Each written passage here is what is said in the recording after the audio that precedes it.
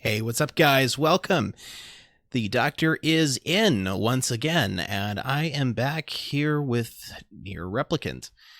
Now, for those of you who are currently listening to my voice, I am actually having to re-record some of this audio because my mic was off, apparently, for roughly the first 18 minutes of my stream. So, that was fun. You will hear me complain about that, because once I finish re-recording this audio, you'll get to hear me complain about the audio issues later once I switch back to the original.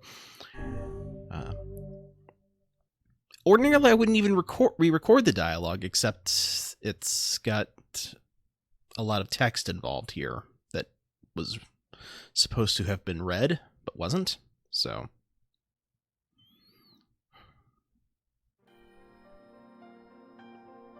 Whenever I interacted with Kaine, I was reminded about something from my past. Maybe my mind has been confusing her with my sister this whole time. Anyway...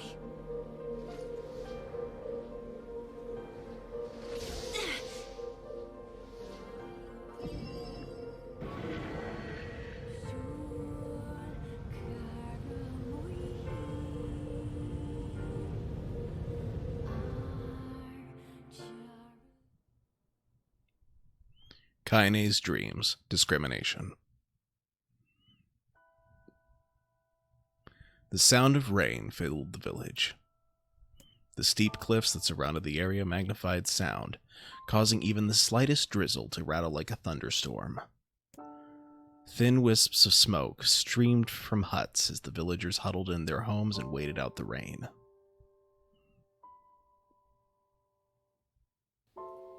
I believe I may have had a message come in at this point, not 100% sure. So, long pause.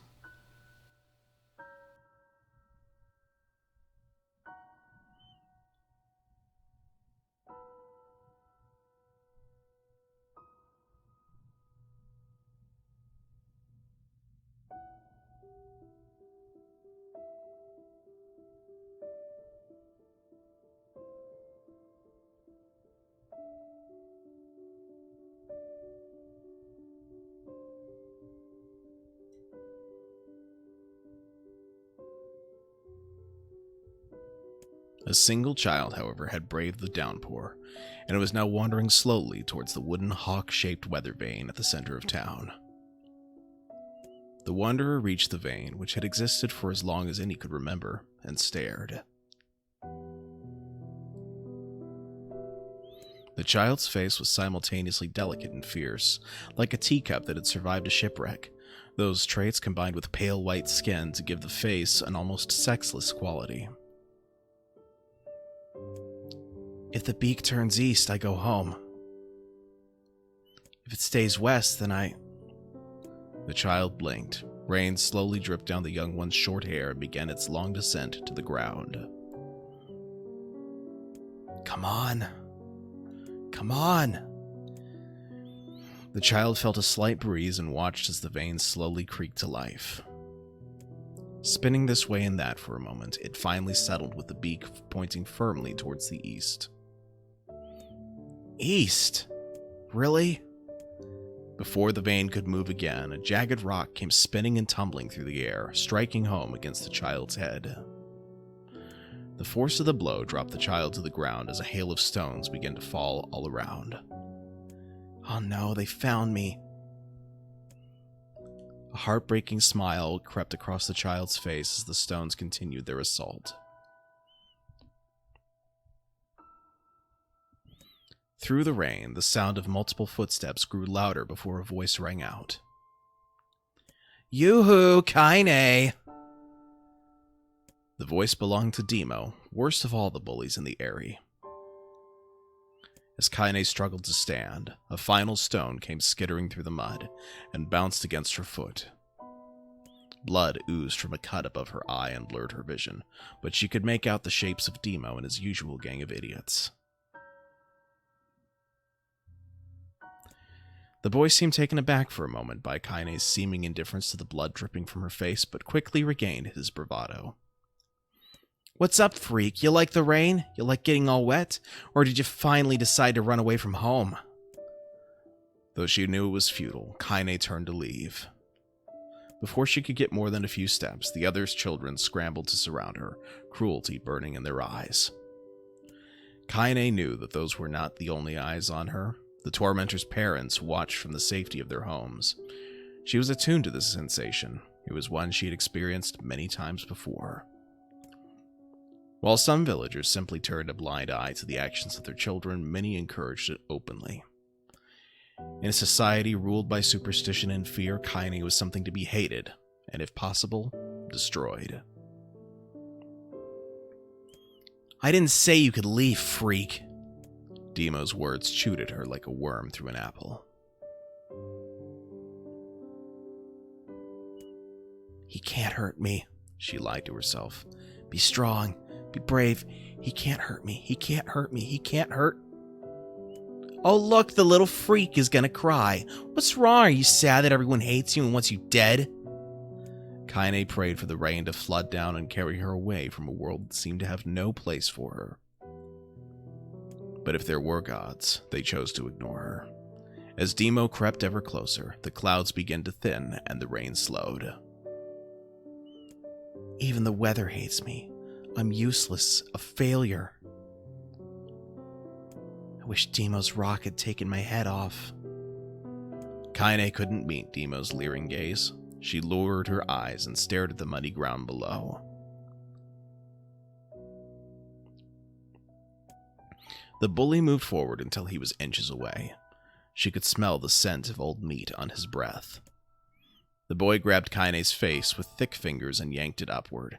She tried to turn away, but he forced her gaze back and jammed his thumb against her eyelid to pry it open.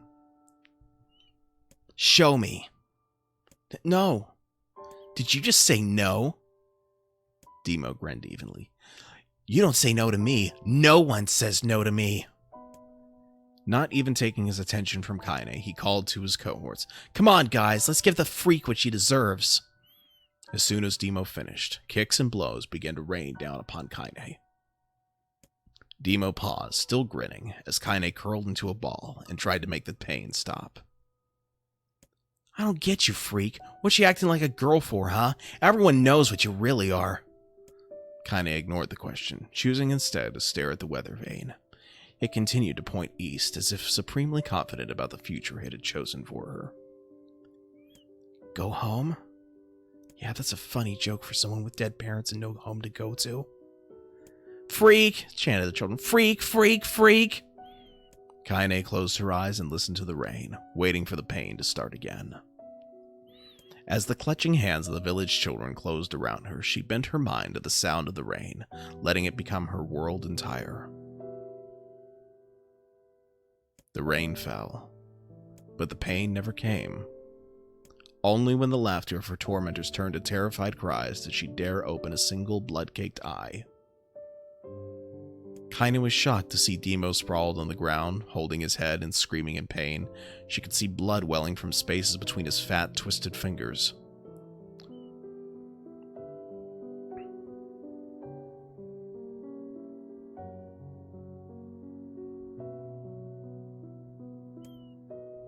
Oh my god, he's crying. He's actually crying. Deprived of their leader, the other children glanced back and forth between themselves, as if waiting for someone to step forward and take charge. When no savior emerged, they began an uneasy shuffle away from Kaine. But the young girl was the least of their concerns. Instead, their attention was wrapped on the ancient woman standing a few feet away. After struggling for breath for a moment, she finally spoke in a voice thick with rage. "Hurts like a bitch, don't it? Now I suggest you scatter before I throw another one. And if any of you little bastards ever touch my Kaine again, I'll do far worse than throw a rock. You can count on it." The old woman crouched down and gently touched the hand Dima was using to cover the wound. Before he could think to protest, she ground her palm into the wound and twisted back and forth. "Ow!" he screamed, leaping to his feet. "Stop it! What are you doing?" "Quit whining! Ain't no one ever died from a scratch." "You hit me with a rock, you stupid bitch! A big one! That thing could have killed me!" The old woman shrugged. "Death is the best cure for stupid." Demo's face twisted with rage at her words. Locking his eyes on Kaine, he took a step backward and spat on the ground.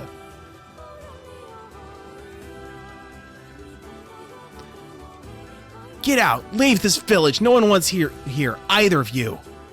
Seeing the old woman grab another stone, Demo and his companions turned tail and ran. As they fled, the old woman grabbed her side and barked out a single laugh. "Ha! Look at the fat boy go! Guess he's healthy enough to run from a fight." The woman's smile faded as she turned her attention to Kaine. Kneeling down, she removed her shawl and placed it around the young girl's shoulders, then produced a cloth from the folds of her dress and began blotting at the blood on her forehead. "Oh, Kaine," she said, "why didn't you fight back? You're stronger than that lot."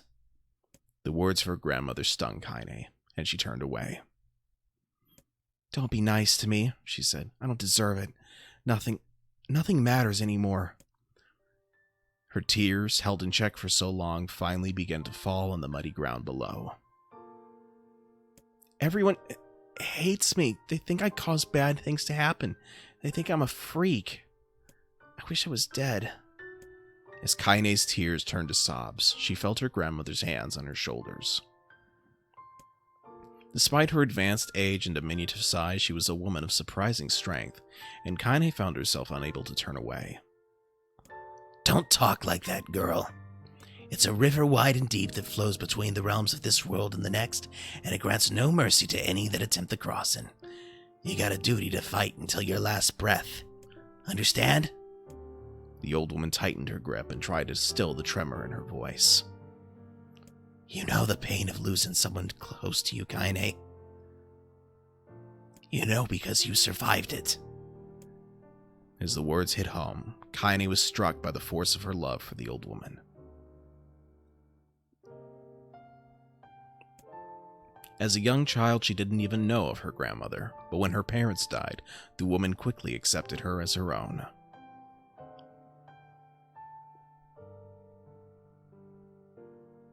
Grandma, as Kaine called her, was cunning, vulgar, and quick to violence, and their first few years together had not been easy. But with each year that passed, Kaine and her grandmother had grown closer.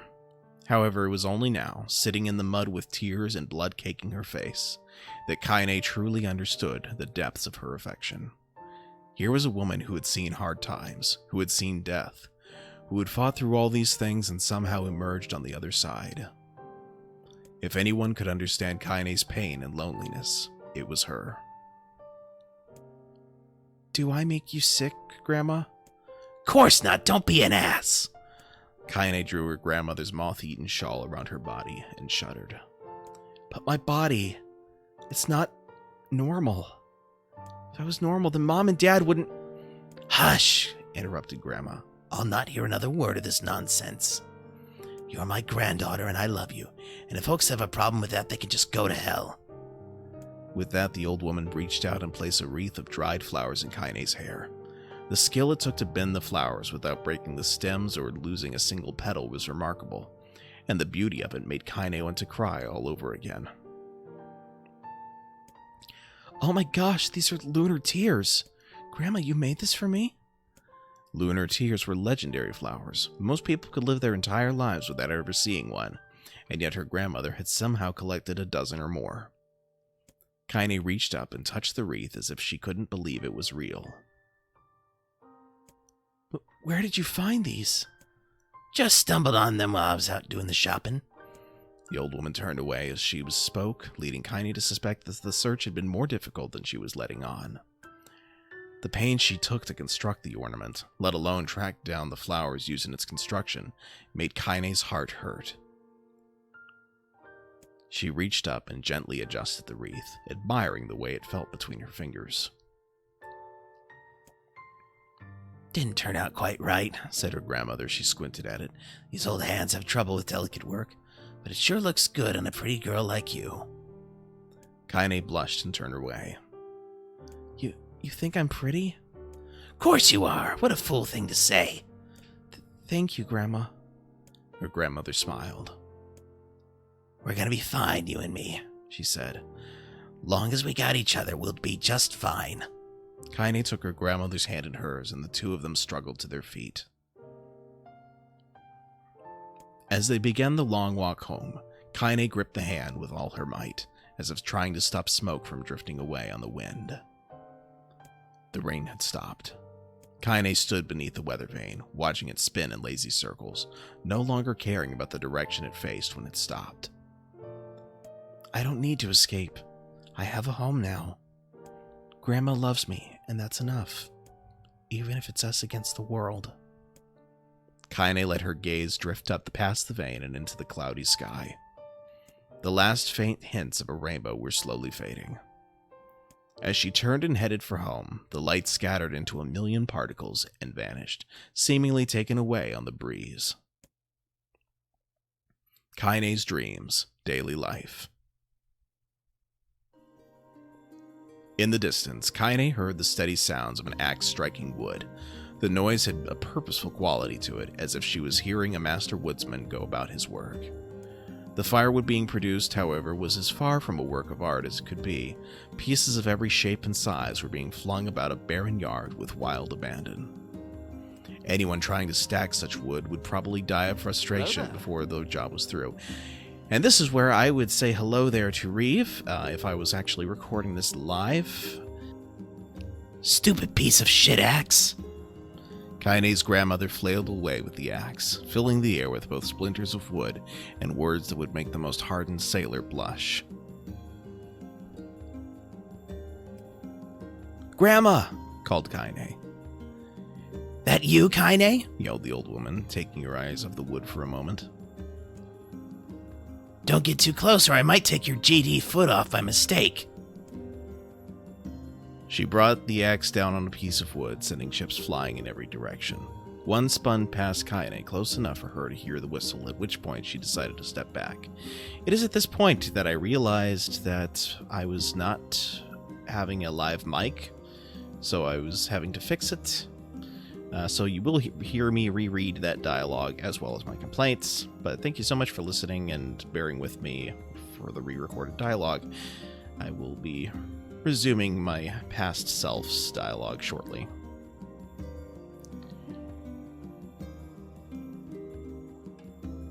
Well, that's just peachy, ain't it? I have been spending this entire time reading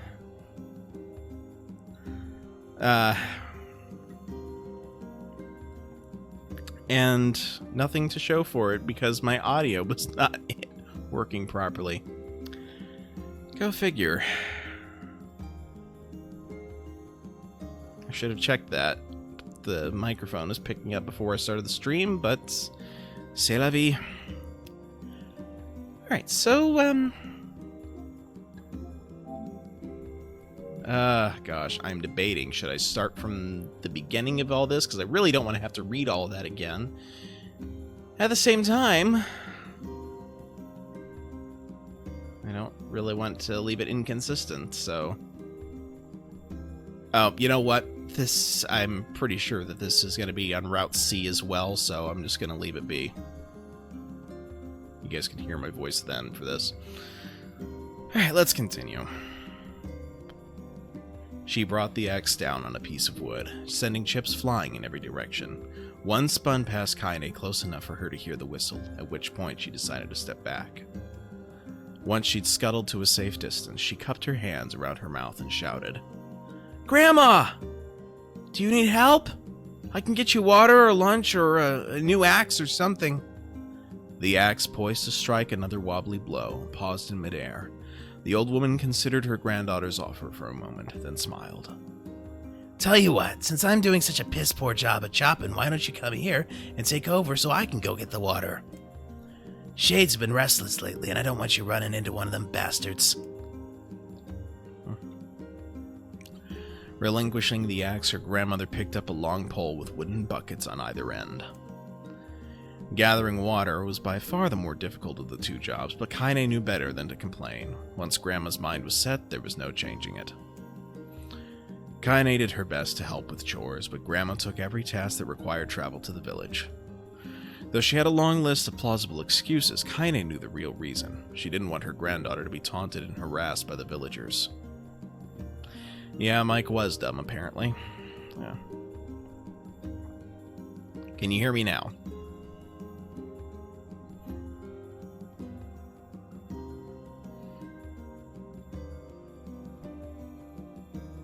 Okay, very good.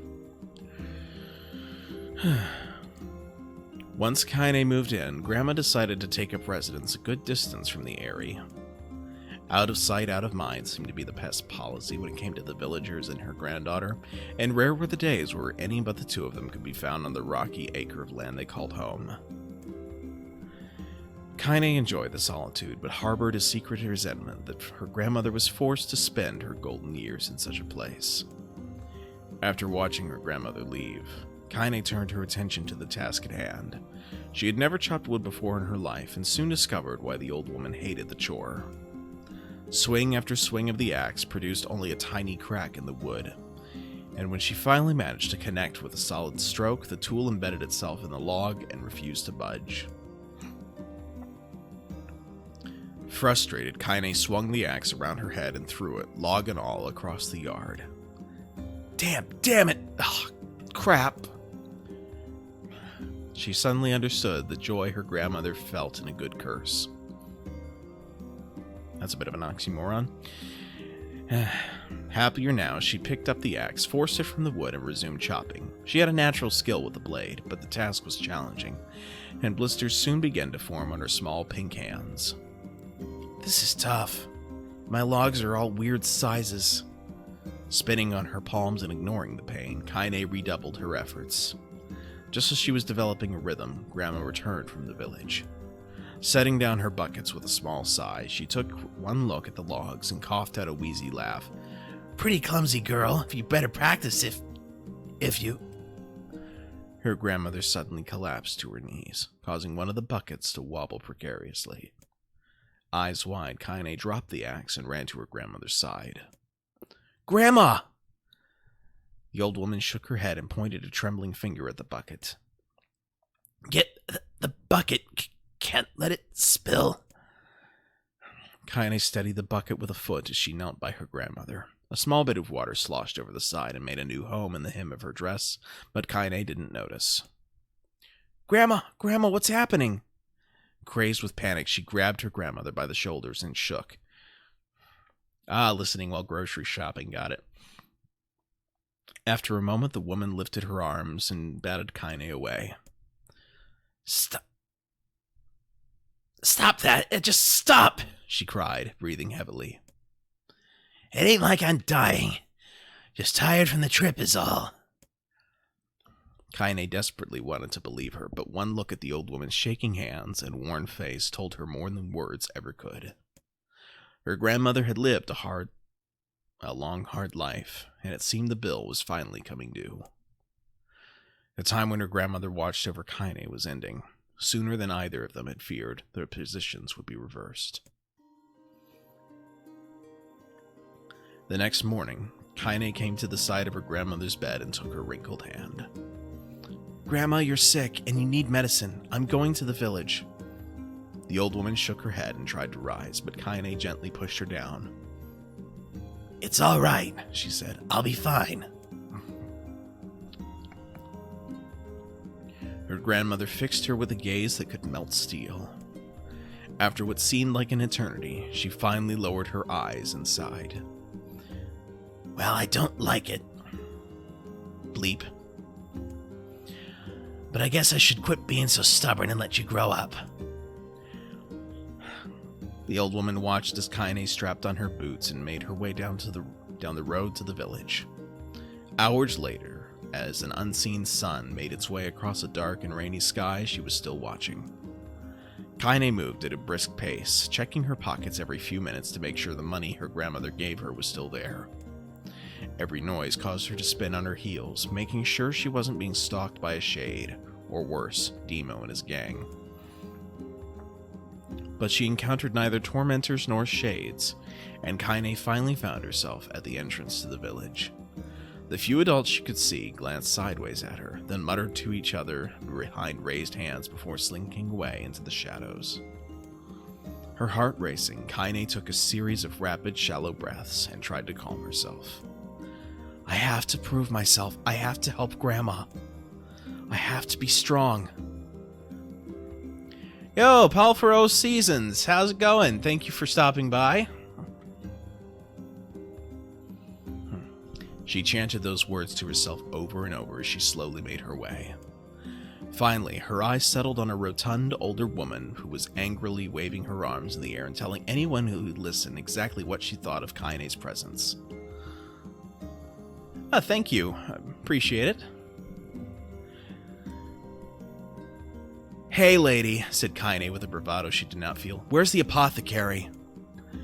The woman's flabby cheeks shook in bewildered anger. How dare this thing speak to me? They seemed to say, but Kaine saw that her eyes held a different emotion. Fear. Yeah, we're both scared, lady. Trust me on this one. Which way? Kaine repeated. The woman pointed at a small building to her right before hitching up her dress and stumbling off in the other direction. Kaine cringed, expecting a stone to come flying from the assembled crowd, but none came. Her mind was filled with a strange sense of pride as she made her way to the apothecary, but the new emotion had little time to take root, for as soon as she opened the door, she noticed a familiar customer at the counter. It was Demo. He'd clearly been sent here on some kind of family errand because his gang of followers was nowhere to be found. Oh my god, he sputtered. What are you doing here, freak? The insult was delivered without force, and Kaine happily ignored it. Stretching on tiptoes to see over the counter, she asked the shopkeeper for the medication. Ha! Barked Demo. That old bitch finally keel over? Go to hell, Demo. The boy's eyes grew so wide, they seemed ready to fall out of his head. But before he could let fly a comeback, or worse, a punch, the apothecary told them to knock it off before he kicked them out of the store. Thank you for the honk, Reef. Demo slunk out of the shop, cursing Kaine under his breath. Once he was gone, she allowed herself to breathe once more, taking a brief tour of the shop while the owner prepared her medication. Countless tiny bottles filled the cramped store, each with a label written in some indecipherable language. An ocean of aromas assaulted her nose, creating a scent that was exotic, but not altogether unpleasant. Seeing such a variety of supplies gave Kaine a sense of peace. Surely in a world so vast there would be a place she could call home. On the far wall behind the counter rested a portrait of a stunning young girl. The picture had once contained bright, vibrant colors, but time had worked its cruel magic, and they were beginning to fade. The beauty of the work, however, remained undiminished. You like that picture? Kaine turned to find the apothecary with a small vial of medicine in his hand. His eyes were gentle but sad, and they seemed to stare through her and into nothing as he spoke. That's my daughter. I sketched it when she was just a little girl. She's been dead a long time now. Kaine didn't know how to respond. She just stared at the portrait and tried to come up with the right words. Pictures are wonderful things, continued the shopkeeper. They let the ones closest to you live on forever. He shook his head slightly, then looked down at Kaine and smiled. Handing her the medicine, he reached into his sizable green apron and produced a handful of old wax crayons. You should have these. There's no one left that I wish to draw. Kaine took an instinctive step back, causing the shopkeeper's face to darken. Yes, I've heard the rumors about you, he said. It's a small village and word travels quickly. Between you and me, I'm not sure which of them to believe, but I also don't think they matter much. I know your grandmother, Kali, and I think the way she was driven out of this town was just deplorable. Grandma's name is Kali? Thought Kaine suddenly.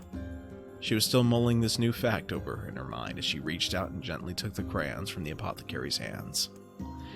Your grandmother's an old friend of mine, he said as Kaine scooted away yet again, and I owe her much.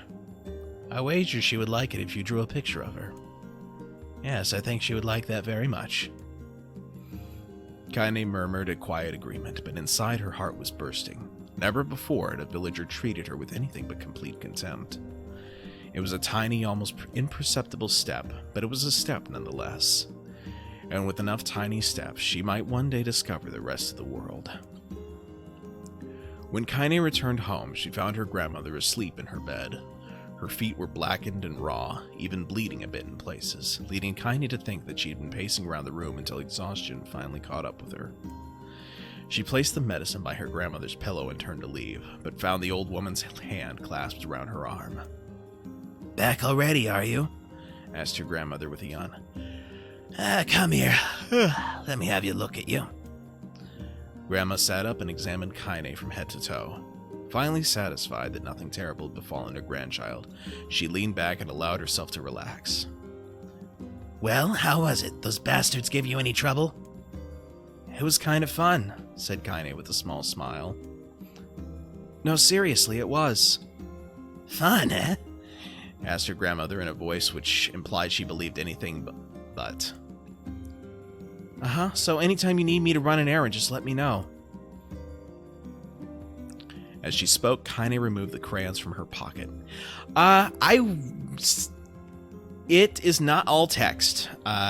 Unfortunately, there are very long swaths of text at very specific segments of the game. A lot of the game is, however, voiced, and there is actually a lot more action than involved, but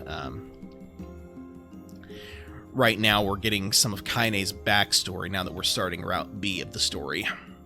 And unfortunately, I'm kind of wondering if part of it is just they didn't want to create new character models to show the characters younger. But I don't hate it either. It's just when I'm streaming, I would like to be prepared for longer swaths of text than what I was. I forgot how long this actually was here. So, yeah. As she spoke, Kaine removed the crayons from her pocket. After a brief explanation of their source, she informed her grandmother that she was going to sketch her portrait. A portrait of me? Ridiculous. No one wants to stare at a wrinkled old crone. A problem with streaming JRPGs? Oh, that's a good point. I might have to consider that sometime in the future, because I do like to stream text-based games just because it gives me some practice with voice acting and whatnot. I was kind of expecting a little bit less vocally intense game at the moment, so yeah. But Grandma, it'll make you live forever.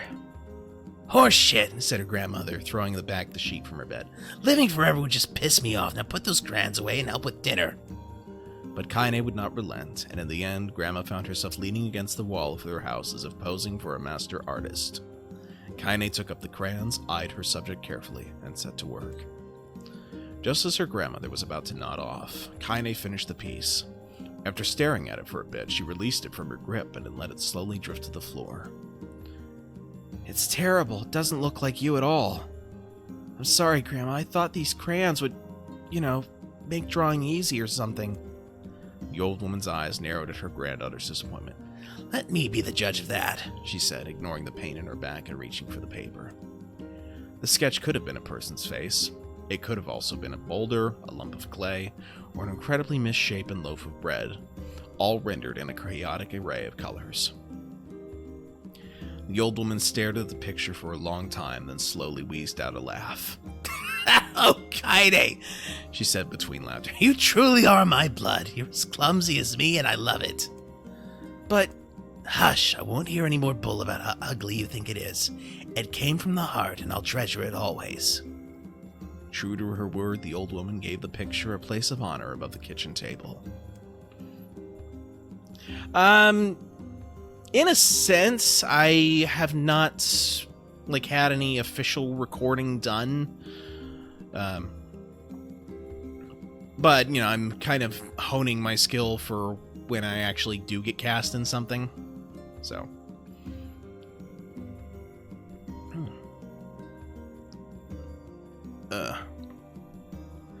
Let's see, where was I? Yeah, definitely. I technically have been cast in a webcomic dub, but that's kind of on a temporary hiatus at the moment, so kind of waiting on some stuff with the... I think there's some script rewrites that are taking place right now, last I heard anyway. Okay, where was I? Let's see. In the days that followed, Kaine would often catch her staring at the porch with a strange smile on her face, an action she interpreted as silent, mocking laughter. A week later, Kaine could stand it no more and asked her grandmother to take the artwork down. Posh, said the old woman. I'll take this down when they roll me in my shroud. She pondered this for a bit, then turned to Kaine and dropped to one knee. Listen to me, girl. Seeing this picture makes me happy in a way I've never felt before. And it makes me want to go on so that someday you can feel the same happiness. It was a moment that burned itself in Kaine's memory, a perfect blend of pride and love and joy that came together to form a lifelong remembrance. She swore to never forget this moment, to never forget the old woman who had made her place in the world possible. Time moves on. Time moves on. People and memories move in and out of a life like ghosts passing through a hall. But this moment will be different, Kaine swore, because I will remember it forever. Forever.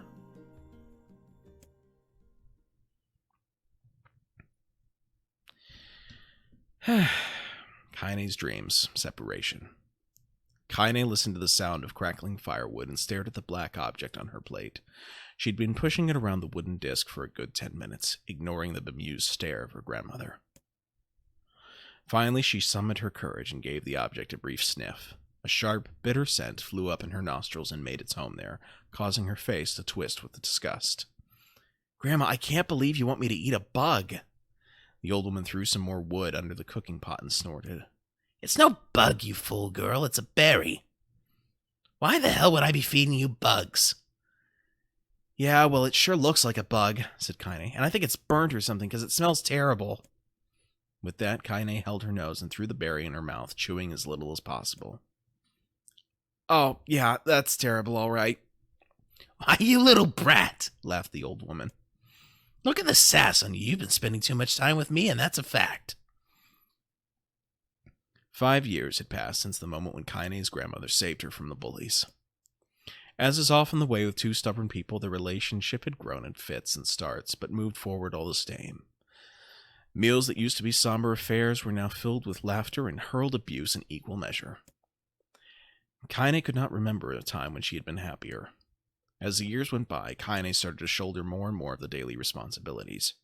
Her grandmother's legs grew weaker by the day, and she could no longer do many of the chores she used to take for granted. And so this morning, found Kaine lacing up her work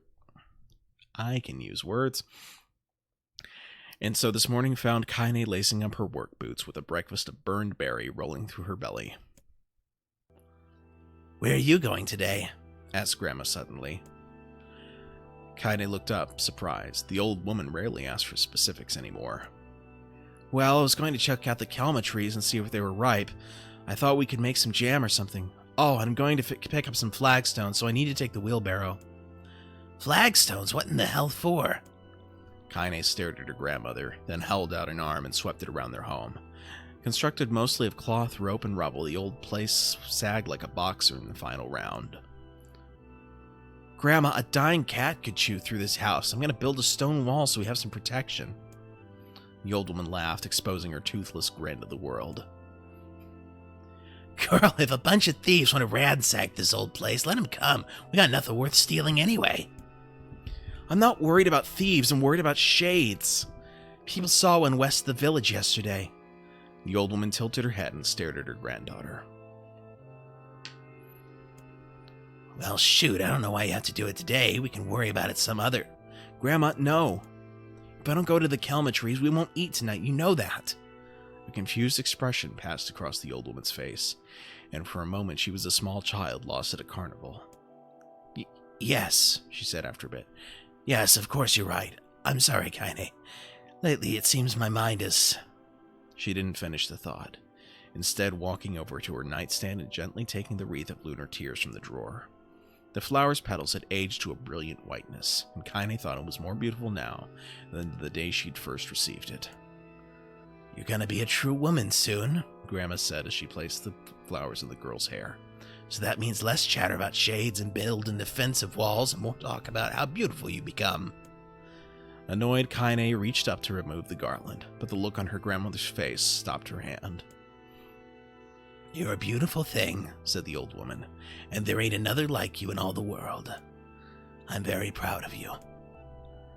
Okay, Grandma, that's enough bleeping compliments for one day. Such a mouth on you. Where did that come from? Gee, I wonder. I'll teach you to sass me, girl, yelled Grandma. Suddenly, she lurched forward and grabbed Kaine by the ears, pulling her around the room with a crazed grin on her face. Grandma! Yelled Kaine in a quaking voice. Grandma, stop it! What the hell? The old woman stared at her and blinked, then slowly held her wrinkled hands out as if it was the first time she'd ever seen them. I don't know what happened there. I'm sorry, girl. Sometimes my mind just... Kaine thought the look on her grandmother's face was the most heartbreaking thing she'd ever seen. Listen, she began, maybe I should stay home after all.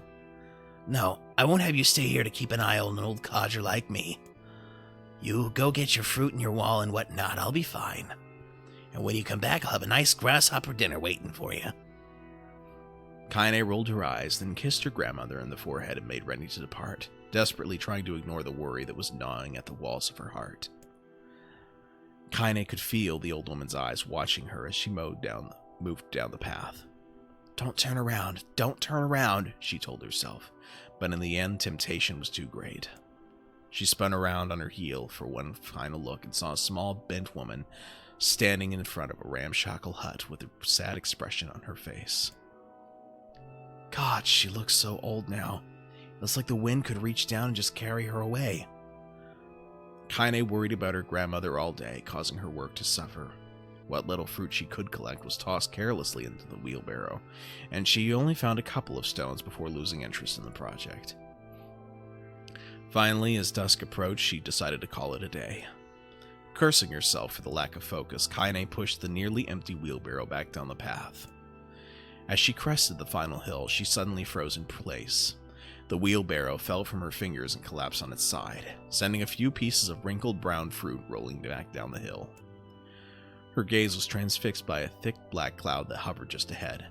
Tracing its path with a finger, Kaine suddenly felt her stomach knot in on itself. No! Oh gods, no! Her grandmother's house was ablaze, the flames licking up as if trying to touch the sky itself. Grandma! Grandma! Kaine ran then, faster than she'd ever moved in her life. Once she tripped on a stone and went sprawling into the rocky ground, but she leapt to her feet and continued running, unmindful of the blood that spilled from her wounded hands and knees. As she got closer and closer, Kaine's mind began to race in time with her footfalls. It's too dark, not just fire. Can't be fire, too much smoke. Gotta save her. She burst into the front yard and came to a sudden halt, her worst suspicions confirmed. The smoke from the fire was mingling with the thick, inky blackness of an enormous shade. The massive creature supported itself on 3 twisted feet and achieved balance through a means of a large armored tail. Scales, horns, and claws sprouted from its body in a random, chaotic pattern, giving it the appearance of a lizard designed by some insane god. Seeing Kaine, it let out a roar and flicked its tail, sending small whirlwinds spinning around the yard. For a moment, the creature retreated into a shimmering, inky blackness, as if her mind was unable to comprehend that such a thing could actually exist. But then the smell hit her, a blend of rotted meat and excrement, and the horror became real once more. The creature bellowed again, and this time Kaine responded with a scream of her own. All right, you bastard, she thought as her scream echoed off to the high cliffs around them. It's you or me, let's go! The shade eyed Kaine with bemused interest. Then it began looking from her to the house and back again, as if urging her to look at the destruction it had so gleefully wrought. With dread building in her heart, Kaine glanced towards the house. Through the smoke and flames, she spotted a small figure struggling to escape the ruins. Grandma! At the sound of her voice, the old woman began waving frantically. She's alive, thought Kaine. Alive! Kaine's legs sprang to life as she raced across the yard towards the flaming wreckage of the house. Before she could advance more than a few steps, the shade opened its mouth and let out a roar powerful enough to uproot trees and send them flying. The blast sent Kaine tumbling through the air as before smashing her against the rocky earth.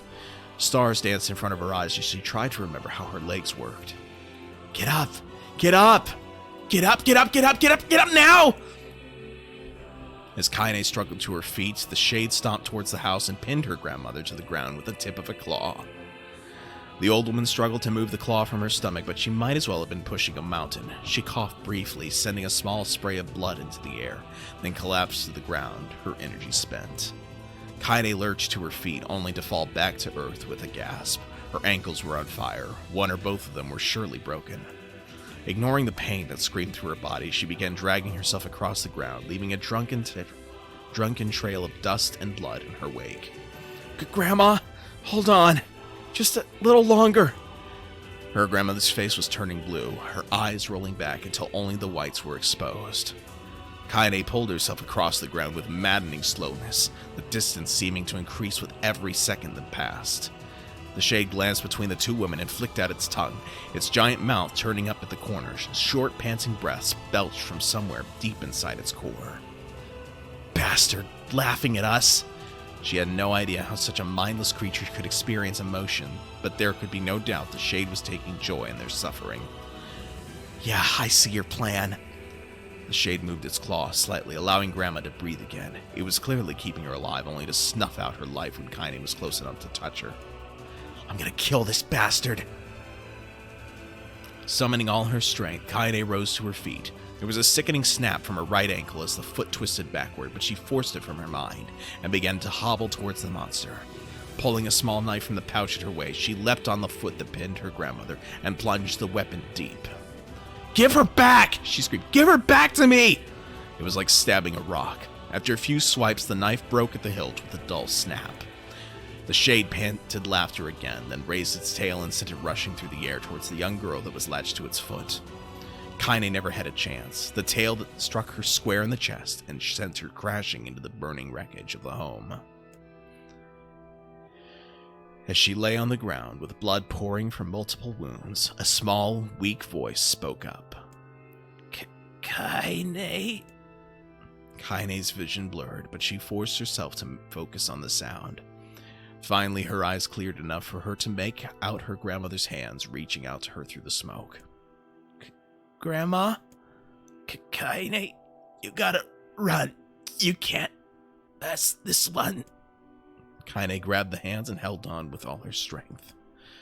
Grandma, come on, we have to go. The old woman coughed loudly. One of her hands, slick with blood, slipped from Kaine's grasp and thumped to the ground below. Grandma, no! No!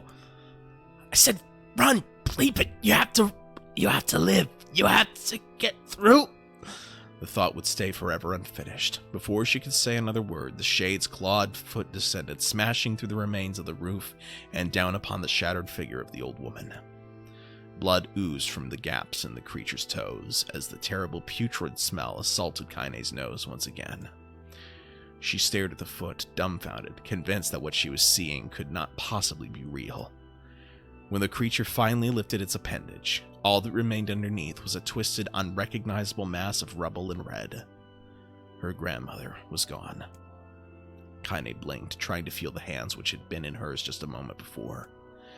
For a fleeting instant, she could remember the warmth of that embrace, the trembling of the fingers, but then the sensation drifted away on the breeze and was gone. Memories flashed through Kaine's mind, one after the other, faster and faster until they became a meaningless jangle of noise. Kaine screamed then, a thunderous sound that echoed off the cliffs and seemed to roll away forever. The shade eased forward, black ichor pouring from its mouth and dissolving into smoke on the ground below. The earth shook with every step as it crept towards its prey. Kaine's body slowly rose as if controlled by a mad puppet master. Her arms and legs were bent at impossible angles, her head lolled dangerously to the side, yet somehow she managed to stand. Staring at the shade, her eyes began to glow with a deep red fire. The creature, so confident just moments before, took a slow, hesitant step backward, trying to discern if this broken human could possibly pose a threat. Kaine seized the moment.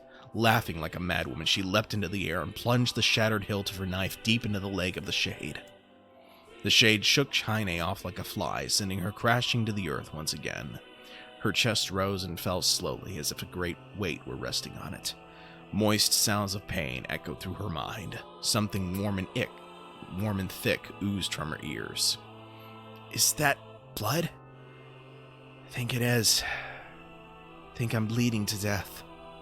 No, can't die. Grandma told me to live. Deep inside Kaine's mind, something finally broke. The sound, the pain, the smoke and flames. All of it faded away until all that remained was a single incantation repeated over and over again. Kill it. Kill it. Kill it. Kill it, kill it, kill it, kill it, kill it. Kill it, kill it, kill it, kill it, kill it, kill it, kill it, kill it, kill it, kill it, kill it, kill it, kill it, kill it, kill it, kill it, kill it, kill it. Kill it now! As the spark that was Kaine's slowly began to flicker and die, she felt her desire to kill and her desire to live blend into one. The distance between heartbeats grew longer and longer and longer.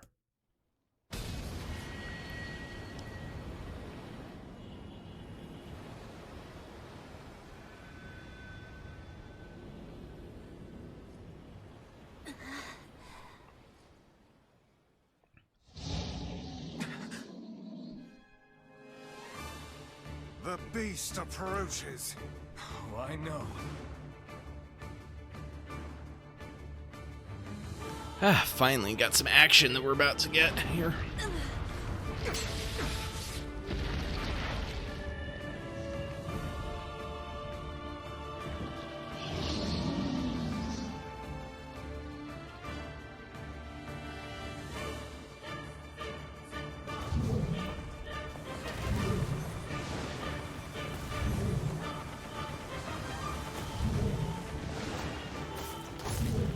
Anger this creature must have. How did it even survive these past 5 years? I'm not gonna let this happen again. It dies today. My sword is lighter. It's not the blade, but the skill of the user. Strike it down.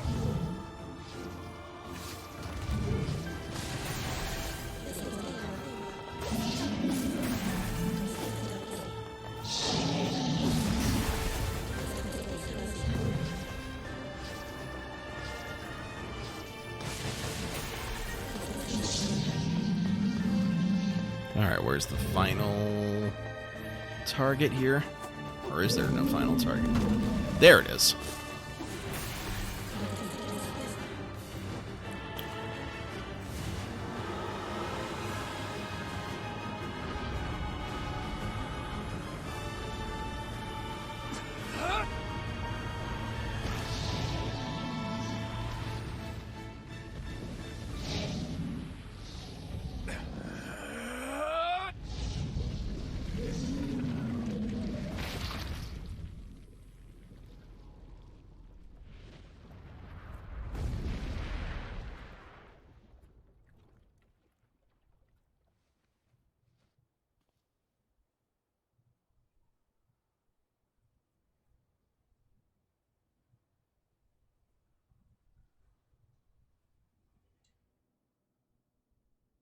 Oh, now we're back to the text.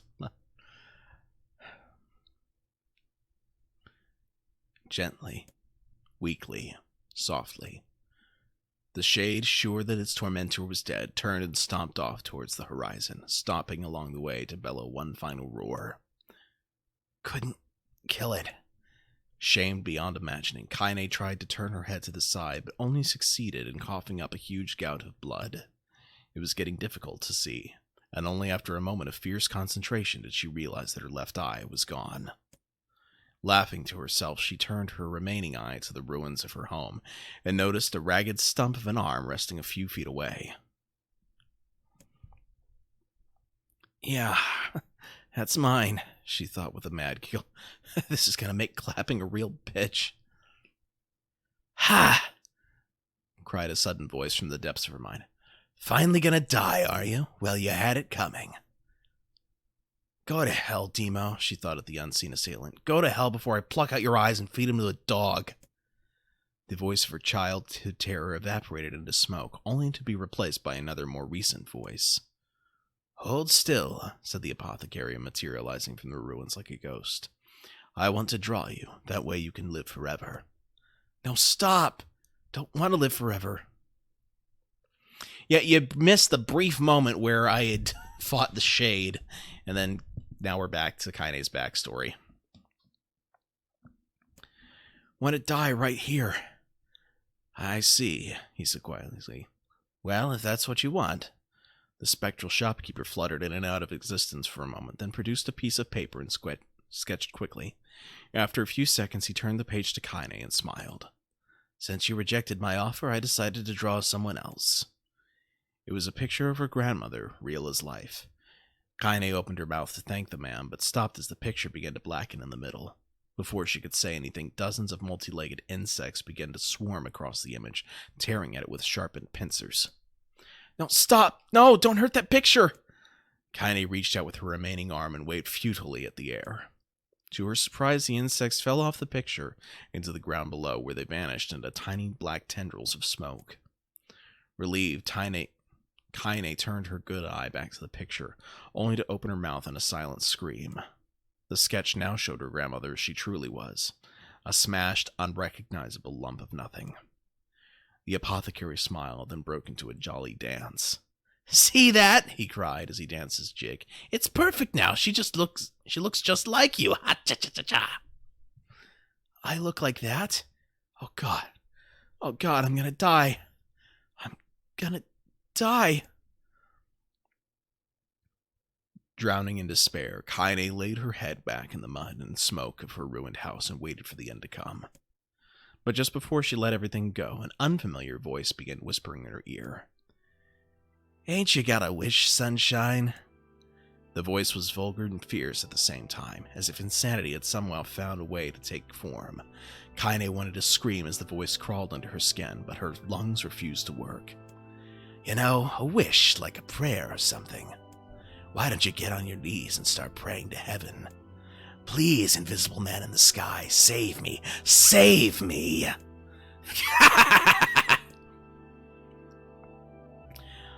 Kaine finally resorted to shouting at the voice with her mind.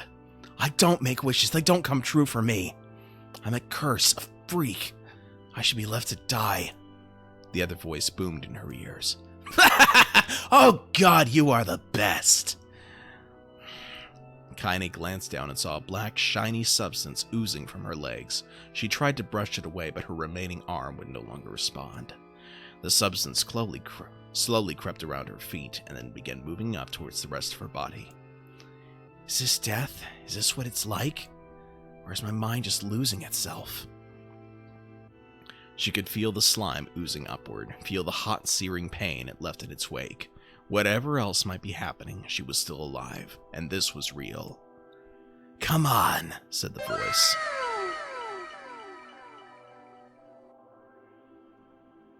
Now that's a sound I did not expect to hear during this description. Come on, said the voice. Let it go. Kaine tried to ignore the voice and concentrate on the pain, but the newcomer would have none of it. Don't ignore me, sunshine. You're ready to give up, ready to die, so why not let me have it?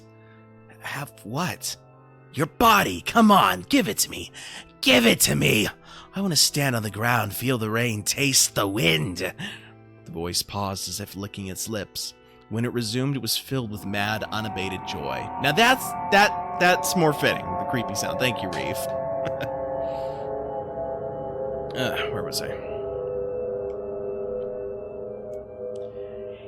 And I want to take your hands and use them to choke the freaking life out of people. I want to tear out their throats and bathe in the blood just like before. Oh, okay. If you meant to use that one, then I will refund your channel points when I get the chance. So, in response, Kaine shifted her head and vomited. The warmth of it crept out her front and mingled with the pain of the encroaching black ooze. Are you a shade? Yeah, maybe. What of it? The slime reached her face, crept up past her nose, and slowly oozed into the socket of her missing eye. The moment it touched her brain, Kaine was struck by the most powerful sensation she'd ever felt in her life. It was ecstasy. She wanted to scream with delight, but all she could manage was a small whispered moan. Feels good, don't it? Asked the voice with a chuckle. Yeah, what can I say? I know how to please the ladies. Now give me that body. Come on, give me the body and I'll give you more of this feeling. It's a fair trade. A black lump began to protrude from Kaine's side. As she watched, it grew longer and thicker, eventually taking the form of her missing arm. I can see better, she thought. My eye must be growing back too. The slime reached up to envelop the rest of her face, but she managed to brush it away. Stop, she whispered, marveling at how she'd regained her voice. Stop! The black ooze hesitated, as if considering this request, then quickly shimmered down her body before disappearing in a cloud of smoke. Ah, what the hell, sunshine? Screamed the voice. We had a deal. I thought you wanted to die. Grandma said, I can't die yet. A brief image of her grandmother, bloodied and broken, flashed before her eyes. She saw the shade that had killed her and heard its mocking laughter, then closed her eyes and forced the image from her mind. Her whole body was quaking with rage. When she opened her eyes again, they burned bright red. That thing took my grandmother. I have to kill it before I die. Kaine glanced down and saw a mysterious pattern, the pattern of the shades, burn itself into her left arm. Well, I'll be damned, the voice said cheerfully. Look at that, sunshine. I think you and me are going to be good friends now. Kaine stared intently at her arm. The more emotional she felt, the more the letters seemed ready to puncture her skin and begin infecting the rest of her body. The arm clearly had a will of its own now. Stop. Gotta stop. Holding her left arm and her right, Kaine took a deep breath and tried to calm herself. Come on, don't fight it, pleaded the voice. Hate's my favorite dish, and I'm hungry. Let it go. Feel the anger. Burn with the fire of revenge. Thirst for blood. Then go out there and... Shut up and get the hell out of my body. Your body? Oh, that's rich, sunshine. Real rich. Look, why don't you just up and die so I can have this body all to myself? What do you say? I bet those buddies of yours in the area would love to see you dead. Kaine grabbed a nearby shard of glass and tried to saw off the shade-infected portion of her side. Before she could, her darkened left arm grabbed her right wrist, crushing it. Kaine screamed and dropped the shard as the sound of bone crunching on bone filled the air. Stupid idiot girl. You're possessed now, sunshine, and there ain't no going back. The voice laughed again, a long, loud wail that seemed to go on without end. Possessed? Whispered Kaine. Yeah, possessed. You and me, you got what you might call a timeshare arrangement. Remember how folks used to think you were a freak? Well, wait till they get a load of you now. Kaine looked up, tears in her eyes. The sky seemed smaller somehow, darker. Is this because of that shade? Is this how they see the world? So, listen, purred the voice. I know this whole possession thing seems a bit sudden, but it ain't all bad. There's plenty in it for you, too. I'm a very powerful creature, sunshine, and now that power belongs to you. You got enemies? People you want to kill? I can make it happen. That little fat kid who kept picking on you, that big old shade that squashed your granny, we'll wrap them up in their own assholes. No more abuse for you, sunshine. No more pain. Wait, said Kaine. You're a shade. Why would you help me kill another shade? Why, do you think I'm some kind of racist? Some killing snob? I don't give a good damn who's your murder, honey pants. I just want to drink from the well. Kaine had considered this as she struggled to her feet, the power of the shade coursing through her. The smoke from her house was drifting away with the wind, and she enjoyed the way the cool evening breeze felt on her new left arm. After a long pause, the voice spoke up again. So, how about it, you and me? We could have some good times together. Look, I'll even take care of the bloody part if you don't want. Fuck off, asshole, muttered Kaine. I'll handle the killing.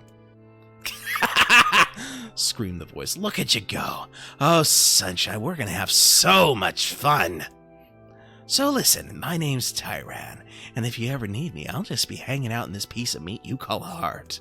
Now get to it. The more you kill, the more your heart turns rotten and sour, and I like rotten and sour. Kaine found herself nodding at the voice. Yeah, she said, I think this can work. I'm gonna find that shade and I'm gonna strangle it with its own guts. And when I'm done, I'm gonna do the same to you, Tyran. Count on it. Laughed Tyran. I've shit bigger than you, so good luck with that. Oh, and hey, one more thing. Right now, you and me are sharing this body. But if you ever run out of hate, if you ever, go soft, then I'm gonna take over everything. So keep on killing, sunshine, and watch your back. The voice grew fainter and gradually faded away, fading to somewhere deep inside Kaine herself. Kaine waited until she was sure the voice was gone, then waved her new left arm around a few times. It feels perfectly normal, she thought. It feels like mine. Desperately, she began poking and prodding at the new limb, determined to find something wrong with it. She didn't want it to feel normal. That would mean the creature inside her had already won. I'm not a shade. I am Kaine. Repeating the mantra in her mind, she slowly began digging through the rubble of her house.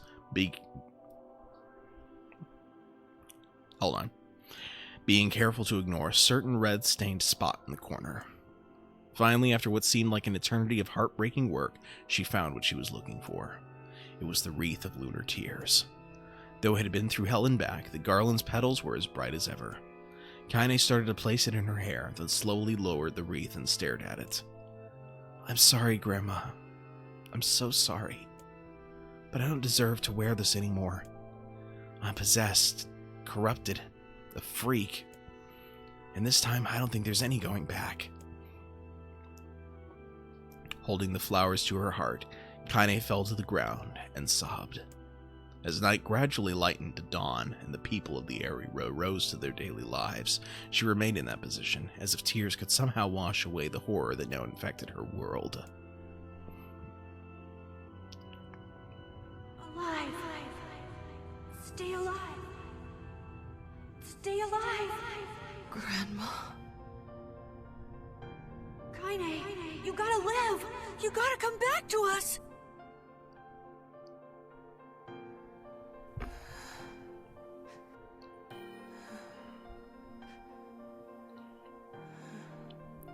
Oh, hey.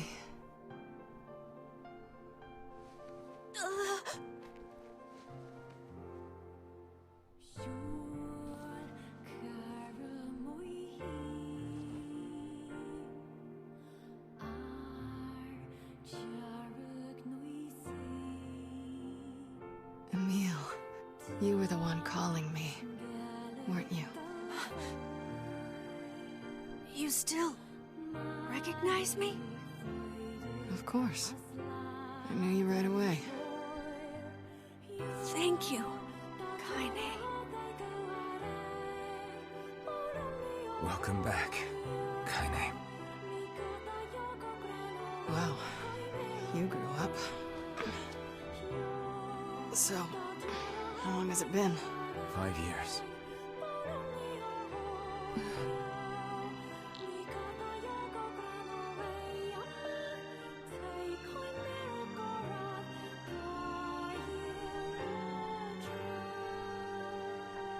Shit. That's a long time. Any luck with Yona? We are still no closer to finding her. We need a way to locate the Shadow Lord. By the way, this is for you. Is that a lunar tear? It's not as good as your grandmother's, but I tried. No, it's great. Thank you.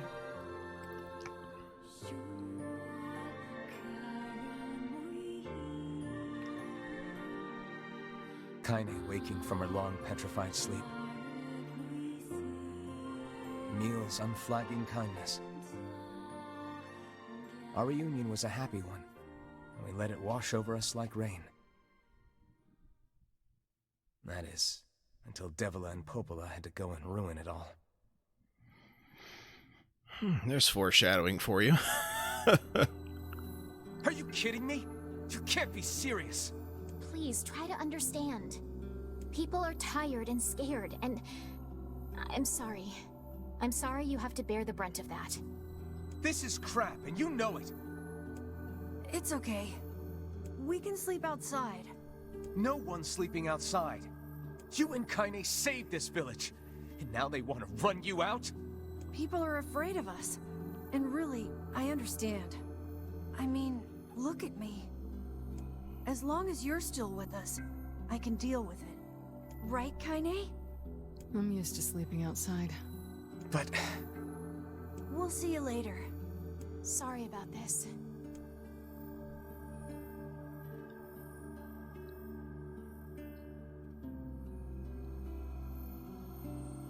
What is the matter?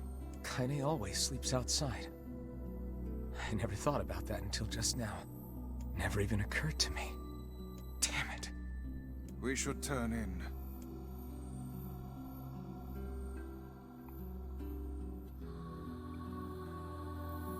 I didn't get much sleep that night. For the first time in my life, I hated Devila. For the first time in my life, I doubted Popola. But those feelings are pointless in the end. They said and did what they did for the sake of the village. To protect it from the horror of the Shades.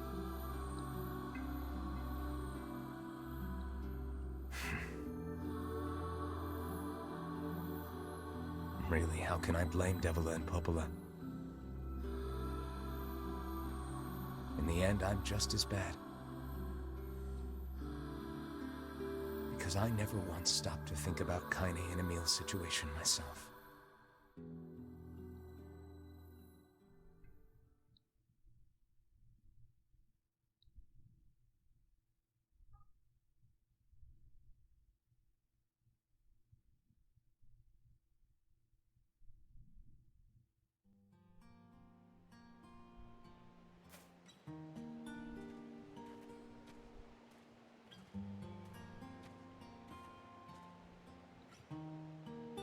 I should apologize to Kaine and Emil. But what good would that even do? I got a fire going. Wait, is that... Campfires are... I'm so happy to get to talk to you again, Kaine. Yeah, me too. I tried everything I could think of to save you, you know. I polished you with a special cloth. I poured warm water over you. I don't think this scene was in the original. Wait, you poured water on me? Yeah, but it didn't really do much except make you all shiny. Hey, Emil. Thanks for saving me. I guess you noticed how I look different now. I'm sorry, Emil. I'm sorry for all of it. Well, I mean, this new form isn't all bad, you know? At least I can look at you when we talk, right? Hey, so why don't you tell me something about yourself? I'm not very interesting. Sorry. Come on, I just want to know you better. Please? Fine. This all happened when I was a kid. Before the whole shade possession thing. My body is... different. And when the villagers found out about it, they started treating me like a freak. But one person, my grandmother, accepted me just as I was. No matter how bad things got, She gave me the strength to keep going. She's really special to you, huh? Yeah. Oh, hey! That gives me an idea. Since we cured your petrification, we should start looking for a way to cure your possession in my body. I know we can do it if we all work together. Heck, it'll probably be super easy. Let me guess. More warm water? Okay, can we just forget I told you about that?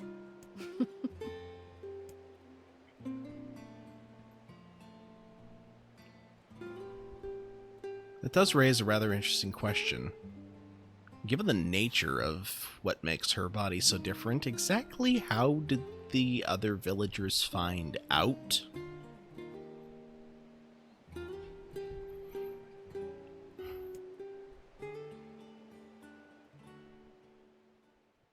So that's not exactly something that I would be shouting from the rooftops. And it's not very obvious either. Unless you specifically... Sleep well? Sure. And yet your red eyes tell a different tale. Don't be so hard on yourself, lad. I need to go see Devila and Popola. Very well.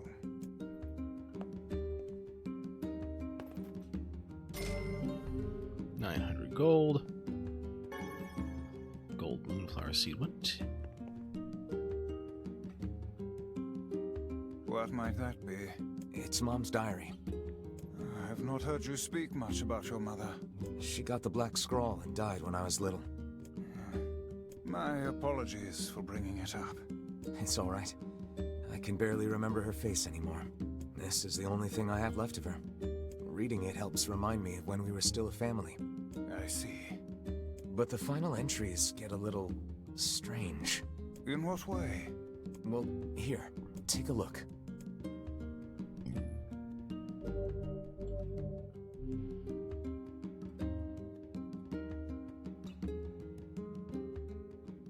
Say there. Can you not hear me?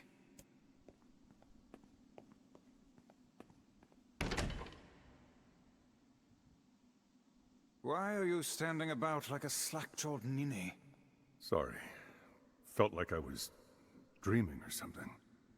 Sleeping on one's feet is quite the talent indeed.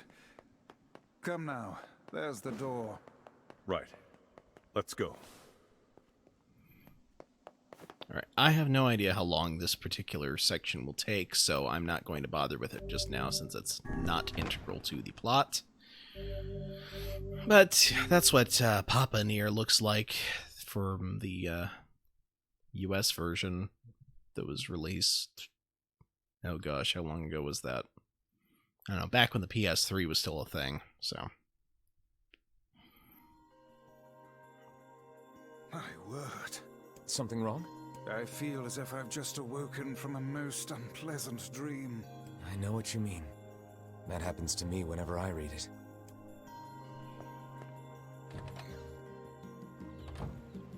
Okay. So, need to go see Popola, right.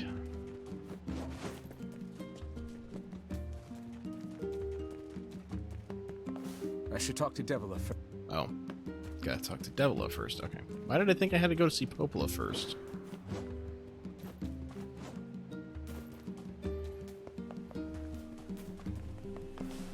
Hey. Oh, hi. I kinda thought you'd never talk to us again. I understand you're doing this for the village, and that you don't have a choice. Pretty much, yeah. But look, why don't you go talk to Popola? I think she wanted to discuss the Shadow Lord with you. I'm headed there next.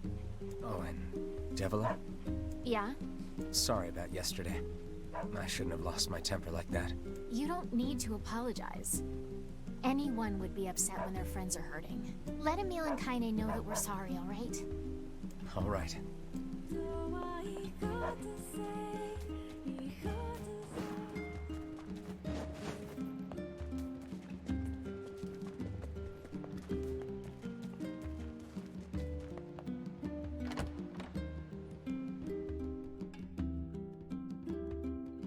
There we go.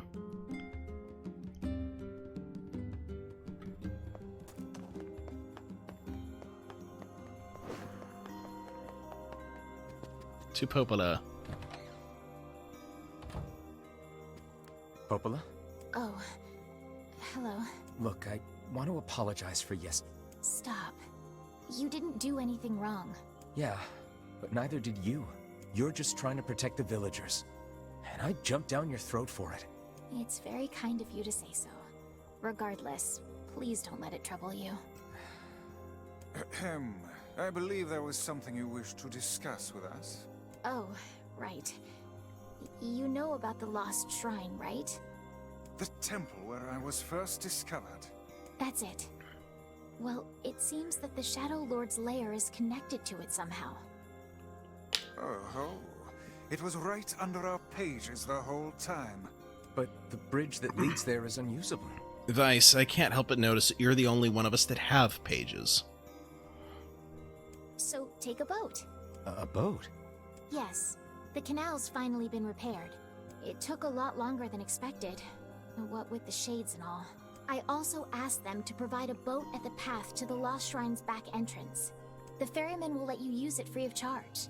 That should make it easier for you to move from town to town. Thanks, Popola. I feel like you've done so much for me. I'm really grateful. All right, I'll see you around.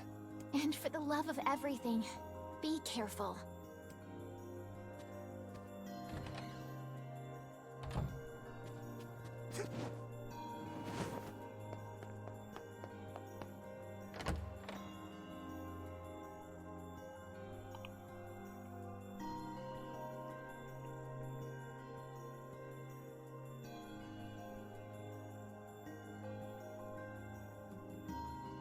The path above the entrance to the shopping district should lead to the boat landing.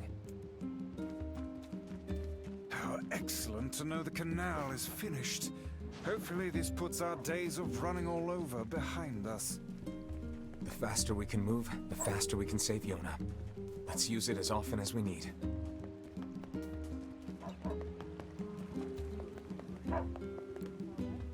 Ah, just the person I wanted to see. Do you have a moment? What's up? Our water wheel is on its last legs. I'd like to shore it up, but the job is a little beyond my skill set. This is a wise thought on your part. That wheel is a machine of not insignificant age. Better to repair it now than wait until it fails completely. I suppose we'd all be in trouble if it broke. So what do we need? Replacing the axle and the paddleboards should suffice for now. I believe the Strange Thing store in Facade should have everything we need. All right, we'll head there when we have a minute. Thank you. And while you're gone, I'll track down someone to do the actual repair work. That reminds me, I need to actually go to that Strange Thing store to get those parts ahead of time, lest this quest become unwinnable.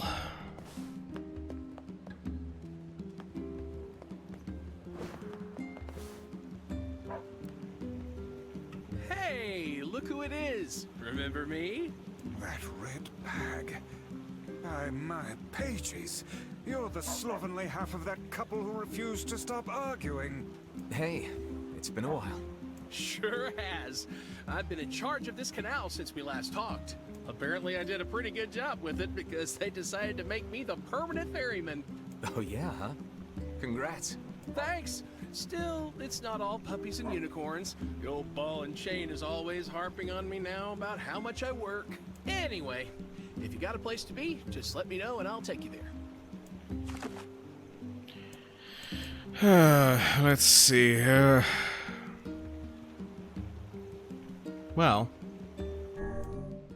let's go ahead and travel to the desert and go to the Strange Things store, get that stuff that was requested, since I can. Might as well. Okay. The sand sea.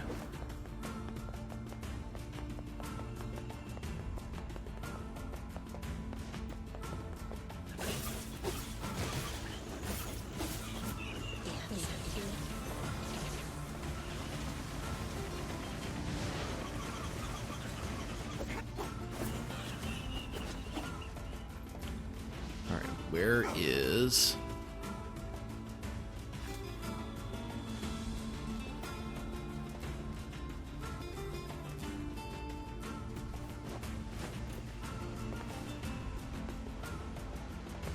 It appears to be out of service.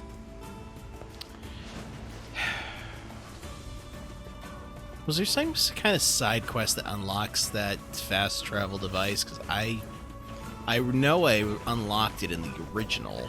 I just don't remember how to do it. Oh, let's see. Hodul. Okay. Let's take a look at that. No. Grimvar Vice. Word edit. Magic. No. Weapons. Oh, maybe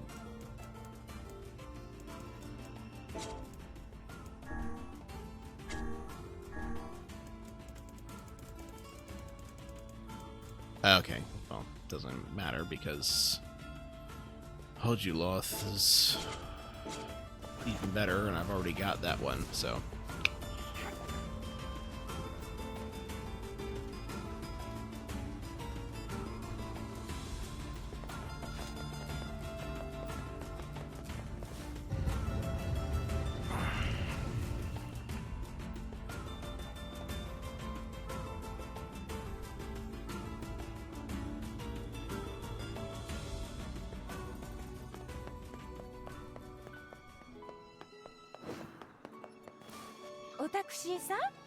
Do you like flowers? Sure, I guess.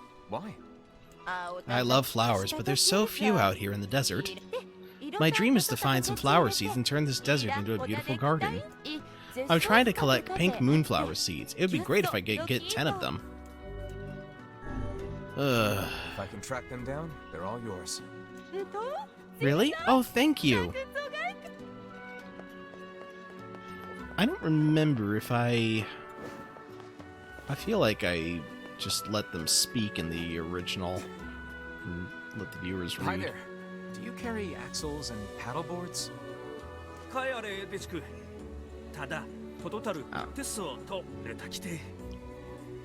I'm afraid I'm out of stock, but I could make them if you bring me iron ore and logs. Oh, great. So, how much do you need? 10 of each should suffice, Gotcha. okay? I'll be back in a bit. Water wheels are great, but they're a pain in the butt to maintain. In the past, humans harnessed different methods to provide energy. Like what? One such method was achieved through the intricate compounding of iron and fire. Wow. What did they do with that? Oh, a great many things. It could be used to power large iron crates called trains, or illuminate whole cities against the dark of night. Oh. Yeah, no thanks. Why not? Who wants to move a big iron crate? And how am I supposed to sleep if it's all bright outside? Well, I suppose if you wish to look at it that way. Besides, my life is lots of fun already. If more people were like you, Emil, this world might not be half bad.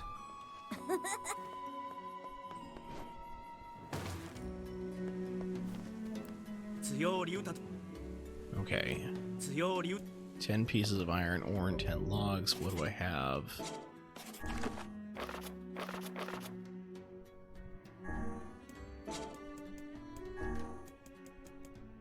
I've got 4 iron ore and 1 log.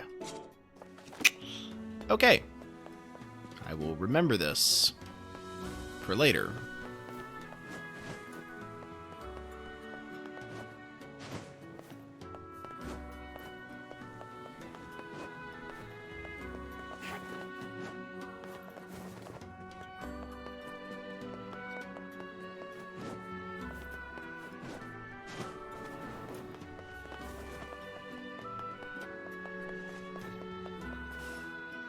Actually, before I head out completely, I should probably check to see if someone here has a quest that'll open up the fast travel devices.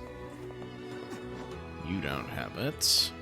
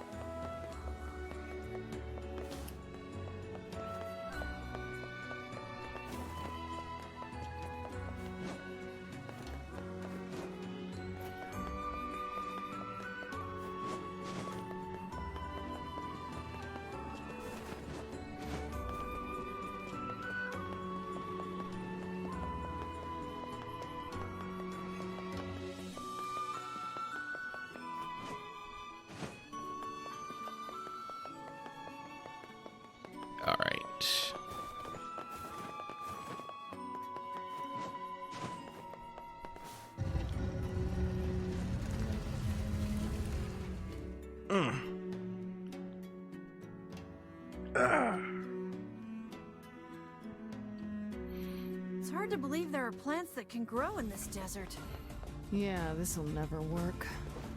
How do you mean? I mean, if plants could grow here, it would be full of them. God, books can be so stupid sometimes. Have you ever planted anything before, Kaine? Nope. Well, then you don't know. You gotta try things out for yourself. Indeed. Experimentation can often be the key to new knowledge. You guys sure are a bunch of optimists. Welcome back, Reeve.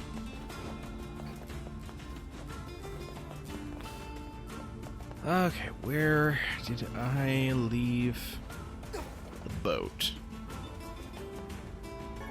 Well, there's gold ore. That doesn't really help me much for trying to get iron ore, though. I did not complete the Pink Moonflower side quest. Quite frankly, I'm not entirely sure that I want to even try anytime soon, especially considering... Oh there! Just tell me where you want to go, and I'll do the rest. Especially considering it involves having to mess with real-time stuff. There's a reason why I don't play so much Animal Crossing these days, which is to say, none. At least it isn't required for any ending. The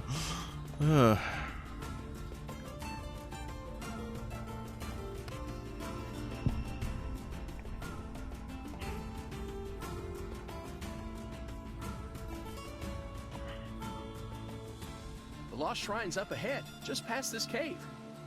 As well as the shadow of its castle. Let us make haste.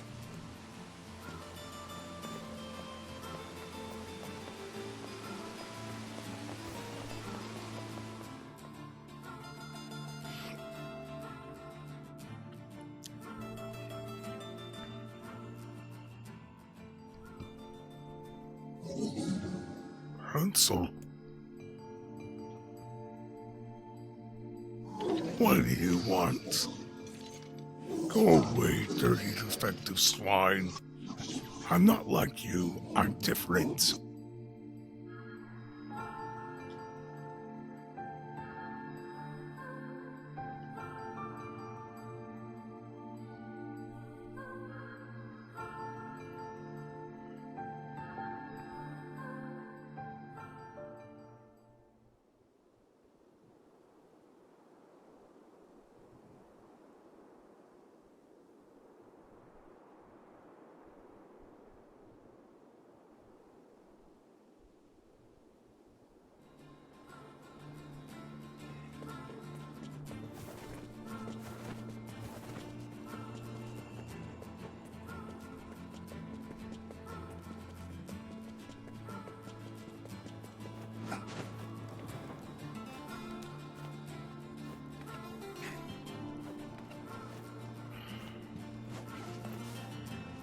I think we need some kind of moratorium on ladders in video games. At least ladders that you actually climb.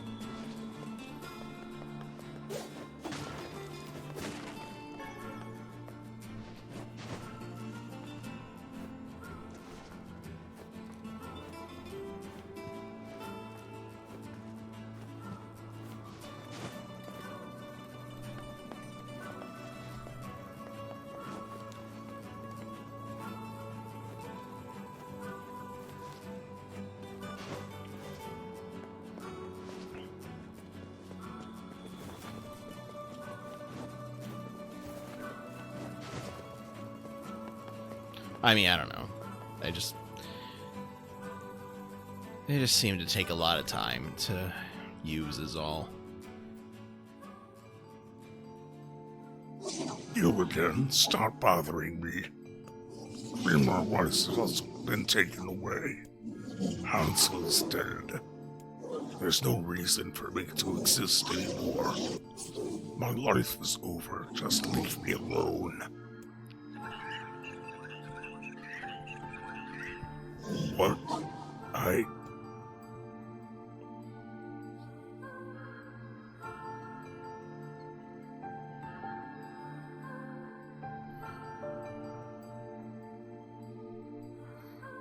For those of you who do not remember the ending of Route A, Ain't you excited, sunshine? We finally get to bathe in blood. Don't talk to me. I want to kill so bad I can barely stand it. yeah, as I was saying, we found out in the ending of Route A that the Shades were in fact the remnants of the original humans, and what we are basically the replicants. So they're trying to get you to feel bad for, like, having to take these guys out, basically. Which, I might, if it were not a video game, and, if they weren't trying to kill me.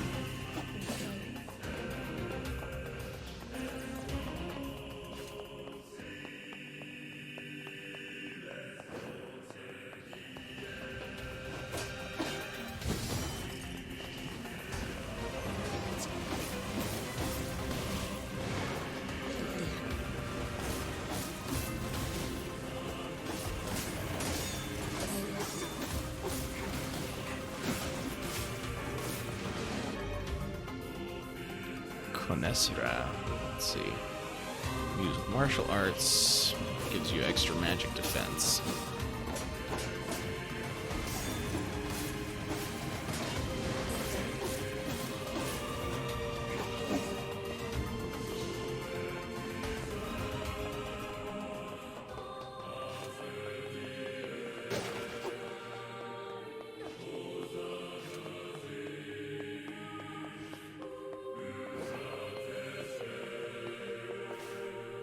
Darn it, wrong way.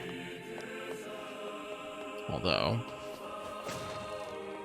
no, just a medicinal herb.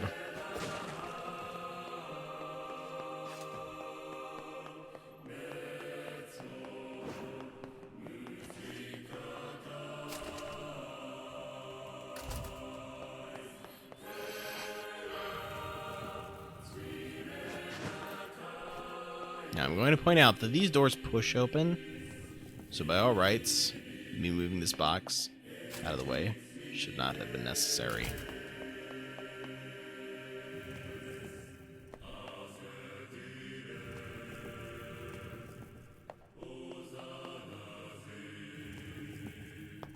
Likewise this one, especially when you consider it's at such an angle. This is all too easy. Too easy, and yet too tedious at the same time. A couple things can be true at once.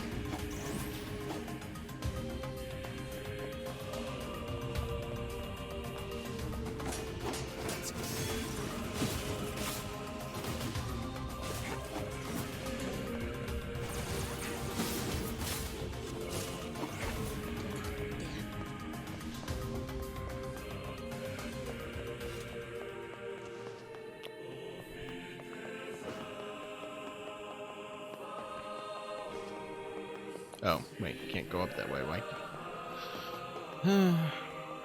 So, moving back this way. Yeah, now these doors pull open. Block puzzles would actually make sense in these rooms.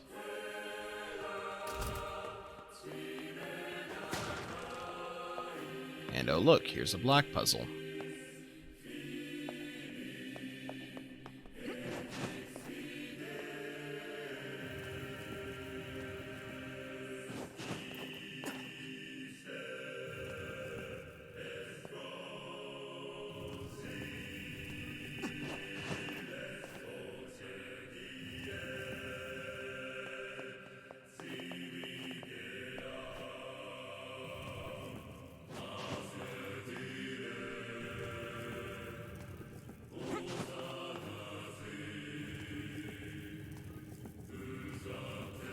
Yeah, well, one done per playthrough anyway.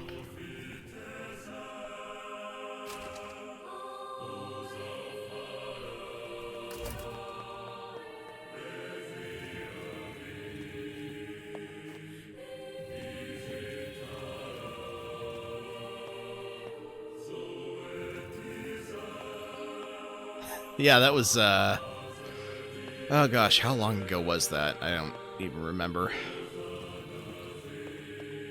I feel like reading that took an hour. Probably did.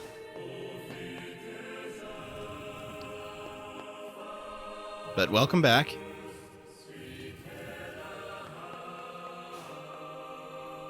Yeah, it doesn't feel so long when you're just reading it, but when you're streaming it, it feels like an eternity. What's with these guys? Certainly not your garden variety, Shades. Their bodies aren't fully functional. Say, I've heard of this. A cursed area where incomplete shades gather.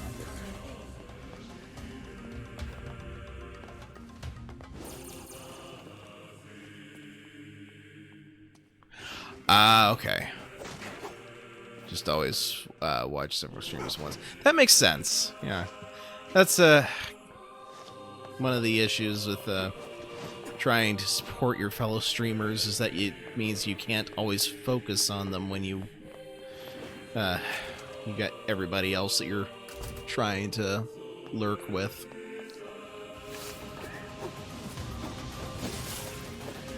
But I do appreciate you lurking, so thank you so much for that. I mean, because honestly, I'd play this game whether I was streaming or not, but, you know, this kind of allows me to have some fun with the audience and to brush up on that aforementioned voice acting that I mentioned.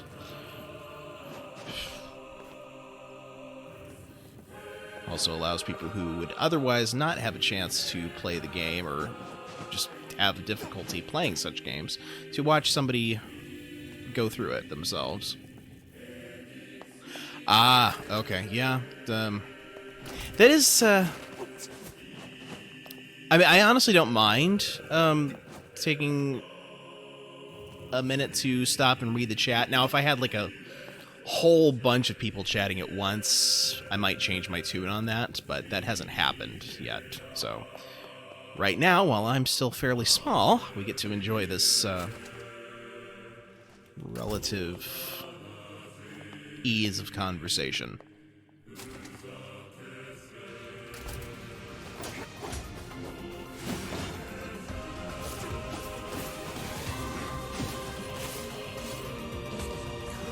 Like, I have no idea how the larger streamers actually manage to interact with their audience. I probably should actually, I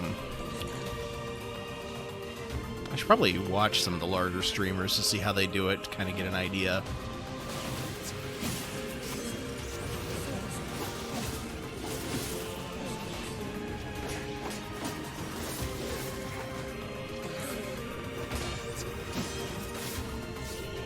Because, yeah, a lot of the ones I watch are,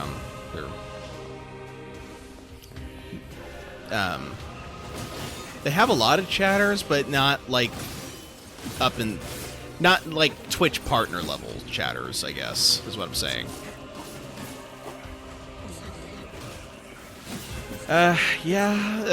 Stopping to multitask and read the chat, I can imagine would get pretty difficult.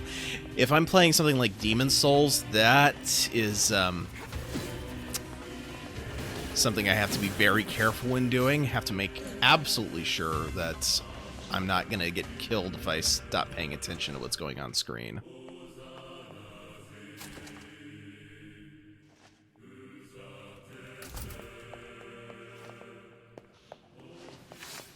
Oh, look. Wait, why do I care about you? The exit's right here.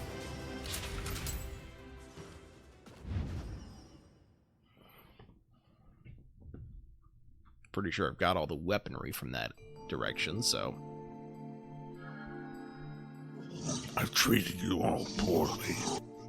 I mocked you, betrayed you, only because you went gestalt before the change was complete.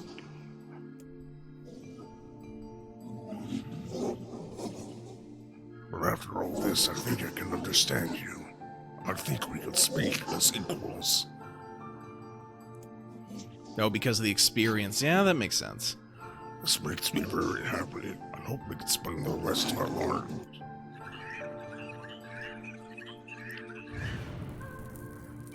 What was that?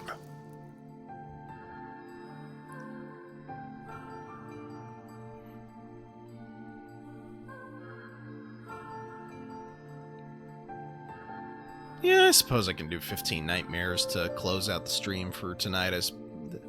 That makes sense. Is that it? Give me just a second, because I need to check something.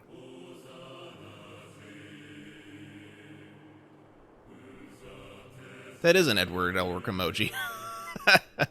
Nice. Okay, there we go. Wait a minute.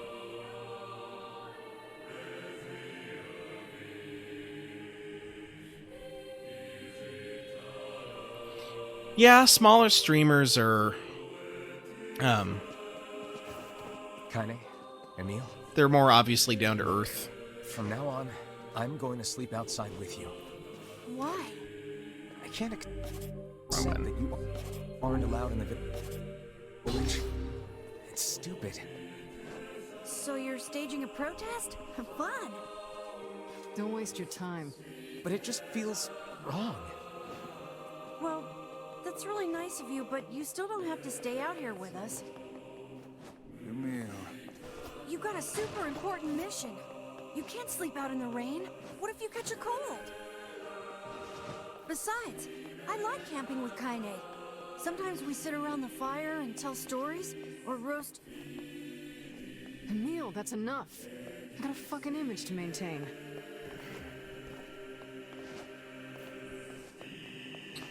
But yeah, what was I saying? Yeah, to your point, Paul, I would, I think the biggest thing that, would make me tend to want to watch a larger streamer other than just kind of seeing, you know, how it is they handle a whole bunch of chats at once, just in case, you know. It's if they're particularly good at something that I'm wanting to get better at, and therefore I'm wanting to learn from what it is they're doing. But yeah, aside from that, I typically tend to prefer to watch smaller streamers myself. We seem to be surrounded by a mob of helpless puppies. Let's see, Testra, that's experience rate. Kick them aside.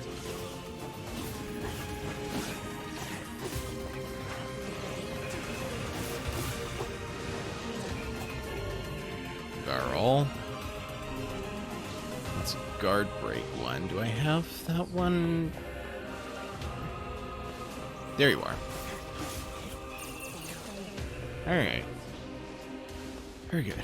So let's take a look here and check the magic.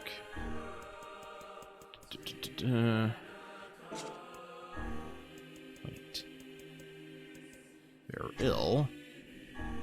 Aha! Verol is an upgrade. Nice.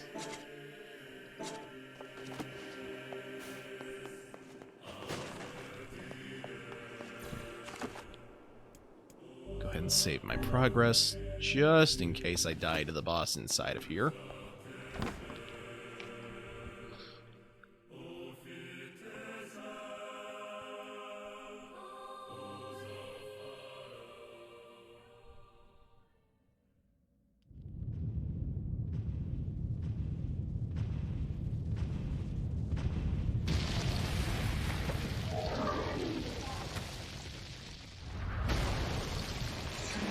Don't you touch them!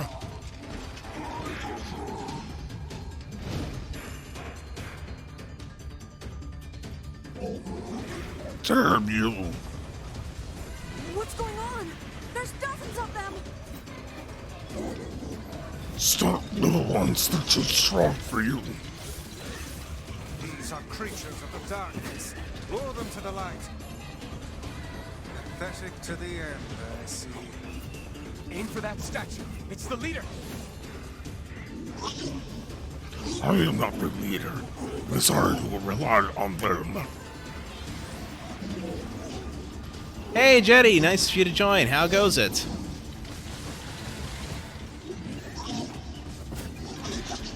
It's going all right. Stop hurting my friends. Oh, you're funny. I'm gonna start crying.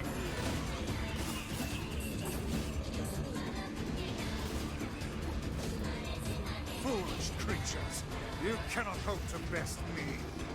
These little bastards just keep coming. These creatures cannot abide the sun. Lure them into the light.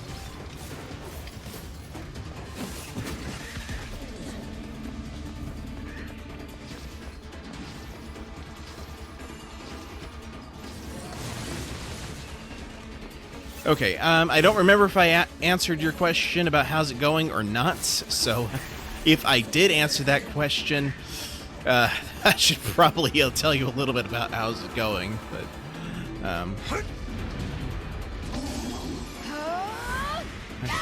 okay, you're doing well. Good. Good to hear. Have you felled the beast? Now, I wanted to say earlier, if I did not say it, I'm doing well. A bit tired, though. Those are my friends. So. This is one stubborn son of a bitch. Damn it, damn it, damn it! Hey there, Sunshine. You ain't feeling bad for this freak, are ya? Ain't no turning back now. You got a lust for blood. Embrace the slaughter. All we know is the thrill of battle. Ain't that right, Kaine?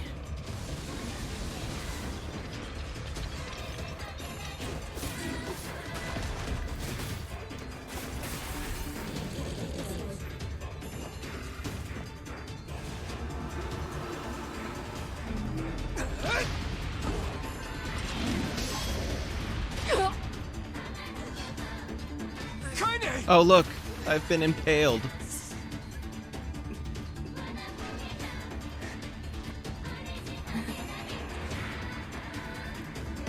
Oh, you're kidding me!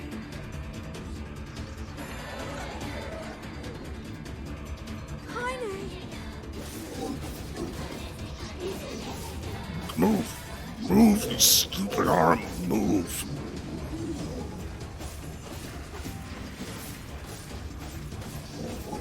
We are incomplete. Our friends make us whole.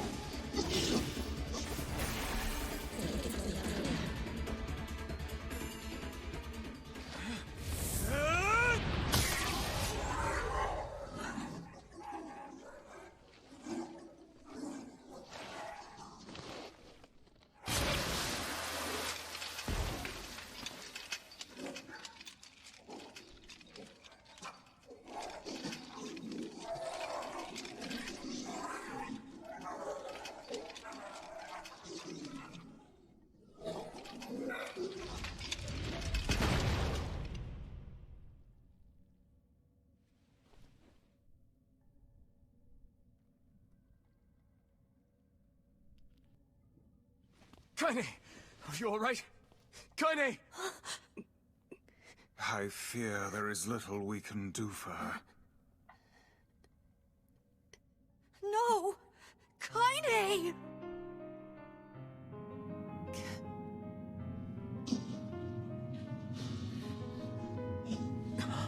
What is happening? It's all over for you, Sunshine. Kaine! Kaine!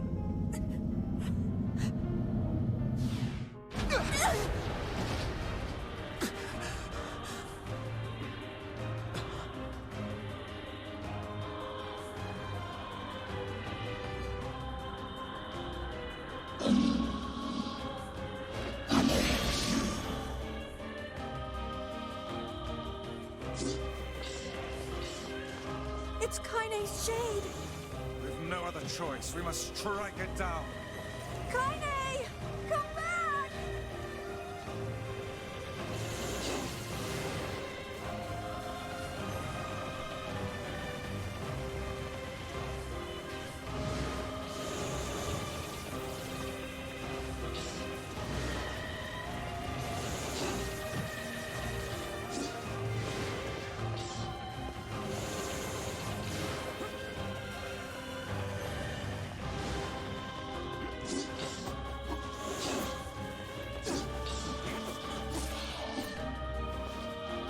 Now, pin her down.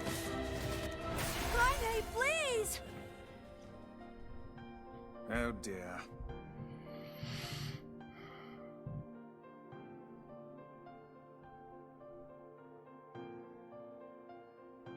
Oh, I gotta press the button for this. Kaine! Kaine! Kaine! I couldn't hold it back. I can't be with... We're always going to be together, Kaine. If you transform again, we'll just stop it again. As many times as it takes. I don't care how tough it is. We're gonna get you back. I like sleeping outside because I'm with you, Kaine. I'm able to ignore my appearance and keep going because of you. I'm weak, and I'm sad, and I'm lonely. But you make me strong. You're my friend, and I need you. So don't you dare leave me.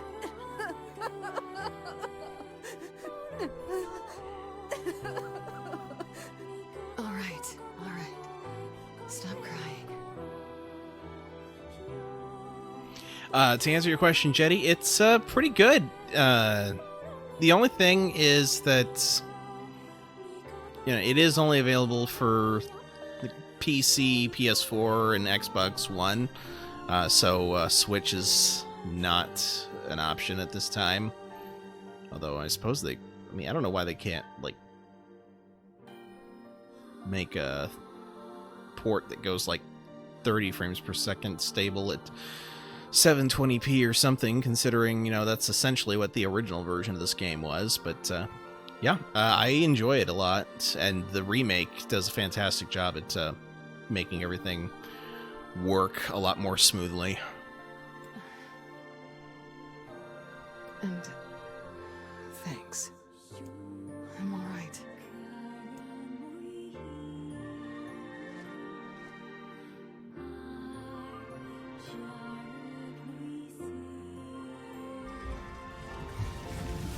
Over there.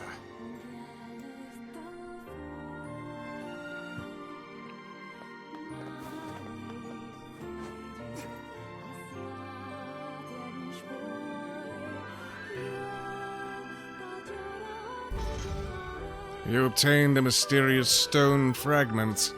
And what is this? Hmm? It's me. It's got some kind of writing on it, but I don't know what it says. How remarkably useless of you. Well, let's go ask Popola.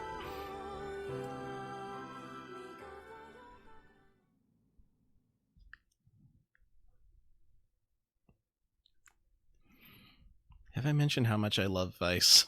It's a cipher of some kind. Can you determine its meaning? I think this is the key to unlocking the Shadow Lord's castle. Here, take a look at this. I wrote down all the words I can understand. This fragment is called the Stone Guardian. Given that you found it in the Lost Shrine, the words must mean something. There are spaces here for 4 other fragments as well. Sacrifice, the Law of Robotics, the Memory Tree, Loyal Cerberus. The Law of Robotics probably refers to the Junk Heap, and the Memory Tree might be the Forest of Myth. But as for Sacrifice and Loyal Cerberus, I don't have a clue. Not a problem. Hmm?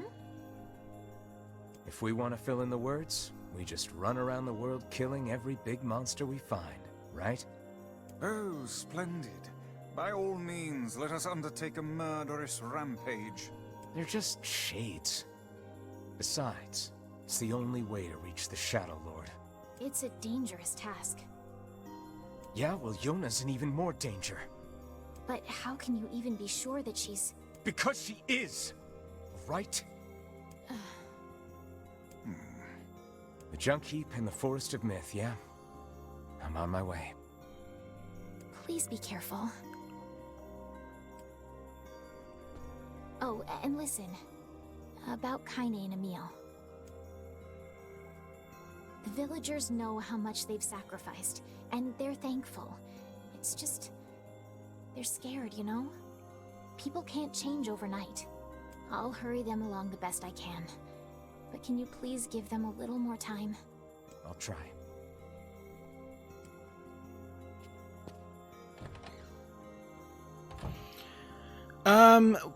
I don't have a set schedule per se. I typically have been streaming Skyward Sword on Sundays, but I had a procedure done on me yesterday, and my arms are just not in feeling like flailing about. So, Wednesday, it's kind of... let's see. Do I head for the Junk Heap or Forest of Myth first? Let's do the Junk Heap, because Forest of the Myth is more reading. Might be able to find a key fragment in the Junk Heap. Perhaps we can find a clue at Two Brothers' weaponry. What was I saying? So Wednesday's been kind of a mixed bag. Kind of depends on what I'm in the mood for. Like last Wednesday, I was streaming Phoenix Wright. Yeah, you and me both. Like it feels kind of like I've got a sunburn or something. But all right. Well, thanks for joining, Reeve. You have a good night as well. All right. Since Reeve was wanting to watch the 15 Nightmares thing, I will wait to do that for another stream, since that is not directly related to the plot. And I will instead... Oh, what's this? Help! Help! Oh gods, please help me! What's wrong? There's this huge shade near the bridge in the northern plains. The damn thing nearly killed my wife and daughter. I'm on it. It appears and disappears like the wind. You could go days in the northern plains without seeing it. And then, all of a sudden... 15 Nightmares is the name of a former DLC that was bundled with the remake. And so basically it's just, like... I'm not really sure what it is, because I've never actually watched anyone play it, and I never got the DLC for the original, so... Yeah, all I know is that it's kind of like, I mean, it's not like a boss rush per se, but it's, I guess it's kind of similar in some ways. It's like a challenge quest, I suppose, would be the best way of putting it. All right.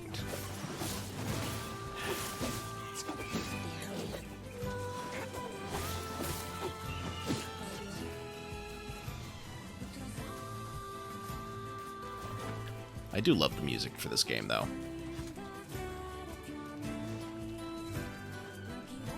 Alright, so this is the bridge where the shade is supposed to be. And it's not here today. He did say it was supposed to be a... what do you call it?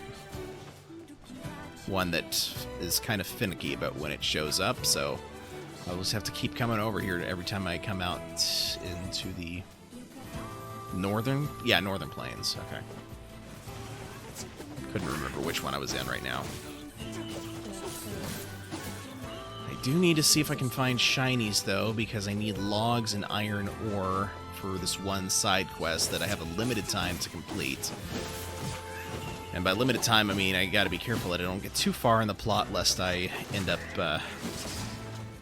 making it unwinnable. The side quest, I mean. The plot's not unwinnable, thank God.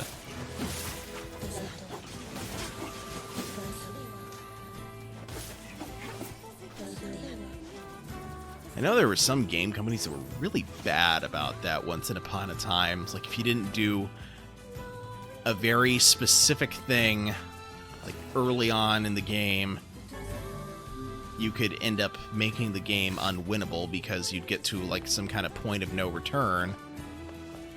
But after that point of no return was a thing where you needed the item from earlier, basically.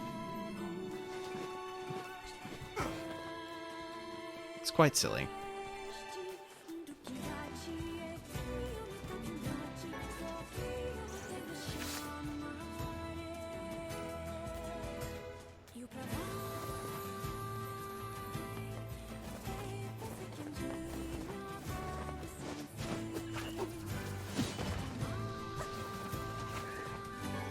There's some iron ore. Sweet. Alright. Oh, and I think I just got some more. Alright, what do we got here? Let's see. Items. Raw materials. Iron ore. Oh, I've only just got one more iron ore than before. So I need 5 more.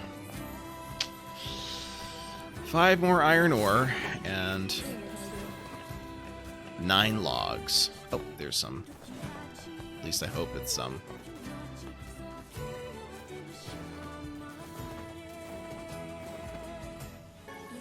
Royal furring.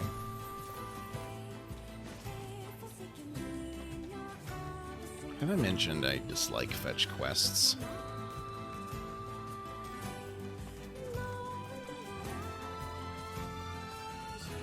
Better than escort quests, though. Escort quests are the worst.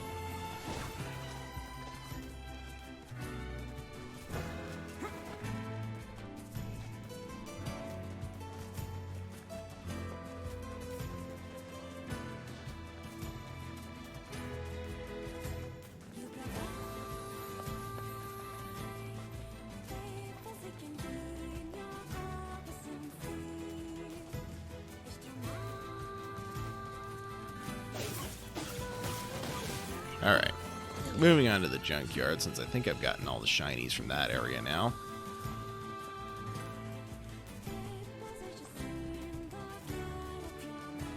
Check down here too, just to be safe.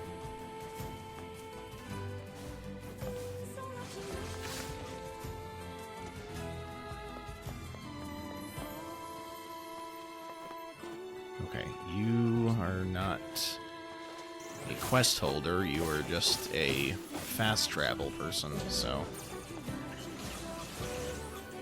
it is a bit frustrating that the difference between the two is not easily distinguished. Of course, then again, I don't know that you're not a quest holder, so I suppose I should double check.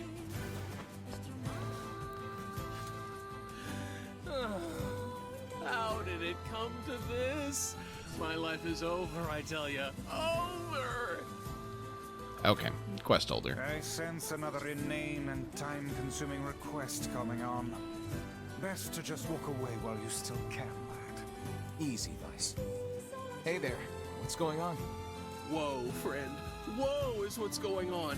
So I ended up having to work on me and my honey bun's wedding anniversary, right? And since we couldn't celebrate the occasion together, things got a little heated. I want to make it right and get back in her good books, but I'm a little in over my head. Think you could help a guy out? It'll take a hell of a present to make up for a missed wedding anniversary. I thought the same thing, so I asked my sweet dumpling if there's anything she wants. And she told me, I want that thing you promised me back when we were newlyweds. That thing? Exactly! The problem is, I can't for the life of me remember what it was. Can you believe I forgot? Oh, I am just the worst. So, you have any idea what my wife might want? Come on, you gotta help me out here. Let's see, what comes to mind when imagining the ferryman's wife? How they argue, her dark hair, and her red bag. Well, you guys carry matching red bags, right? Red? Aha! That's it! We got got married after learning we had a shared love of all things crimson, so she'll definitely want something red. I remain skeptical this will lead us to something his wife truly desires. We're so close, I can taste it. Let's see, red. Yeah, I got nothing here. What do you think I should give her?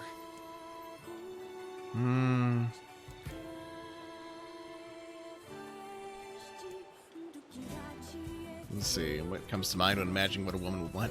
I don't remember what the correct answer was in the last playthrough, so I'm just going to go from top to bottom. No girls like sweet things, right?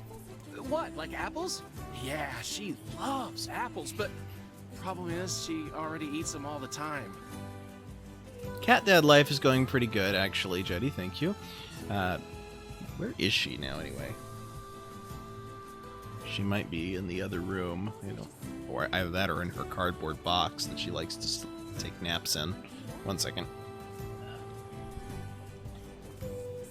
Yep, she's napping in her cardboard box. She is the cuddliest little thing, though.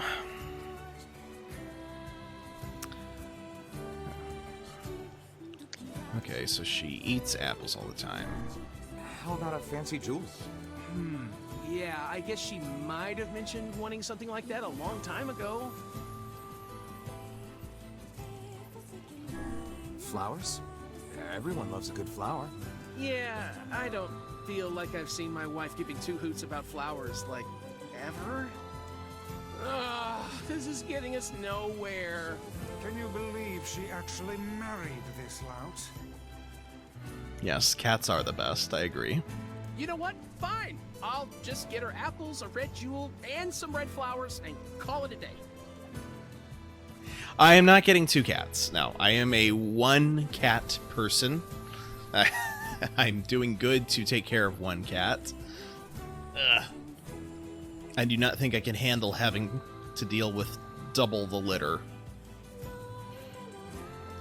Should be easy enough for me to get the apples and flowers squared away in Seafront. I'll get another cat if I ever get married to someone who wants another cat, maybe, but beyond that, I'm good with just the 1. But I'll probably need your help finding a red jewel, so what do you say? Help out a pal for old time's sake? How could I say no when you look at us with those puppy dog eyes? Sure, we'll track you down a jewel. Oh, thank you, thank you, thank you! Once you found it, just bring it right to my home in Seafront, okay? Okay, so I happen to know that the red jewel is supposed to be at the Strange Things store in Facade. I bet they sell red jewels at the Strange Things store in Facade. Like he just told me. Where are you headed? What a coincidence! I was about to head to Facade, so it's a bit of a detour, but again, I want to make sure that I get this quest taken care of before it becomes unwinnable again.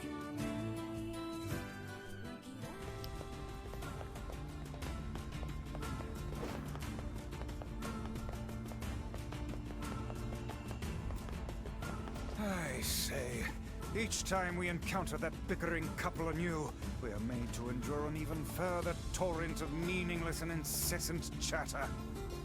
Yeah, they love to talk, all right. Remind you of anyone? Grimoire Weiss is 100 times that better. You don't see this old tome flitting about starting Donnybrooks and set twos now, do you?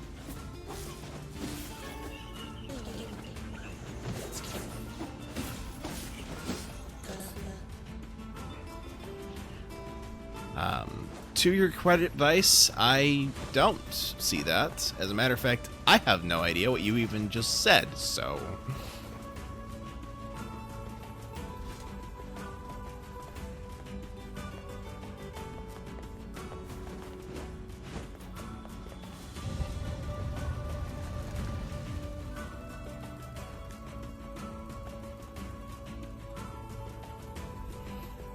Alright, where was I?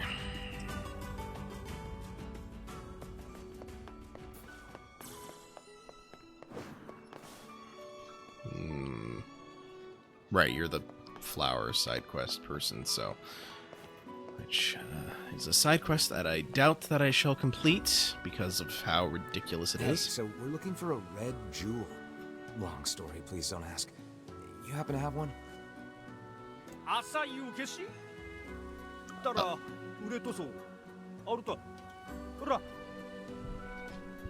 red jewel, I should have something like that lying around. Ah, here we go. This is less a jewel and more a simple rock.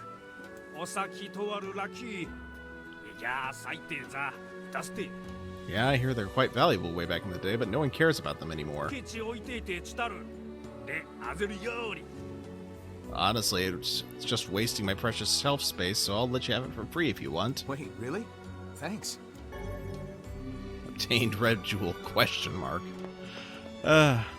Let's head for back dude's house so we can give him this jewel. I imagine it would be quickest to make for seafront by way of the canal. Great. Covered in sand. Diving in sand is an excellent way to lose health. Do try to be more careful,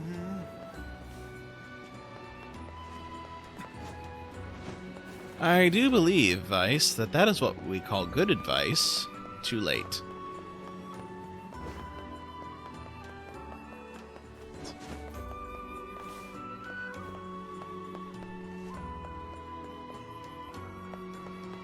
Okay, let's see. The fastest way is going to be up these stairs.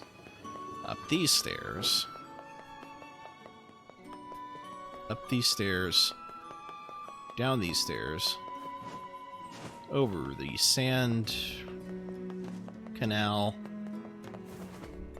I don't even understand how that makes any sense, but there we are.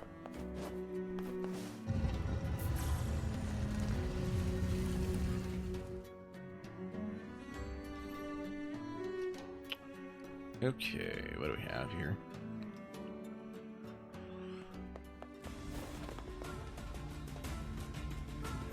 Huzzah to us for acquiring a red jewel. But is it truly all right to make a present of something we received at no cost? I think it's the thought that counts here. And whose thoughtfulness are we speaking of? Might I remind you the giver of this present is not even here? He makes a good point. I mean...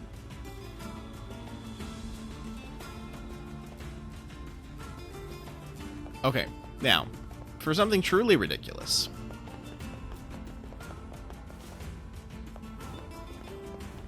Oh. Well, the boat's here. Where did he run up to? Is that him? Yeah. Something truly ridiculous. I have the red jewel he wants. He's right here. To give him the red jewel, I must go to his home in Seafront.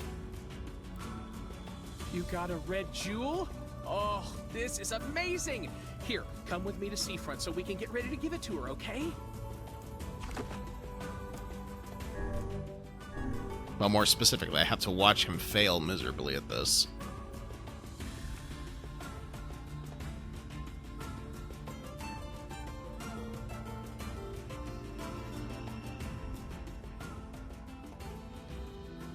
Welcome to Seafront.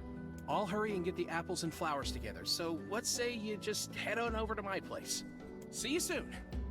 Hey, wait, I got a better idea. How about we don't? What a journey this has been. Let us make for the couple's home at once.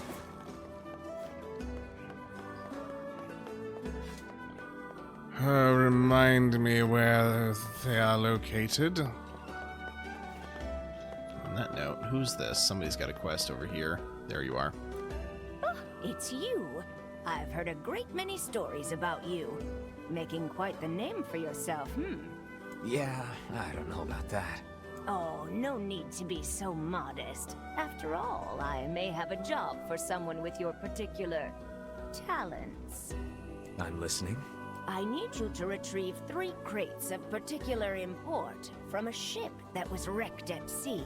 This cargo has likely washed ashore on all the far-flung corners of the world, so it will be a task of some difficulty. Can I count on your assistance? Sure. Sure, no problem. Ah, excellent, excellent. Oh, and whatever you do, you must not unseal the cargo. Well, now I'm curious. Why can't I open it? I was shipping some rather unique products. If you were to see them, it might place me in something of a dilemma. Hey, it's your money. You don't want me to look? Fine. Did you see that huge ship? I want to explore it.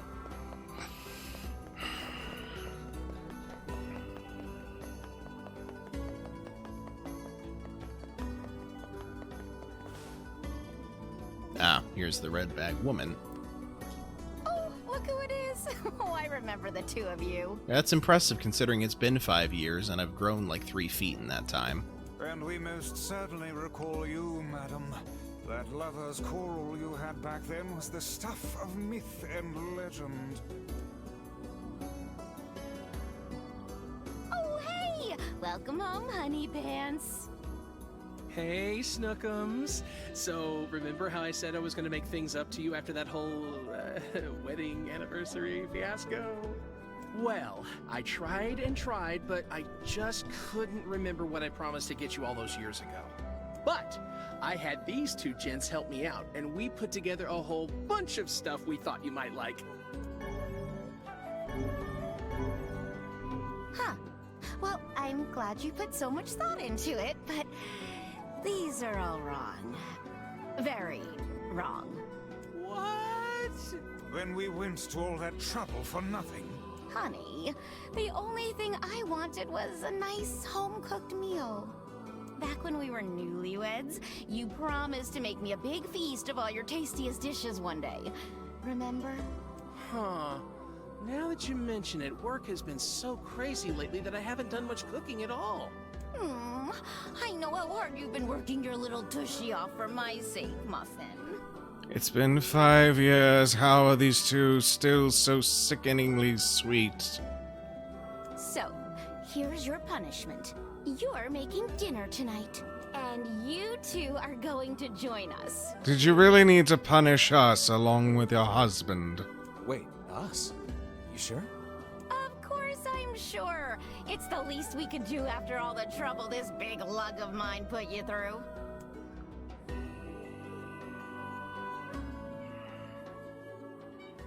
That's night.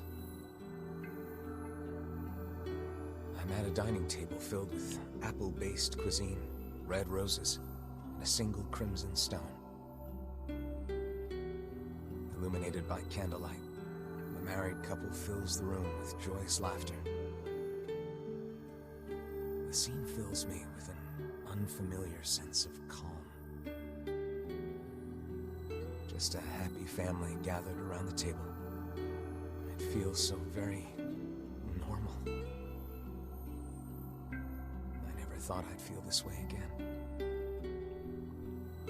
So I stuff my face with the great feast before me, hoping it helps to hide the tears welling in my eyes.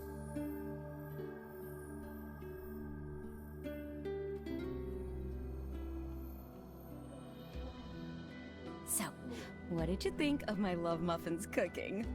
It was all delicious, ma'am. We can't thank you enough. And though it boggles my mind to say it, I greatly enjoyed the company and conversation. Sorry again for all the trouble, but I hope this lets you know how grateful I am. 3,000 gold for I all that. know he can be a handful, but I hope you'll continue being friends with my husband. Oh, and we'd just love to have dinner with you again sometime. Would we ever? Things get pretty boring when it's just the two of us. Oh, I'm sorry. Am I boring you now? Oh, wait, no, that's not what I meant, obviously. We've been down this road and know where it leads, lad. Flee at once. Right. Yeah, so, we're just gonna go. Thanks for dinner.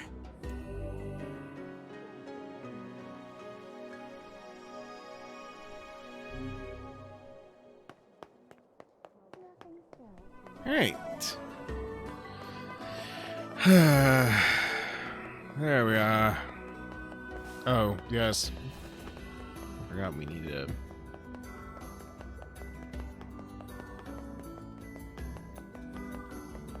Yeah, they still they're still over there, darn it. Which means that I need to enter and exit an area for them to be reset to their original locations, because I need fast travel.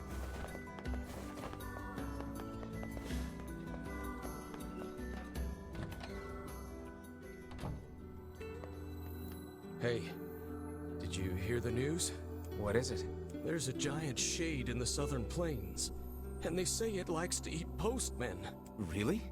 I've never heard of shades eating people. Yeah, well, people say the bodies look like they've been torn apart and chewed on. We're all too scared to deliver the mail with that thing around. The Shades are becoming more of a threat than ever before.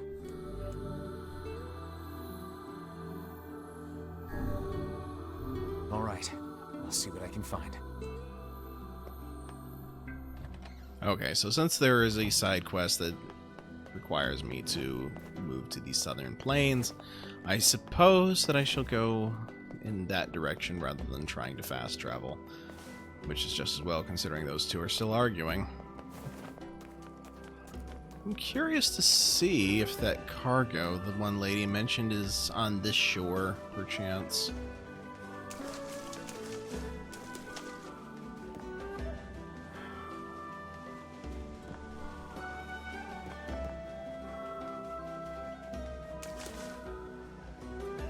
Hey, this is one of the pieces of cargo that washed ashore. I'm gonna look inside. I know she told me not to, but... Sorry, lady, but I need to know what I'm transporting here. Are you sure this is really something we were meant to... Oh, and what is this? Whatever it is, it's been waterproofed somehow. And it smells like explosives. This is some rather dangerous cargo we've been asked to find.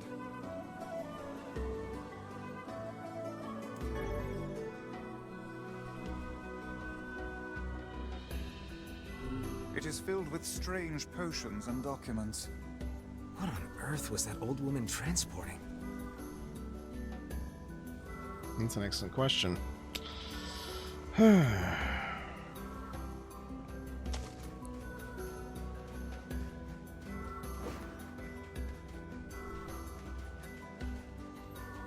Oh, so now to the southern plains.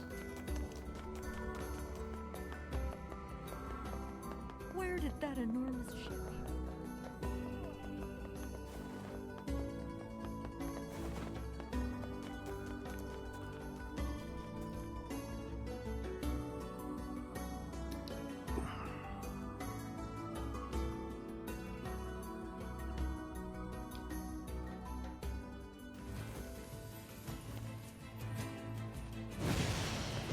Ow. Well, I suppose it would probably be better if I just traveled on foot anyway, considering I need to get...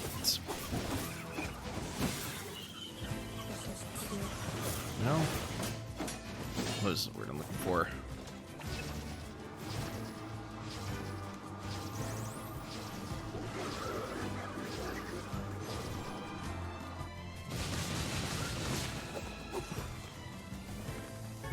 Considering I need to get shinies. That's right. Copper ore. Not iron. Okay. Also, where do I find logs?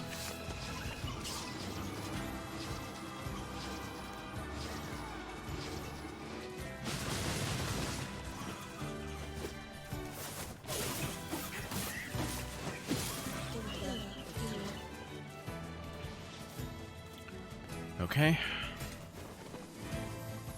Oh, here's another one. What do we got? Berries. I don't need berries. I need iron. Do berries even have iron? Like, I don't even know.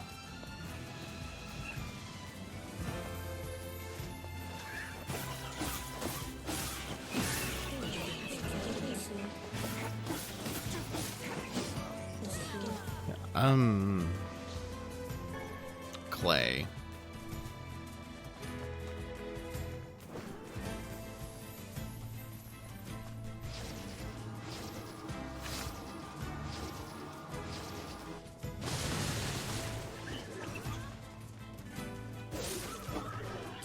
Where is this alleged postman eating shade? I'm pretty sure I'm in the Southern Plains. I hope I'm in the Southern Plains. Yeah, I'm in the Southern Plains because the other is like a forest area and there's just not enough room to maneuver. So of course this is south. Okay.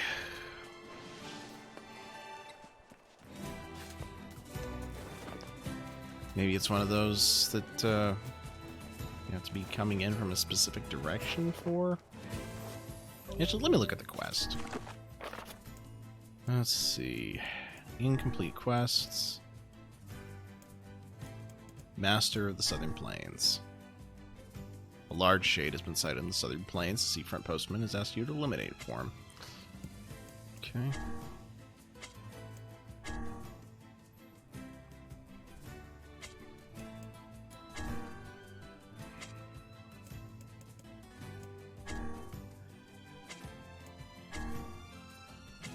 All right.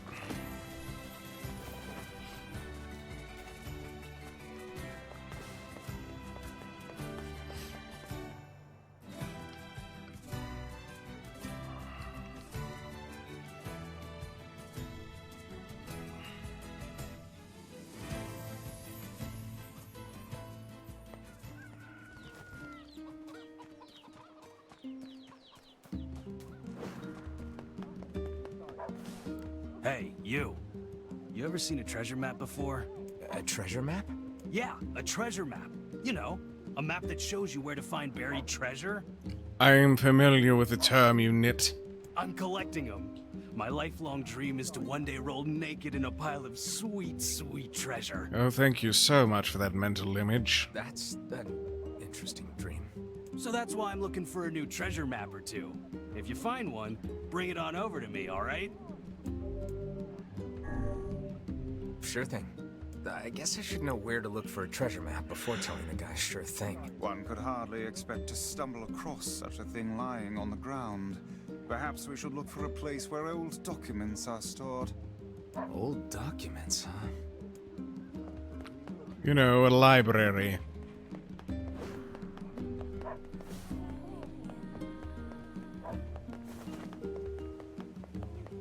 Man, I'm bushed. Okay.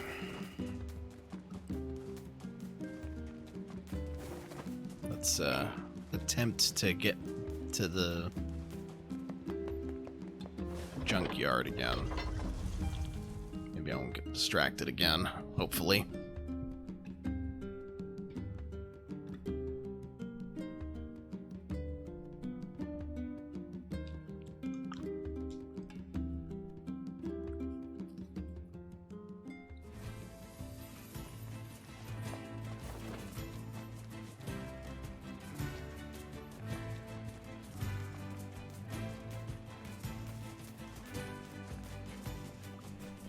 Shiny. Tree branch. Ironically, this is not considered a log in the slightest. Okay, it's cloudy out, so maybe the shade will show up today. Ah, there it I've never is. seen a shade this large around here. Be careful. This is a formidable foe.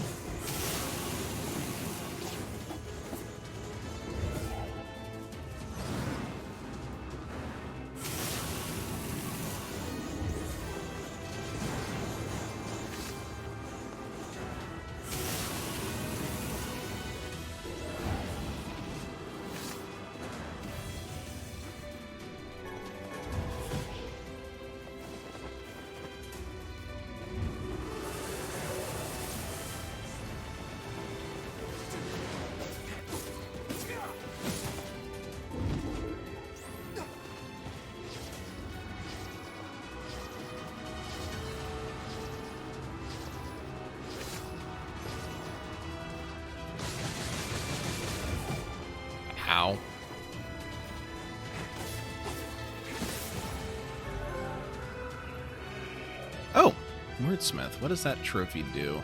Hold up. Collected 50% of all words. Okay.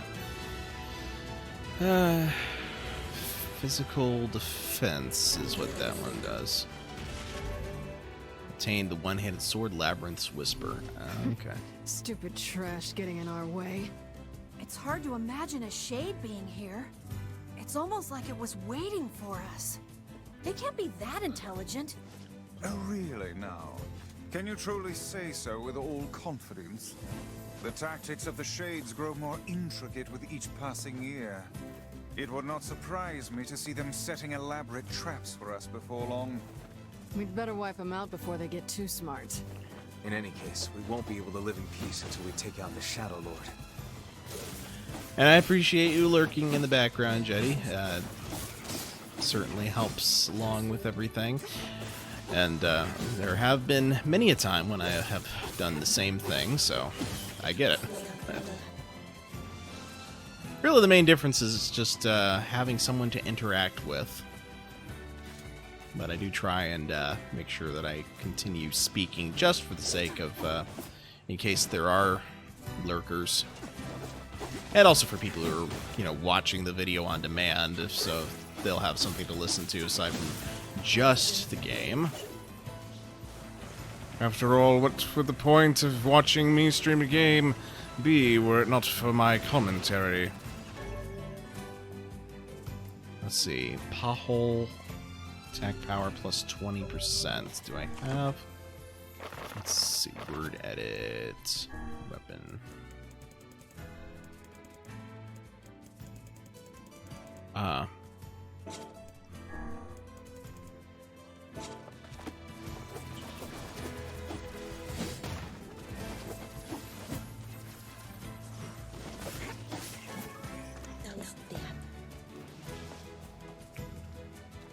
Okay.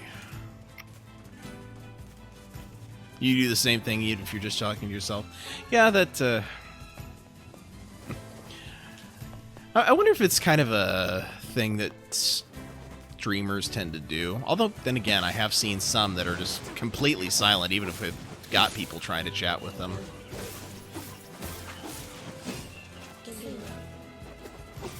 Which is, I guess, one of the reasons why I keep talking, so that way, even if I'm not necessarily interacting with anyone at a given moment, it feels more interactive.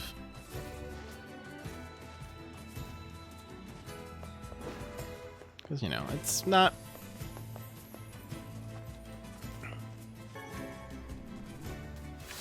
I mean, I don't really understand the point of watching a Twitch streamer if they're not providing some kind of commentary.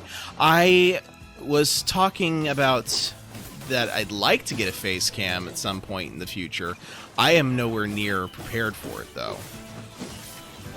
Because in order to do that, I would need like a desk or a stronger mic stand than what I've got now. Because my mic stand is holding the mic at an angle to where I need like a 5-pound weight on the other end of the arm in order to actually hold the mic in place. Actually, come to think about it, if I were to have a face cam on this mic stand, I would not be able to see what I'm doing. So, yeah. Someday, but today is not that day.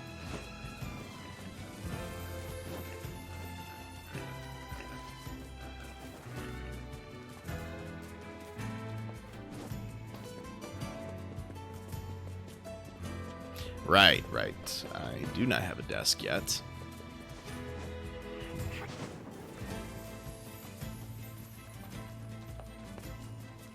And I'm not entirely sure how I'd want to set things up when I do get a desk, because right now, with how everything is set up, my consoles are far enough from the mic that they don't provide a huge amount of background noise, and I can just kind of filter everything that's below a certain decibel level, so that way it doesn't come across quite so readily in the stream.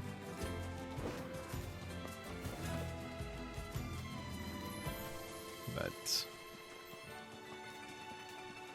course, I don't know if that's, like, if it's being filtered out entirely, or if it's only being filtered out when I'm not talking. IKEA desks? Huh? Well, that... An IKEA desk is well and good. My problem is getting a monitor. I would need to get a monitor, because I don't have a monitor.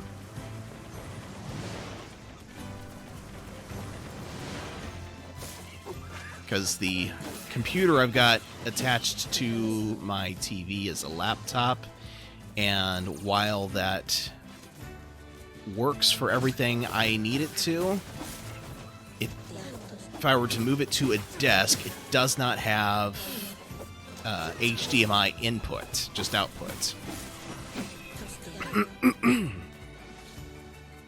Wait a minute.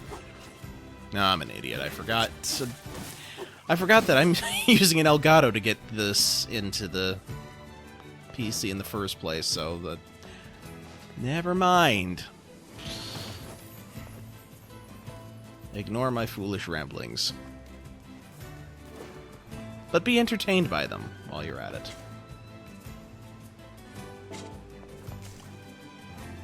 Looks like this is one of the pieces of cargo that washed ashore. Good ones like monitors, or...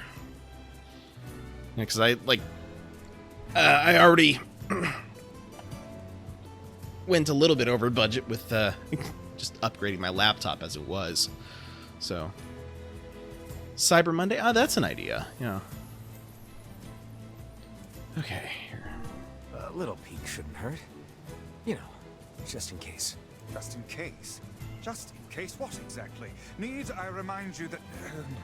what are those? Well, I'm out of water. Lovely. Okay. Unlabeled medicine bottles with some kind of white powder inside.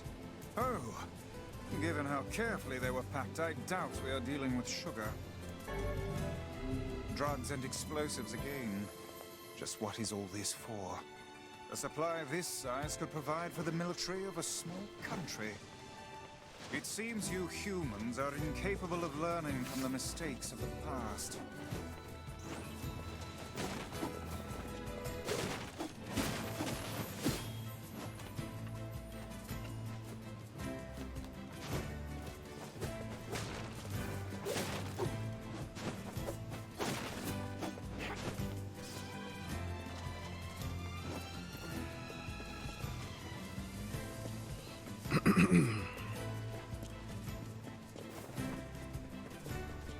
Oh, here's another shiny.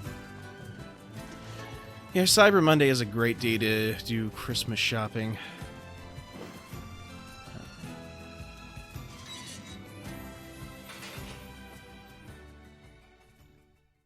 Certainly beats trying to shop on Black Friday. Ugh. Hey, kitty. Can you hear her? Damn! Where'd they go? Get him! Don't let him escape!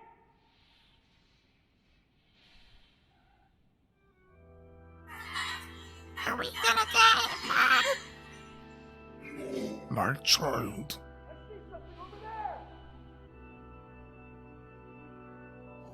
You're almost grown up now, my child. Stay strong. You must run now. Do you understand? Run as fast as you can. I'll challenge them and give you time to escape. No, you can't.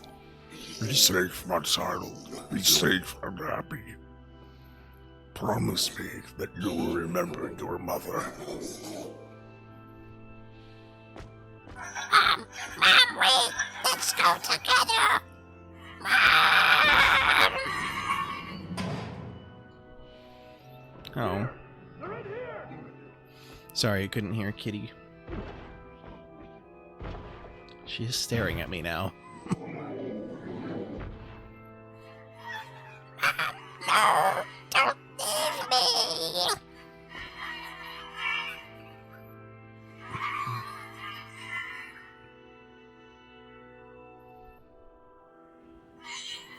Mom, why?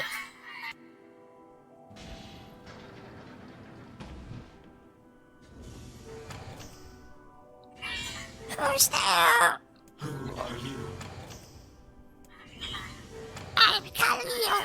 What's your name?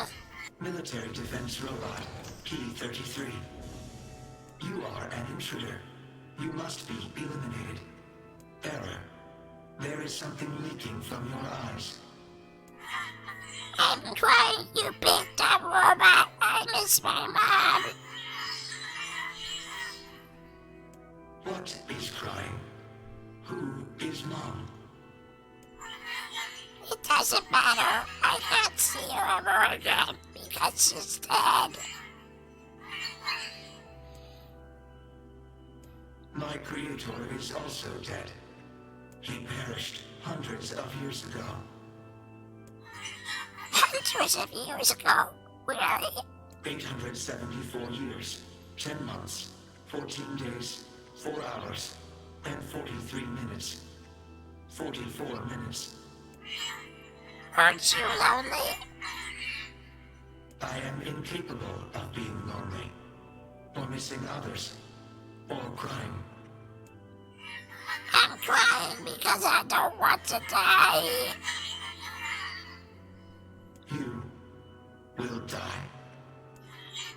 If the humans catch me, they're going to kill me. Why will they kill you?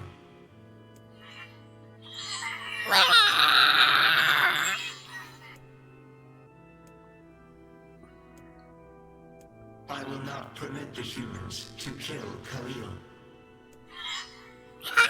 Military Defense Robot P-33 will protect you. They're gonna help me. P-33 is charged with defending others. P-33 will defend Khalil. Alright, thanks, Robot. And since we're friends now, I'm going to call you PP. I really need to get some kind of voice filter for when I'm having to voice more otherworldly creatures. That's, long term, that's a difficult thing there. Man, there's gotta be tons of machinery here. Yeah, but I don't know how much we can actually use. Oh, wow. Check this out.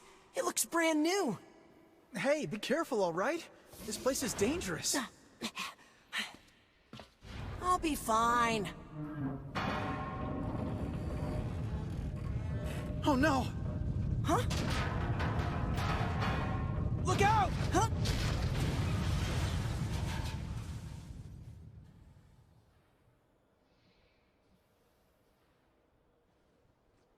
Huh? Huh?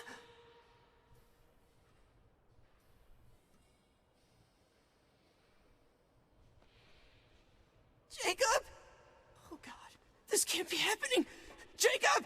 Jacob! No!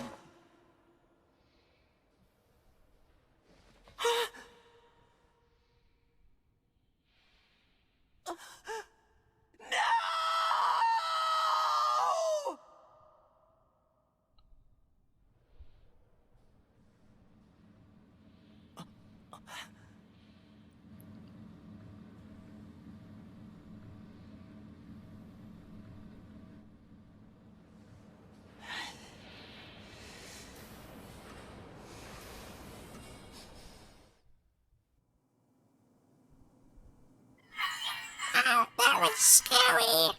The noise of the intruders caused the structure to fail. They should have proceeded with more caution. Technically, it was one of them tripping over a cylinder, which bumped into something it shouldn't have, which caused that to bump into something else it shouldn't have, creating a domino effect that killed the one guy, but yeah. One intruder has perished. Oh, that's terrible. I don't think they were chasing me. I seem nice.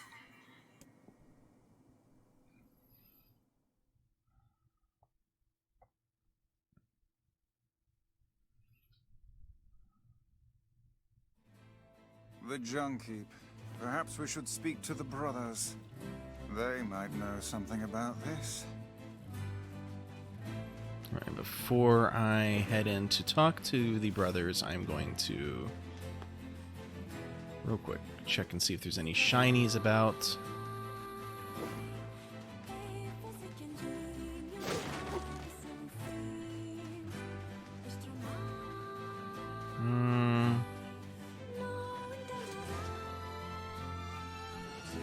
Does not appear to be any shinies, which is weird because I could have sworn there were some around here before.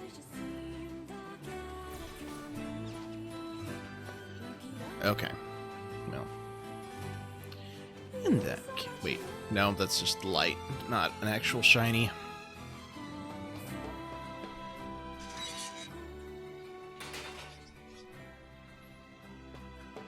Oh, hey there.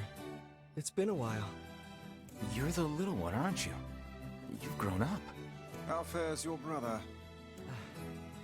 My brother's been dead for 4 years. Oh, I see. Please forgive the question. It's okay. I need to ask you something. What is it? You heard any rumors about shades around here? Not the little ones. I'm looking for one that's unusually big and powerful. No, I haven't heard about anything like that. But I haven't really been listening.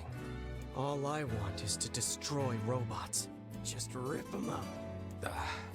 Okay. Never mind then. See you later. Wait! Yes? I recently got my hands on a weapon. A very powerful weapon. I thought you might get some use out of it. Don't we already have this weapon? Shh. These things happen the second time around. Breaking the fourth wall, I love it. This sword has seen better days.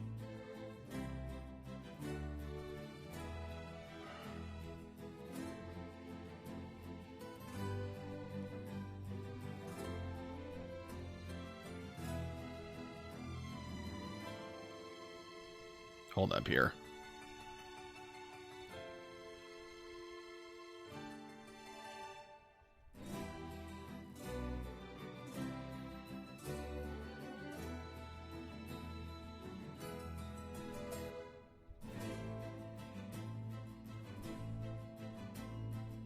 Okay. Yeah, it's pretty beat up. I mean, there's potential, but it's fairly powerless right now. Can you repair it? I can repair anything with the proper materials.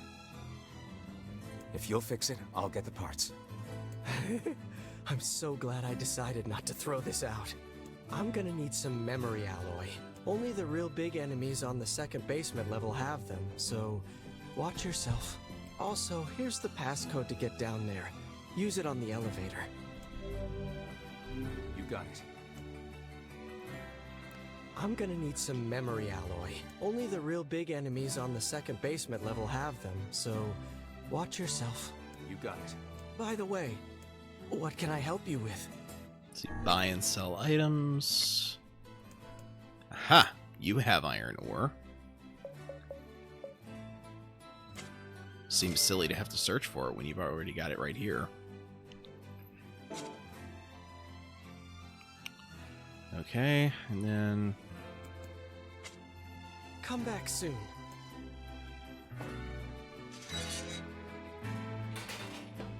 There we go.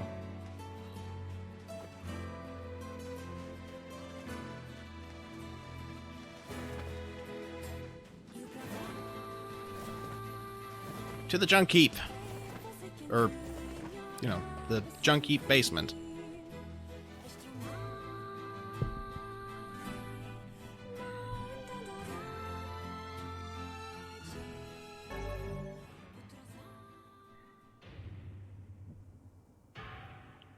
Okay, I've already got the memory alloy. It's a shame about the older lad. He was but a child. Sounds like you went into a dangerous area for the sake of the business. Alright, since I've already got the memory alloy, I'm just gonna head right back on out. Because that makes life a lot easier, honestly.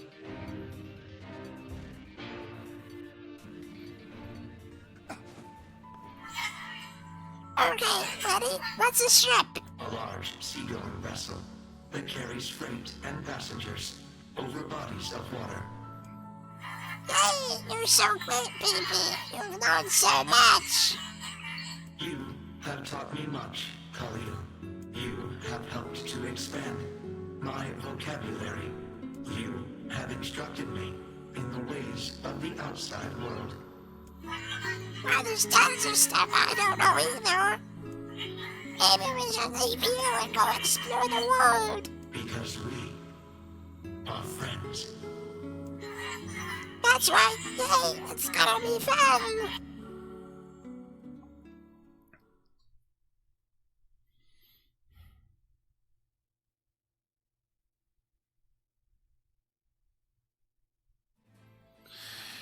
Okay, so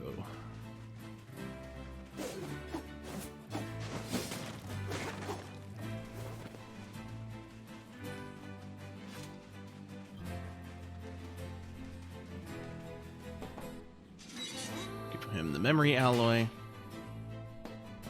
That's some pretty impressive stuff you found. I'll start upgrading your weapon right away. And since you did me a favor, I won't even charge you for it. Well, actually, this is gonna take a little more time than I thought. No sense in you waiting around. I'll send you a letter once it's ready. That would be great.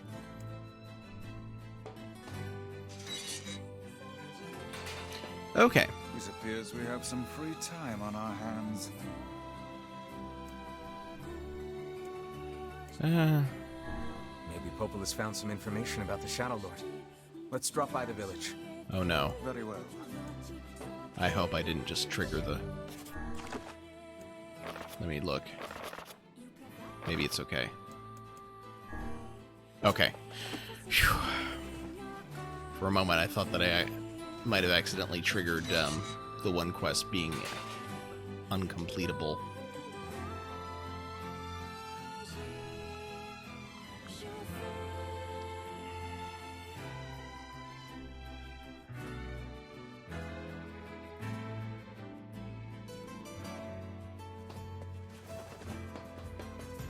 Okay.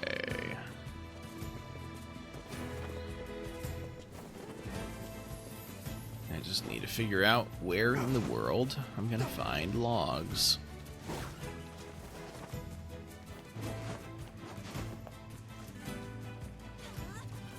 Alright, let's see here.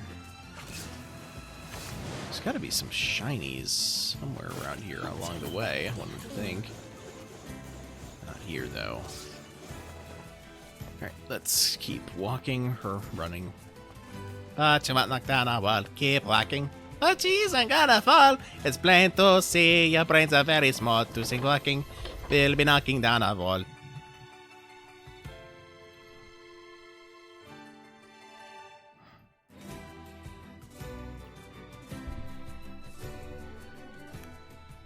Yes, I went there. We killed the Shade at the bridge. My daughter is dead. She passed while you were gone. Here, take this money. I won't be needing it anymore.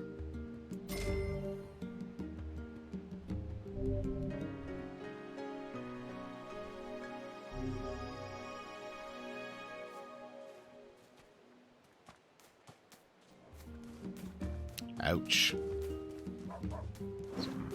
That's rough. Oh man, I'm in a heap of trouble now. What's the problem? Well, I was distracted while I was cooking and sort of started a fire. Now I have to repair the kitchen and all my equipment.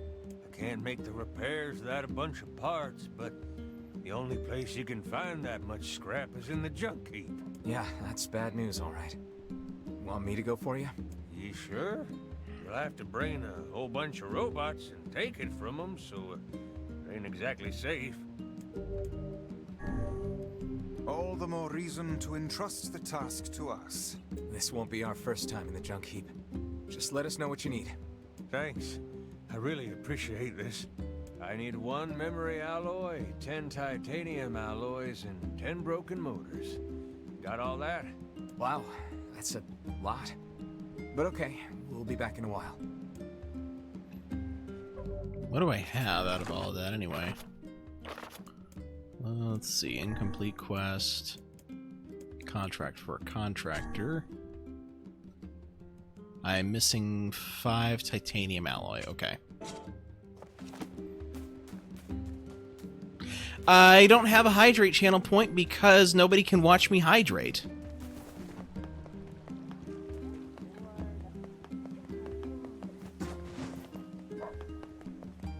I mean, it doesn't really make a whole lot of sense for me to give you a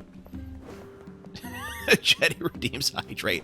Alright, well, if you want me to hydrate that badly, I am fresh out of water, so I'm going to have to go and fill up my cup, as it were, so I will be right back. Where is that? There it is.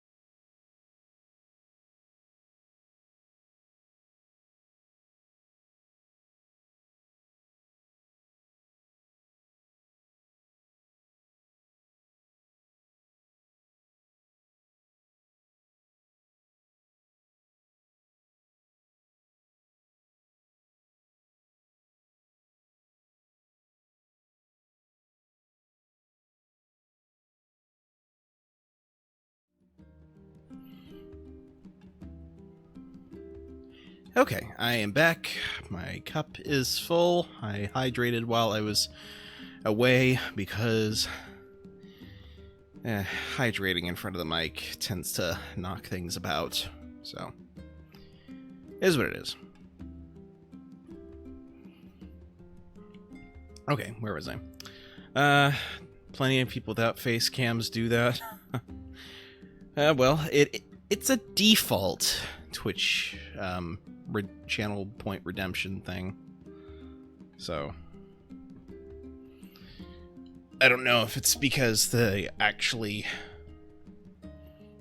want that part of as part of their channel points, or if they just don't bother getting rid of it.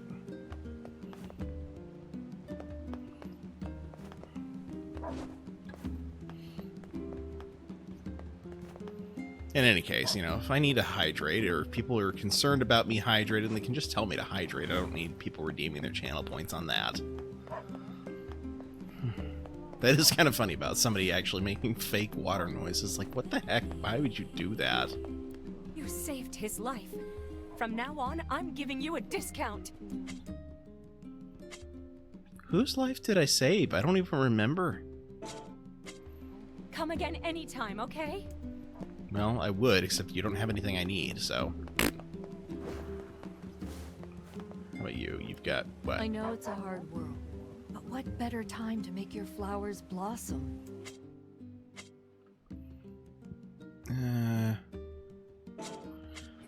My husband keeps nagging me about how this is no time to grow flowers.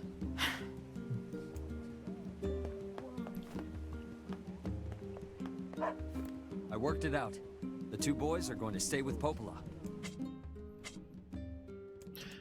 Are those the two boys that were... Shop here more often, yeah? I'm damn near broke. Well, then get more stuff that I need to buy. I think those were the two boys that were, being abused or something. Thanks for volunteering to help with the water wheel. It's nice that someone still has a sense of community pride. It has nothing to do with the fact with community pride, more with the fact that I'm getting paid to do it. So. Thanks for coming. I've got some great materials for sale. What do we have? Yes, you've got logs. Thank goodness. All right. Things sure are rough lately.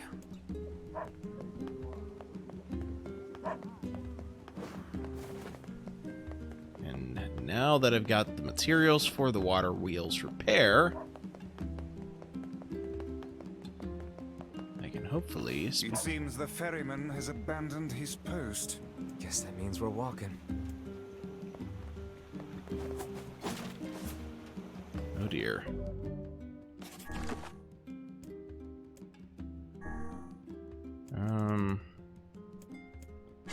Creaky water wheel.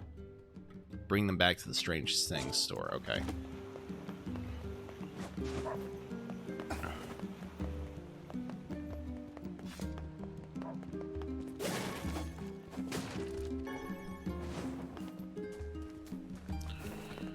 Alright, so since the ferryman has abandoned his post, it seems that we are walking to Facade.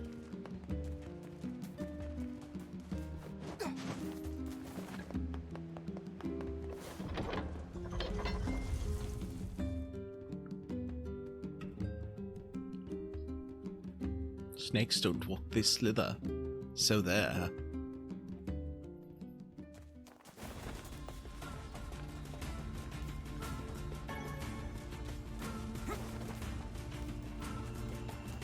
If you're in such a hurry, you could lower a rope or a branch or make yourself useful in some way. There is a rope here that I could lower to you, but I do not think you will accept my help. Because I'm just waiting around to kill you.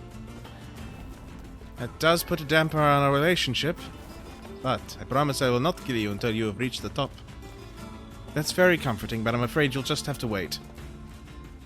I hate waiting. I could give you my word as a Spaniard. No good. I've known too many Spaniards.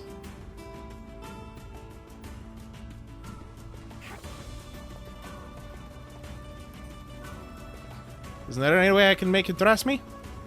Nothing comes to mind.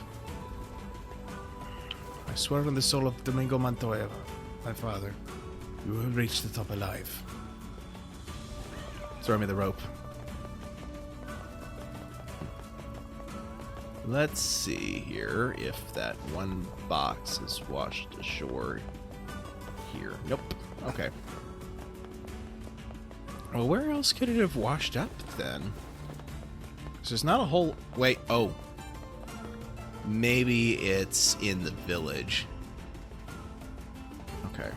I'll look there later.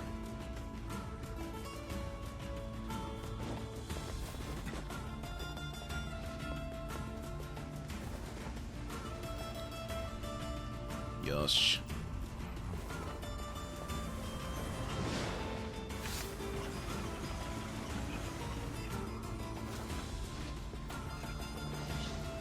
Is that shiny? Yeah, this is shiny. I'm gonna grab it.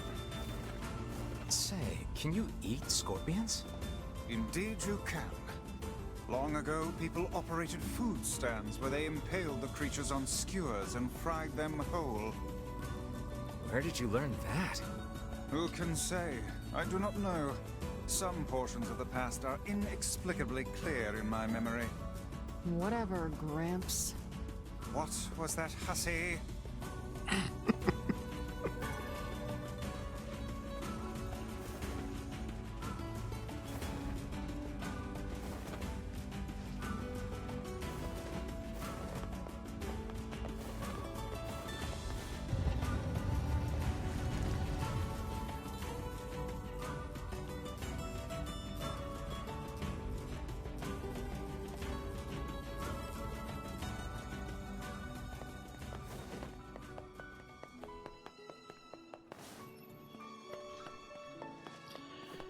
Okay.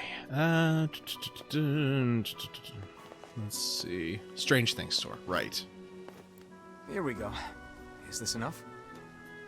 テソトルタテ経過土取り去るせどくずちき地帯んだ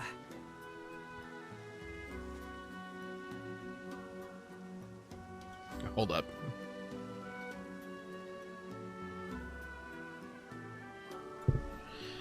Ah, yes, the iron ore and logs. I'll begin construction at once, but it may take some time. Is this all right? ケルトで I will deliver the finished goods directly to the job site. Please tell the client to be patient. Sure, I'll let her know.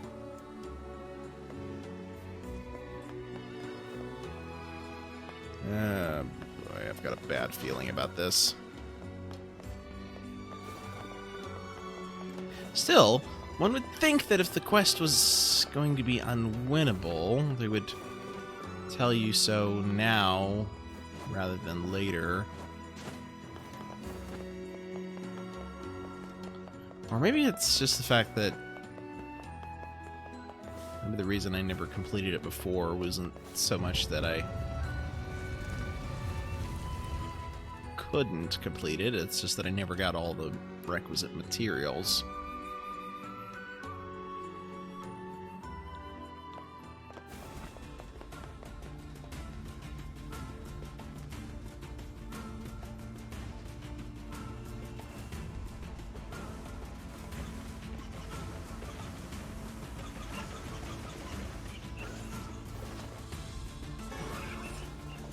Desert Rose.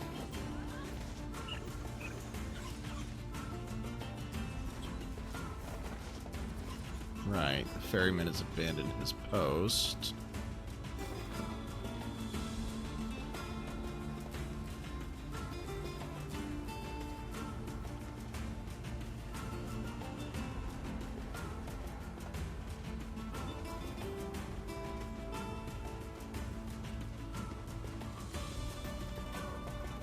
This way.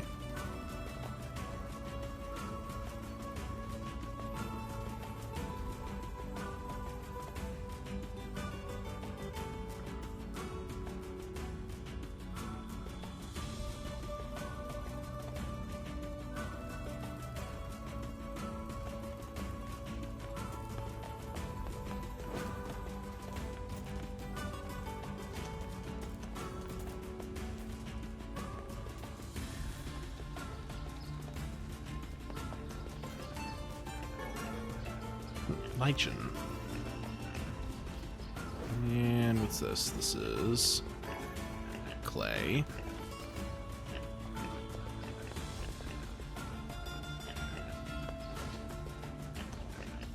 No. Tree branch. Oh, that is another shiny. Right, moving on.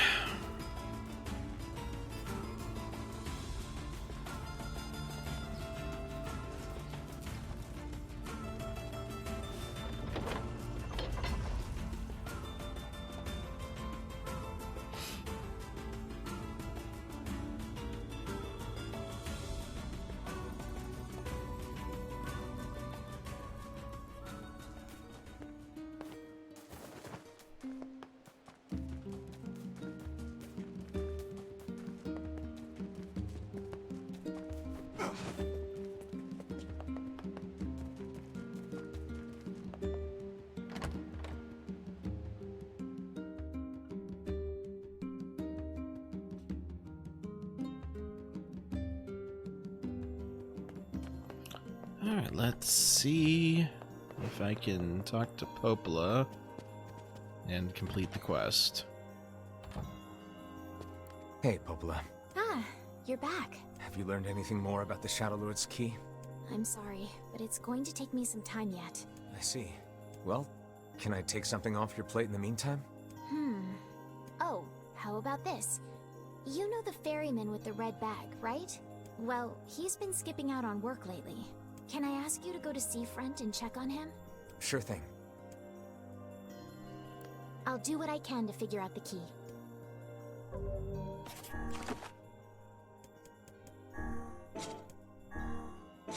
I don't have any uncompletable quests. Well, where's the...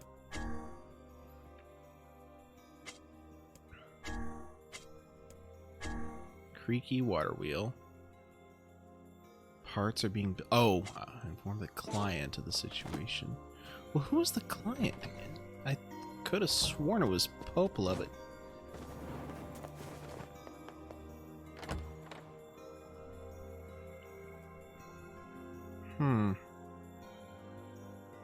Unless it was the Red Bag Man.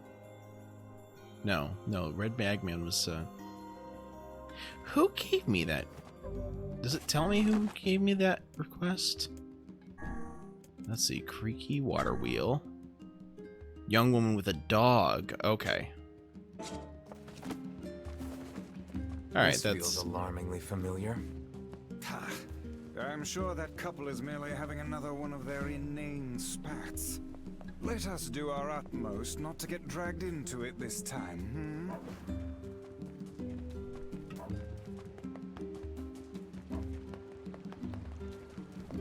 There you are. Man. The parts are on the way, but it's gonna take a little while. The guy said he'd bring them to you when they're ready. That's great. I found someone to do the repair work, so we should be in business. Here, I've got a little reward for all your hard work.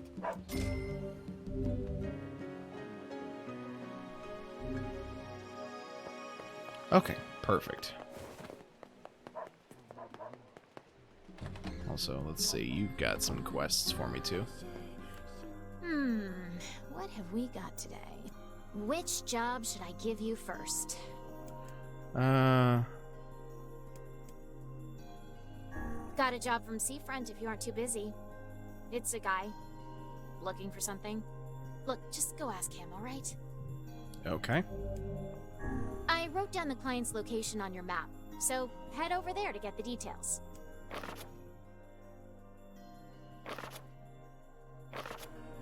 So I'll need to go actually visit the lighthouse. Okay. Of course, that quest is going to be there regardless of whether I swap out for something else, so... Oh, you... Which job should I give you first? Oh, the Faded Fountain? Apparently the fountain in the village square is breaking down. Think you could go check it out? Please? For me? I wrote down the client's location. Okay.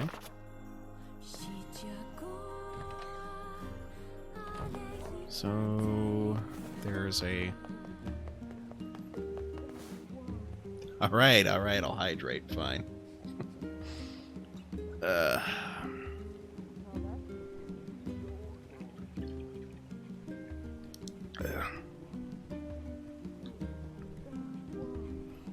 we go.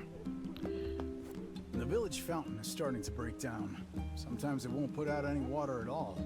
I would speculate that the source of the problem lies in the fountain's pump. That's my guess, too. I heard you had parts made for the water wheel, so I'm hoping you could do the same for the fountain. Sure, why not? I'll look into it next time I'm in Facade. Okay. What else we got here?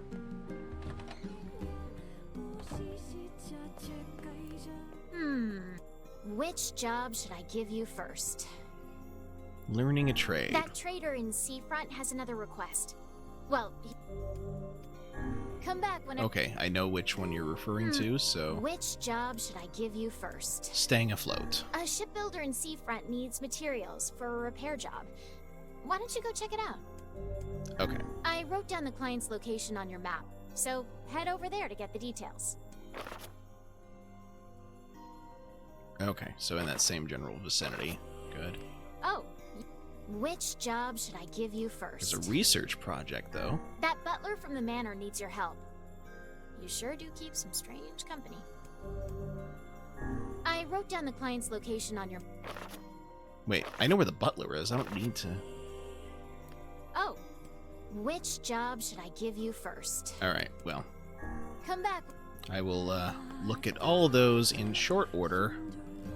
But before I do so, I just remembered I need to check and see if that one box washed ashore over here. Is this the only other place I can think of that has an actual proper shoreline? And lo and behold, what is this? I do believe I see some sort of crate.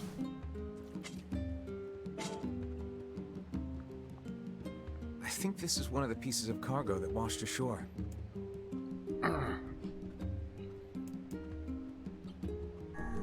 No offense to that lady, but I'm not carrying around some box unless I know what's inside. Have you assuaged your guilt with that feeble excuse? Then I suggest we... Hello? What have we here? I've never seen flowers like this. They smell weird. I believe they can be refined into a powerful yet poisonous drug. I doubt very much that they are legal. Well, that seems to be all of it. A tremendous cache of illegal goods and dangerous materials. I'd wager my title page that our client is a smuggler. So what should we do? Well... You know what? I'm gonna let the chat decide this, if I can figure out how to do that. Is there a polling option?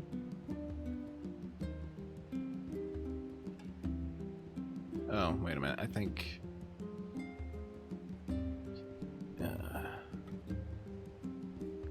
give me just a second, I'm sorry, I'm not actually tried to start a poll before.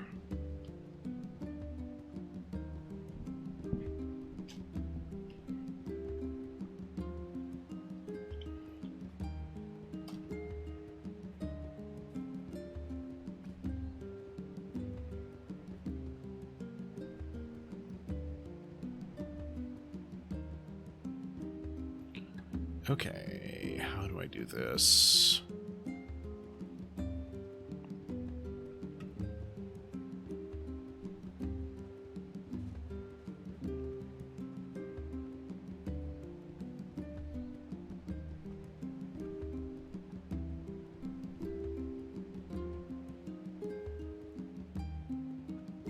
Here we go.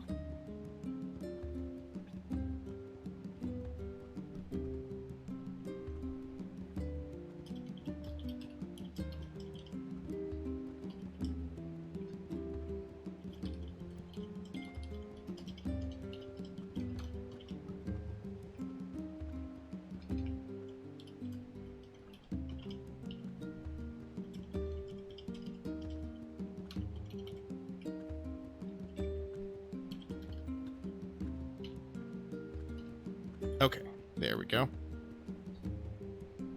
Starting poll.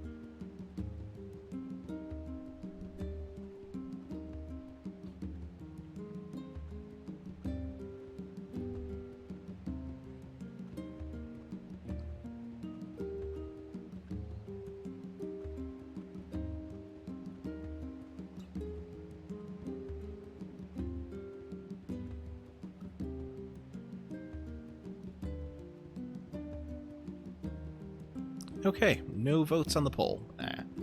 In that case... Suppose I will just deliver the cargo to the client. What the heck? Smuggled or not, I'm a man of my word. Let's take this back to the client. I'm a man of my word who said he wouldn't open the crates. Yeah, okay.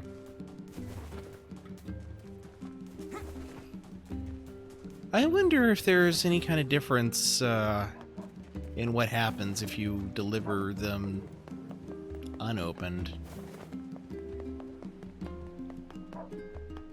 Oh well. Hello, kitty.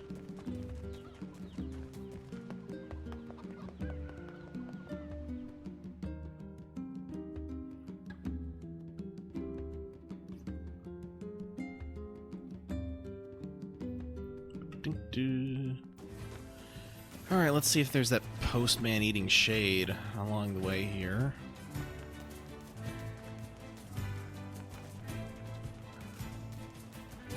Maybe it's over here.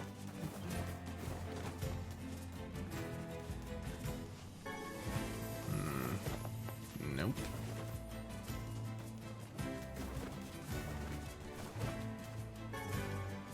Well, there's a log.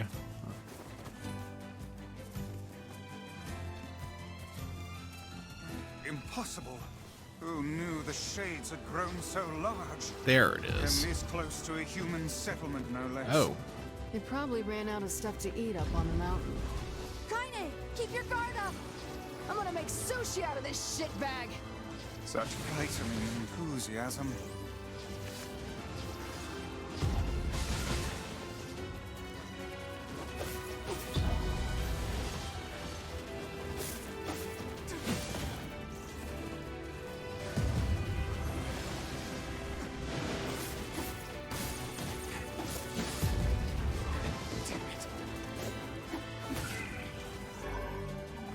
There we go. MP recovery rate. What is my current MP recovery rate? We've avenged the postman. Let's go report back. Got a simple machine. That's good. Speaking of which...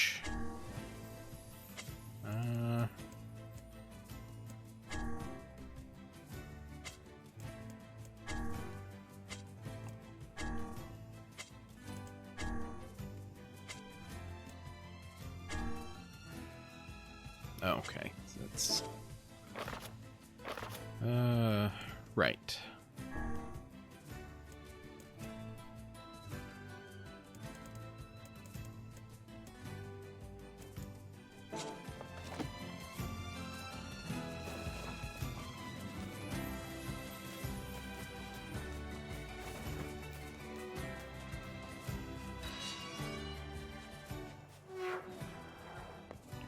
Butler needed help with something here, so let's take a look. Although, let me real quick modify my Dark Blast. Oh! Here we are. What's armor break? Okay. Item drop.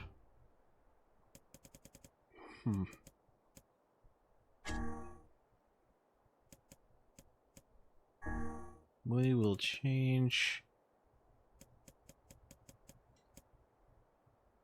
That's magic power. Wait.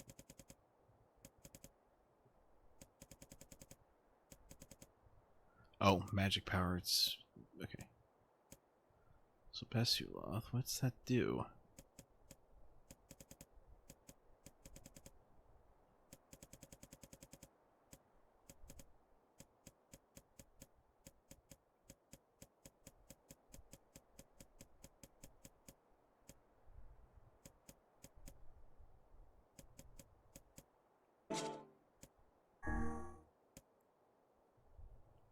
Oh, okay, this is MP cost, so it's experience rate, item drop rate, drain, okay.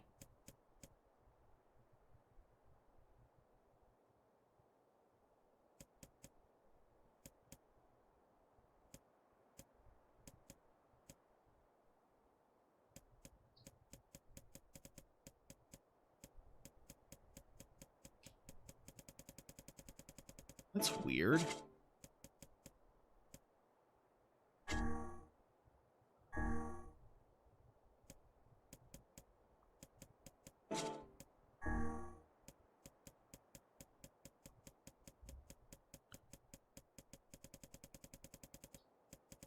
I could have sworn that there was something that's supposed to increase my MP recovery rate, but weird. Oh well.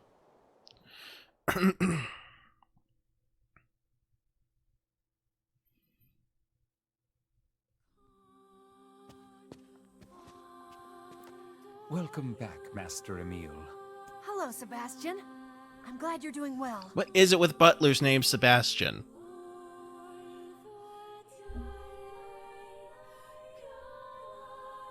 It's like the third I know of.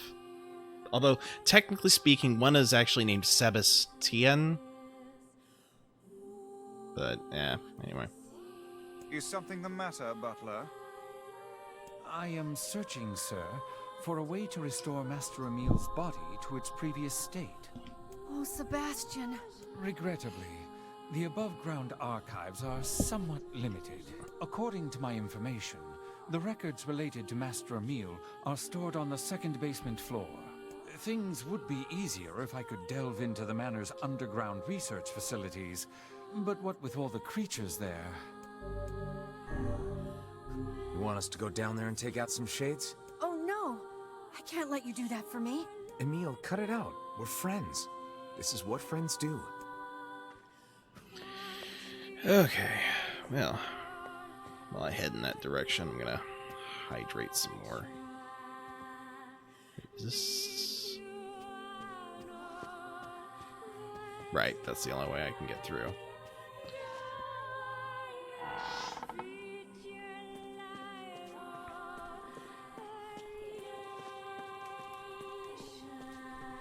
Yeah, like this room is seriously straight out of Resident Evil.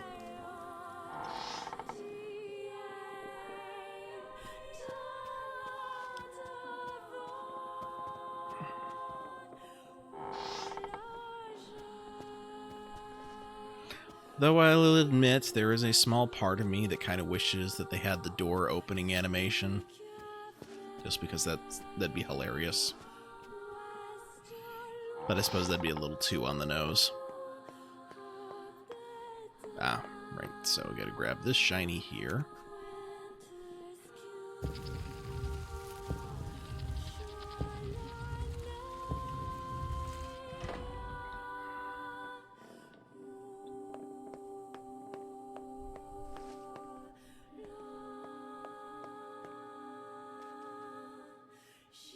Wait.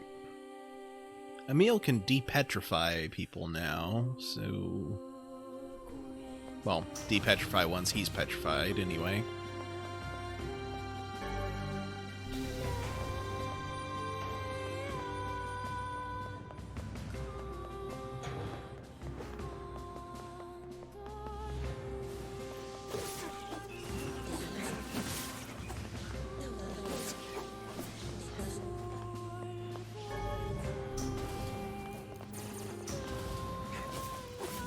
Right, it's the second basement that I need to get to.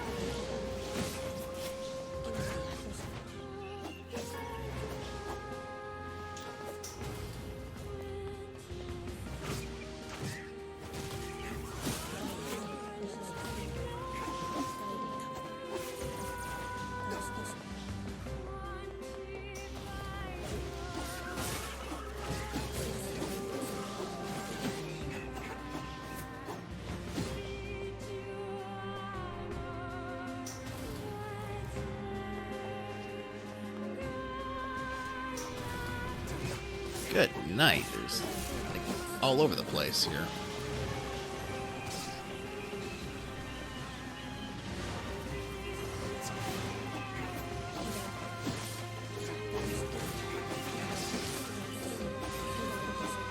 Where are all these shades coming from?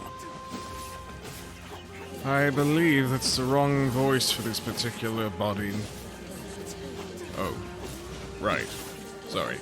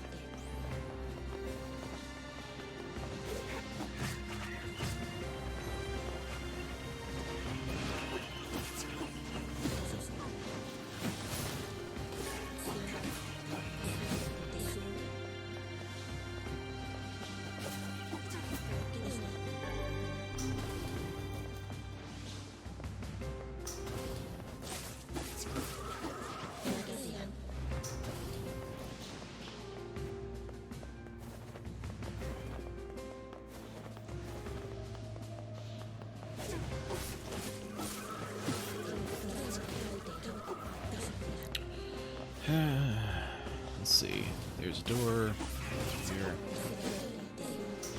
That door. Where is the end point of this quest?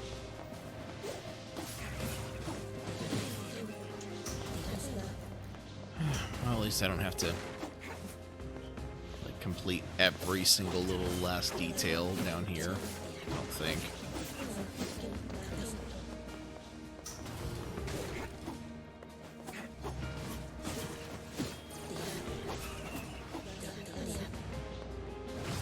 I just wish I could figure out what this is, what this style of gameplay is based on, because I can't pinpoint it myself.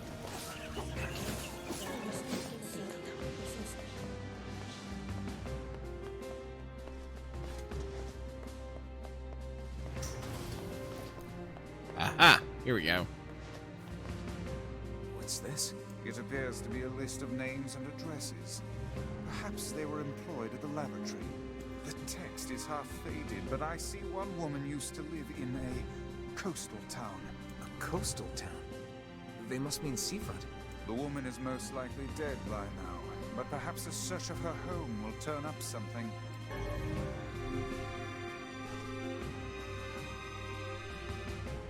Yeah, at least they're not making me go all the way back through.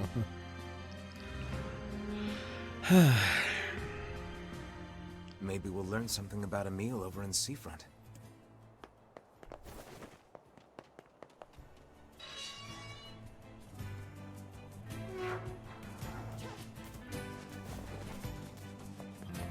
Hey, kitty.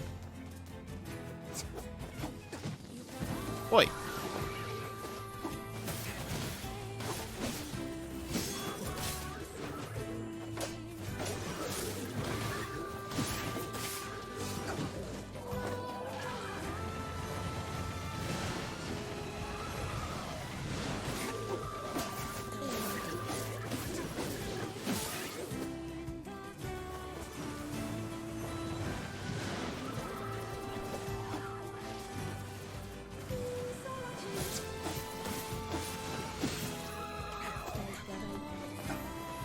All right.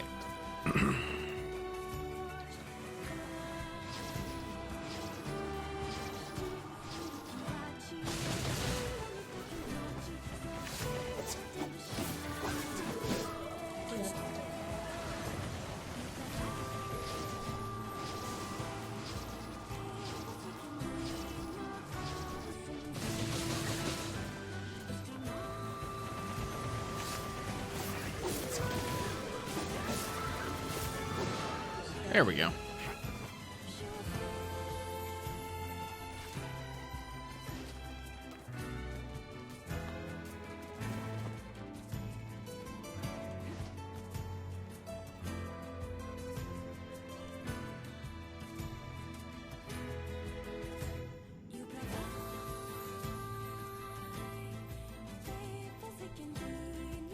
The paper mentions a house right above the entrance to a coastal town.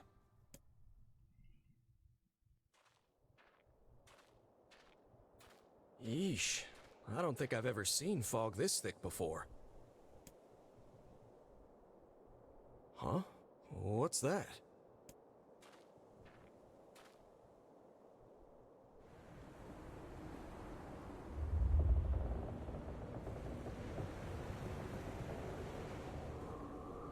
It's a ghost ship.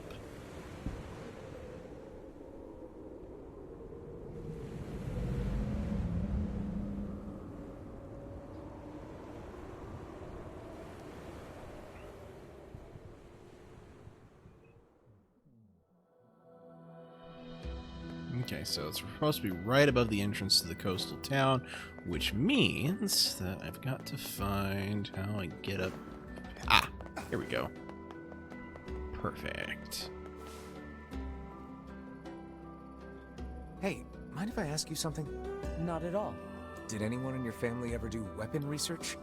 Anything like that? Yeah, actually, I think one of my older relatives used to do something like that.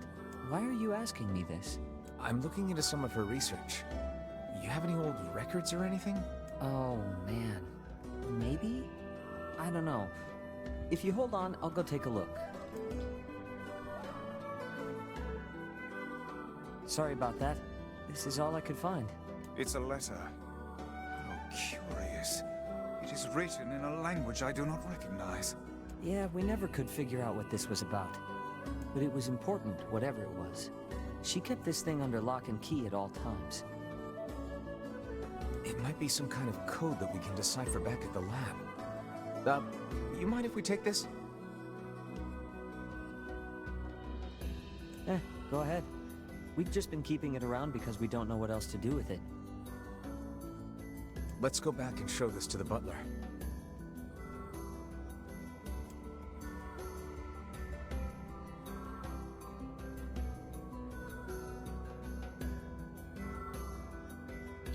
Okay.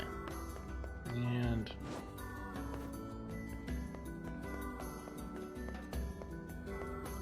let's see here. Hey, buddy. You know a place called the Lost Shrine? Yeah, I know it. Listen, I'm what's called a botanist. That means I study plants.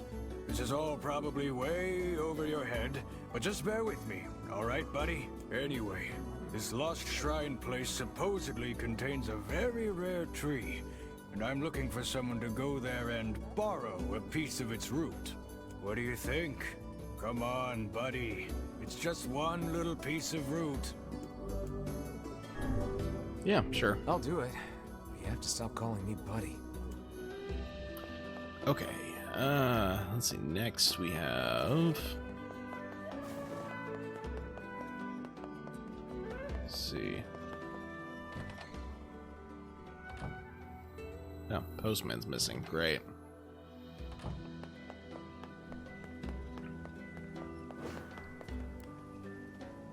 We've got your cargo. Ah, excellent. And everything seems to be in good condition, too. Here is your payment. Please take it. 20,000 gold. Also, I know the owner of the item shop in this town. I think you should find your future transactions there a bit more welcoming. That's good news. Oh, you know how it is. In my line of work, people tend to owe you favors. Anyway, I'd best be off.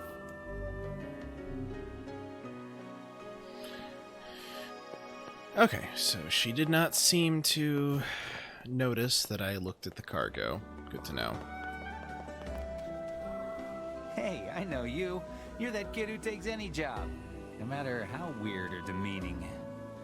Not really how I'd phrase it, but okay. I've got a merchant ship that needs some repairs. Think you can round up some materials for me? I need 5 logs, 20 deaded metal boards, and 10 stripped bolts. I'd ask if you're up for it, but I know you are. 5 logs, 20 dead metal boards, and 10 strip bolts. That hardly seems necessary. A trading business, huh? Is something the matter? No, it's just that... well, I've never left this area. It's got me wondering what it would be like to visit another country. I'd love to take Iona on a trip like that sometime. And someday you shall. I will. I'm sure of it. Hey, good to see you again. Looks like you're feeling better. I can't give up on my dream that easily. Seasickness is terrible, but I've got a few tricks up my sleeve. Oh yeah? Like what? Well, for one, I'm working on my own herbal cure. It's a bit of a work in progress, though. I'm not totally sure about the ingredients. I see. Hey, I don't suppose you'd mind getting an ingredient for me, would you? You can buy it from the Strange Things store in Facade. I wouldn't ask, but you're the only guy I know who can get in there. Fair point. Sure, I can do that. Great. The item I need is a mandrake leaf. Thanks so much. Okay. Well then. So with that all out of the way,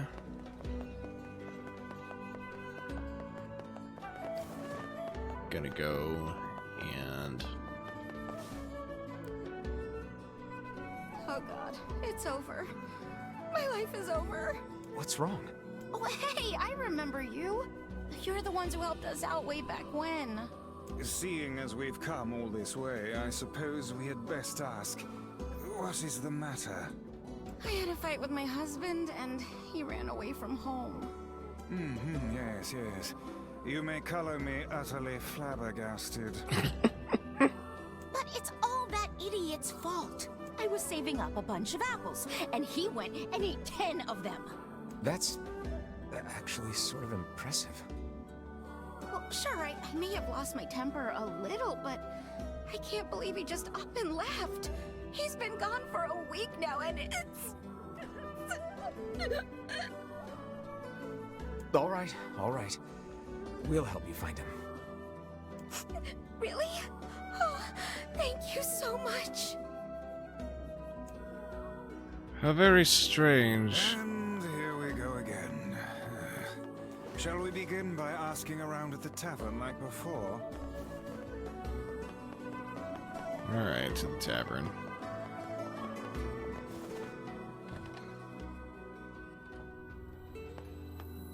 Hey there.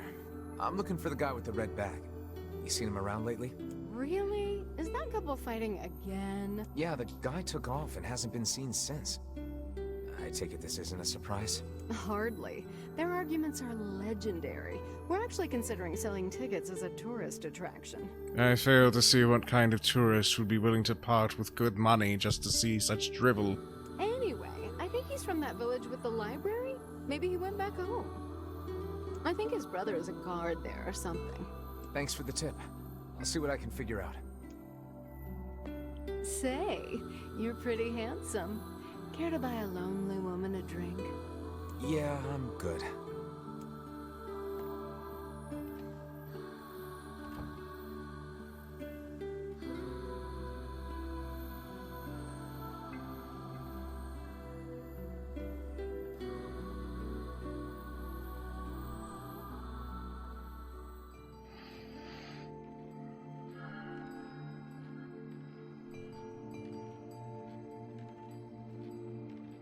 Hard to believe a ship of this size managed to run aground.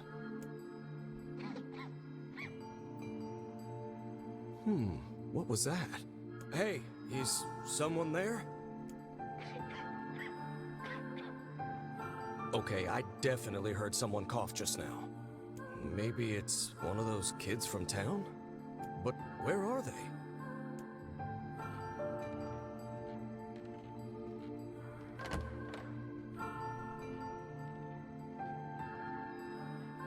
There you are. What are you doing here, kid? And who are you, anyway? Were you a passenger on this ship, maybe?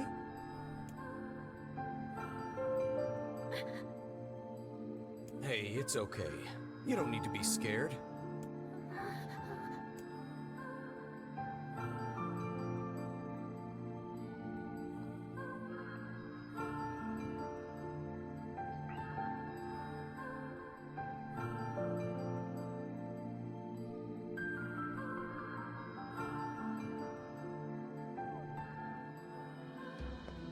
To think that couple's petty squabbles have become something of an attraction for the locals.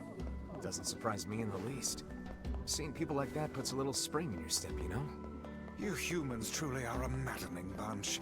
Such buffoonery does little more than wear this old tome out. Wait, which way? There. Need to go to the lighthouse.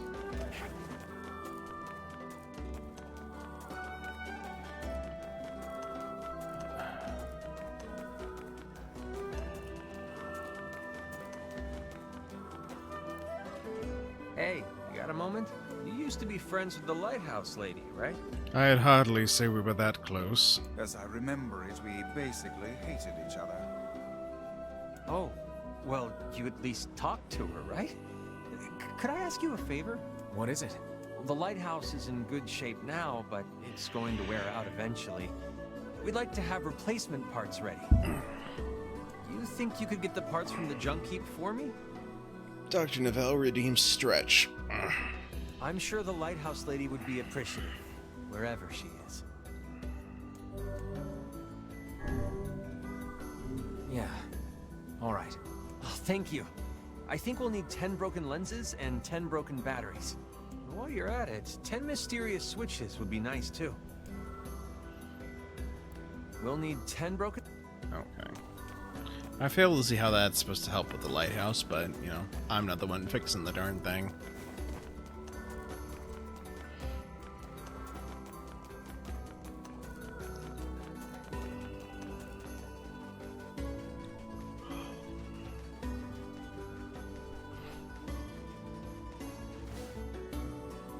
Oh, wait.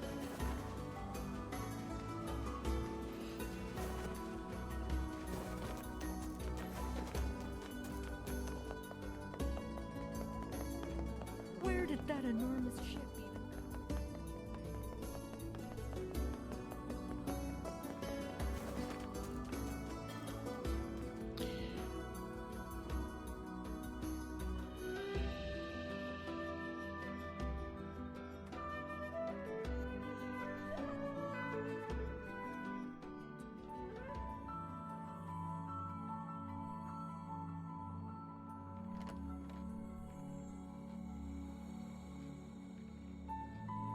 Hey there. How you feeling?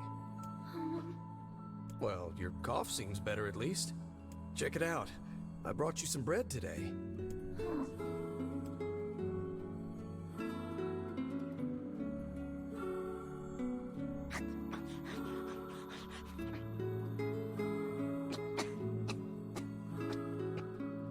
Whoa, easy there.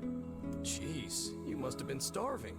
Well, look, no one's gonna take this from you, so just take it easy so you don't choke on it, okay? So, what were you doing on this boat, kid? Actually, scratch that. First things first. I can't just keep calling you kid. You got a name?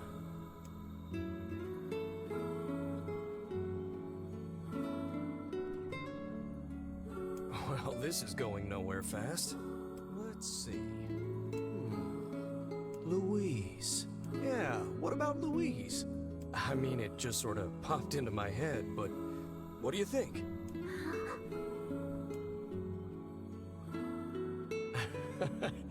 Guess you're okay with it. Well, it's nice to meet you, Louise.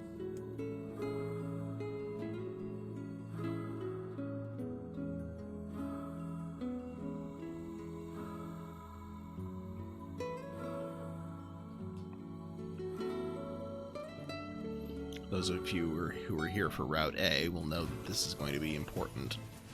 We searched the southern plains back when the wife ran off too, right? I believe we did, yes. A lot's changed since then. So it's kind of nice when we find something that hasn't. The fact that couple is still arguing almost fills me with, I don't know, hope, I guess.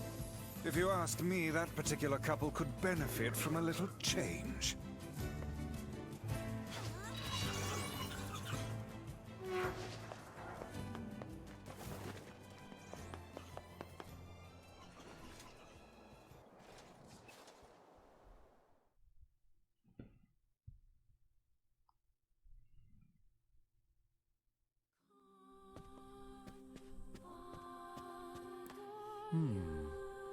It appears to be encrypted.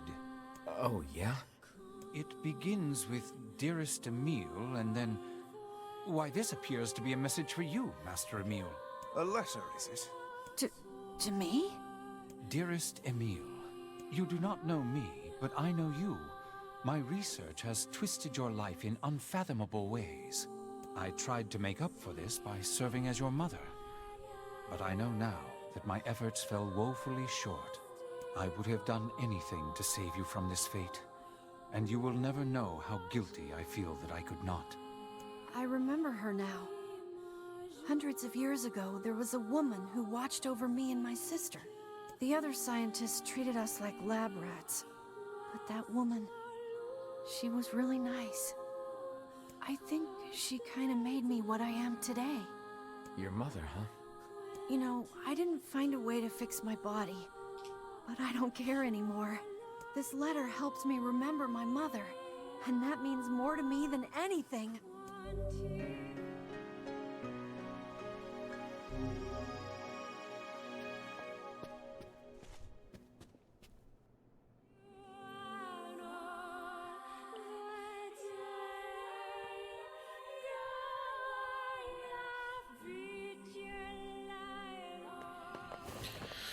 Hum-da-dee-dum, hum-da-dee-dum.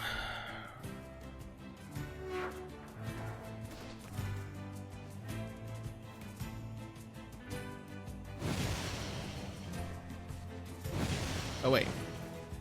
Shiny. Oh, it's medicinal herbs or something of that nature.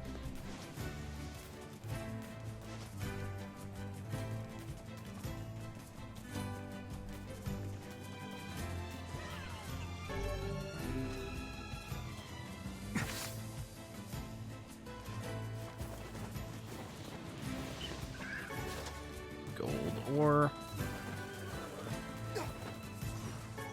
Iron ore.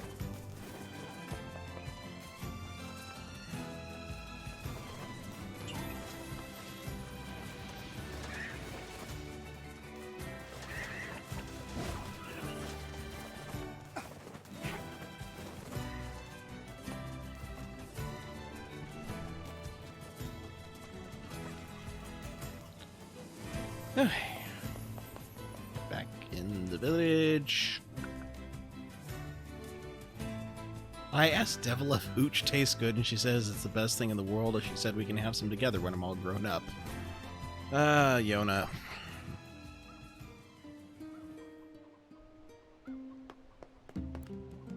Oh, hey, it's you. What's up? You're related to the ferryman who carries a red bag around, right? Yeah, he's my little brother. Haven't seen him in a while, though. A shame. Have you any idea where he may have absconded to? Not a clue. Like I said, I haven't seen him. Oh, that's unfortunate. Oh, but the last time I did see him, he said something about using his ferry to deliver letters. Maybe you should try talking to someone at the post office. I guess we could ask the postman over in Seafront. Just once, I would enjoy receiving a quest that can be solved in the general vicinity of the Asker. You and me both, Vice.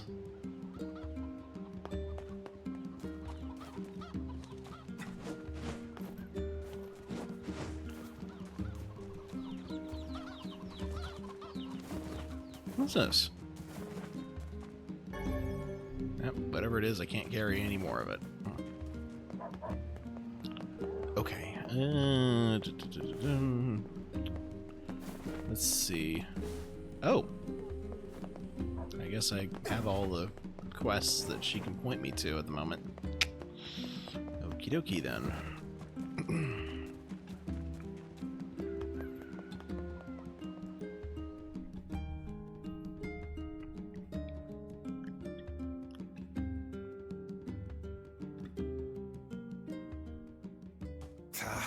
I cannot believe how many trips we have made simply to track down a single man. It's all right to do this kind of thing every now and then. I only pray this is not the calm before some manner of storm.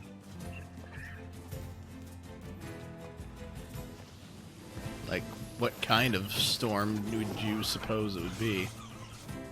Say there, lad, have you ever penned a missive? You mean a letter? No. I'm not big on writing.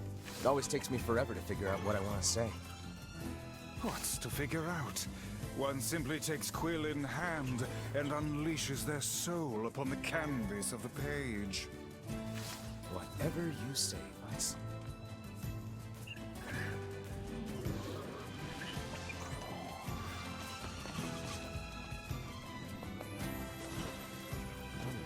Okay.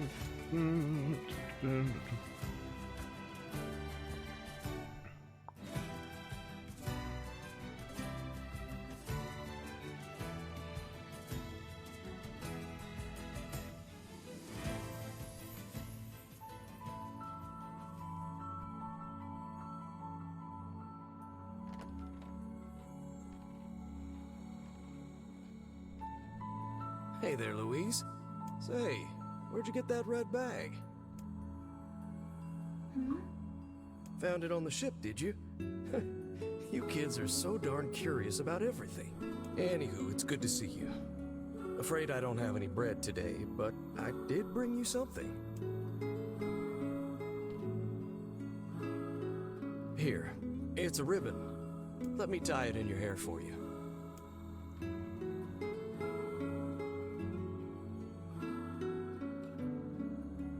Well, what do you think?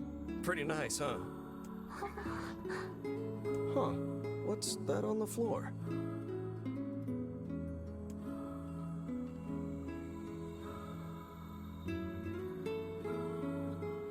Oh, it's a mirror. Well, that's a stroke of luck. Let's go ahead and check out your new look. If you go over there where it's brighter, you'll be able to see yourself more clearly.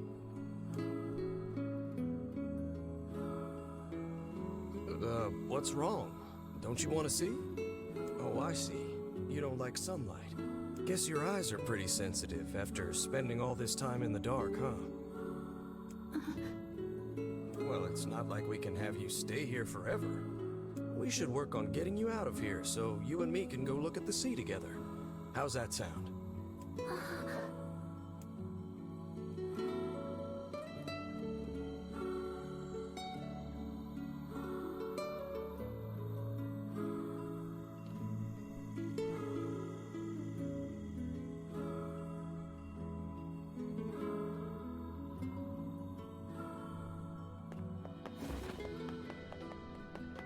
Right, so to the postman's office.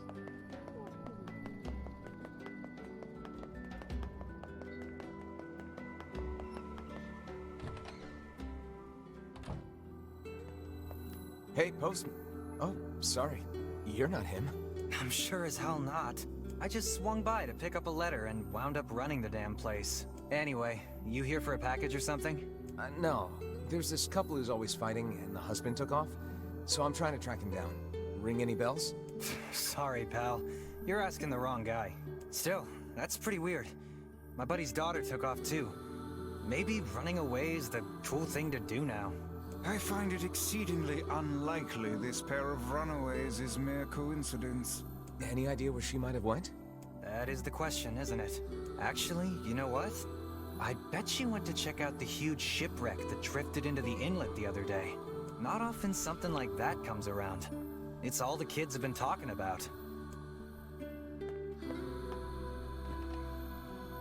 He's a resident, and yet he has no idea who the arguing couple is. Wonder if I made that same commentary last time around. I don't know.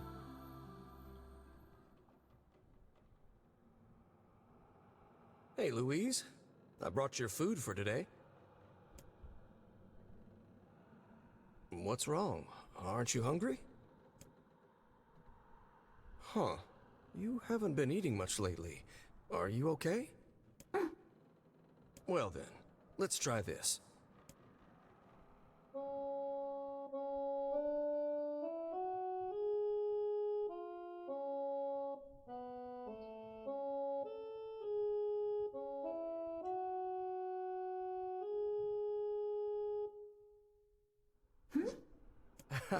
Yeah, sorry about that. It's called a song.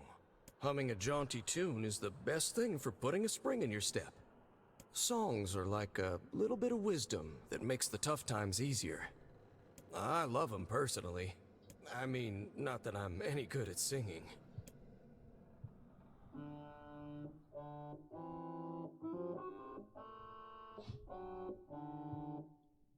Whoa, your voice is a bit rough there. But you're actually pretty good. You know, I knew someone who lived in the town lighthouse before she died. She used to hum this same song a lot.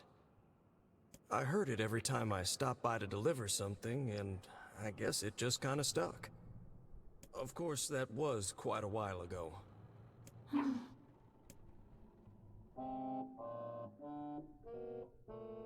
Hey, are you trying to cheer me up?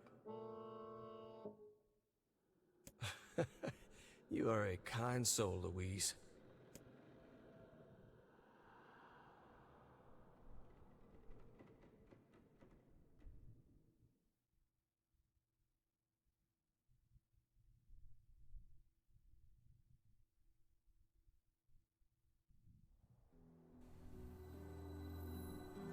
I'm sensing some really weird magic going on here, Sunshine. You feeling it too? Yeah. Is it a shade? Are you actually trying to think something through rather than just jumping in and killing? What's wrong, Kaine? Nothing. It's just... I'm sensing a presence from seafront. Something like a shade. A shade in the town? That's not good.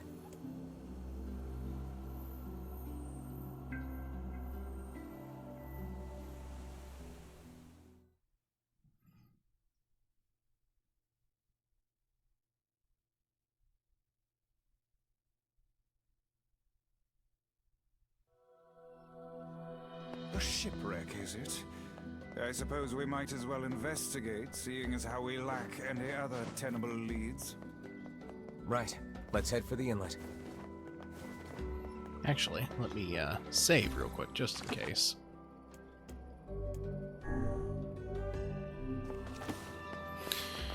Okay.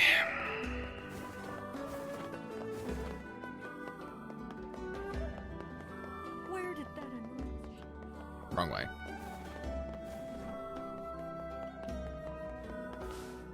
Kaine. Emil.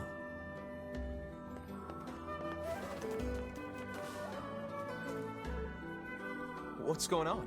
I haven't seen you two come into Seafront in, well, ever, I guess. Sorry for the surprise. Kaine said she sensed something strange in the area. Strange how? Like a shade? Maybe? I'm not sure.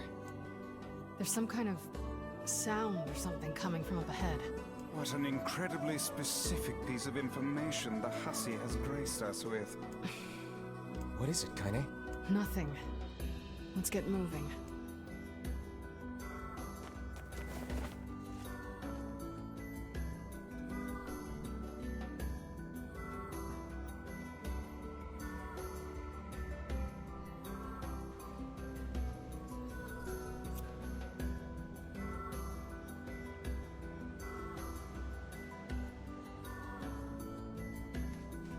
We're gonna need to figure out some way to get inside that thing.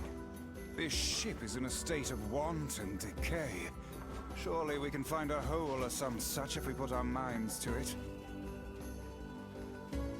These planks seem to be covering a rather large hole. We can probably get in if we move them out of the way. I'm worried about whatever it is Kaine is sensing. We should make sure we're really prepared before going inside. In we go.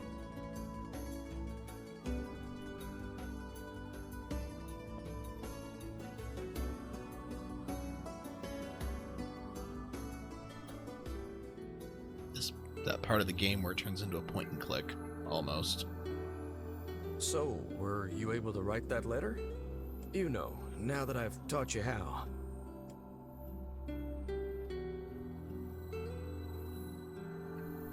Not yet, huh?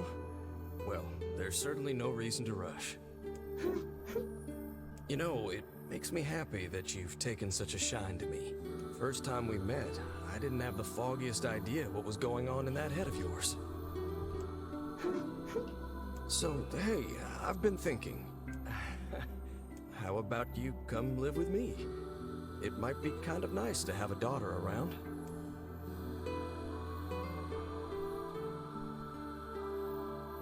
Not into it, huh? Guess I should have figured. I'm sad to hear it, but it's your choice, of course. Huh? The floor's wet. Wait, is this blood? Oh dear. Are you...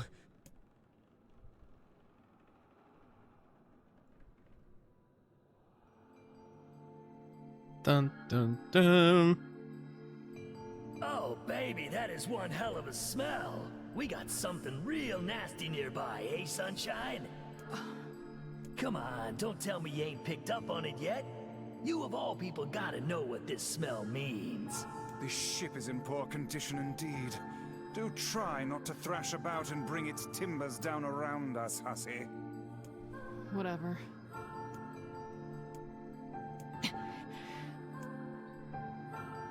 You sure you're all right, Kaine?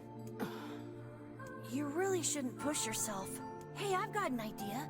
How about you and me search outside and get some nice fresh air in the process? Sure. Let's do that. Sounds good.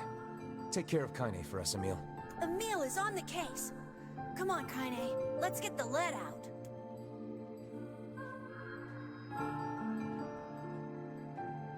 This place is pretty gloomy. I'm having a hard time imagining any townsfolk hanging around here. Well, as we've no other leads, let the search begin. We require a key in order to proceed. Let us fumble about and see if we cannot find one. Look there, on the floor. I believe we have found ourselves a lantern. And there's still some oil in it. Nice.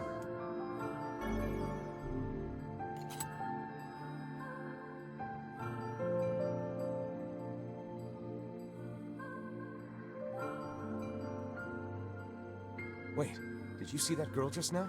I did indeed. How on earth did she manage to get behind us? Perhaps she is the runaway we heard tell of at the post office. Best track her down and take her back to town with us.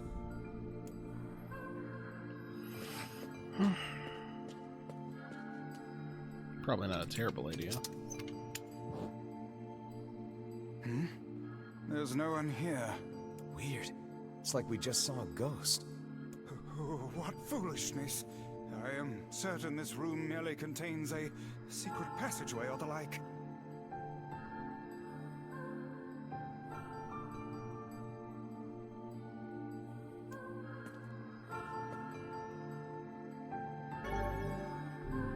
Okay, there's the key.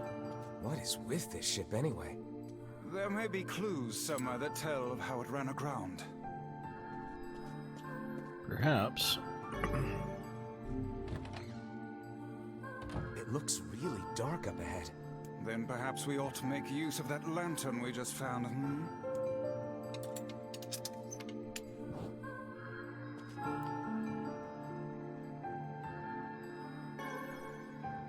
What's this? An apple. It's a bit bruised, but it's not super old or anything. I wager it was dropped by that fruit-loving ferryman with the red bag.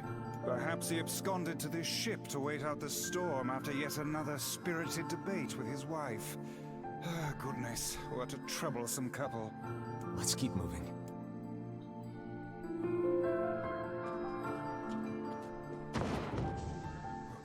Oh, what was that sound just now? Oh, just a ghost. Nothing to worry about. What do you mean, a ghost? Sounds like it came from the floor above us.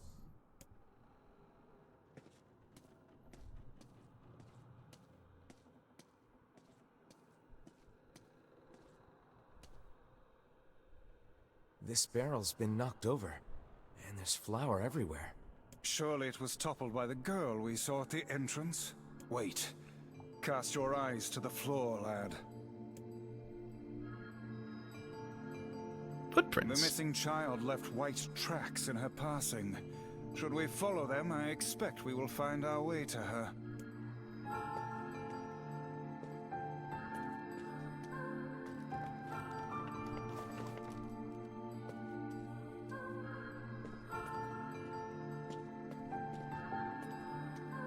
Did you see that light on the other side of the shelves? A shame we cannot investigate further with these blasted things in our way. I would like a word with the interior designer who thought to put them here. Hang on. I think I can move these.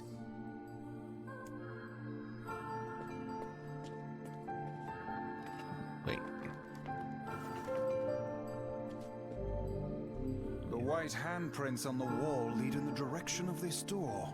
That's weird. How is it locked if the girl just used it? Unless she's actually... I demand you cease your interminable chatter about ghosts at once. The simplest explanation is that she locked the door from the other side. I didn't even say anything yet. In any case, if we want to use the door, we'll have to find a key. I didn't even notice the handprints there. Good grief. Hey, there's a notebook on this desk. Oh, wow, this thing is crammed full of information. A record of the cargo they carried, no doubt. Let me see.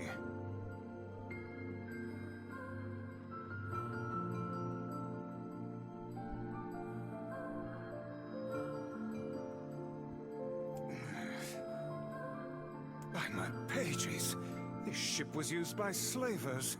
How simply atrocious. Wait, you're telling me they sold people? And made out quite handsomely from the transactions, it would seem. How could they do something like that? I do not know, nor do I care to ponder it. Let it suffice to say there are monsters who trade coin for misery in all corners of this accursed world.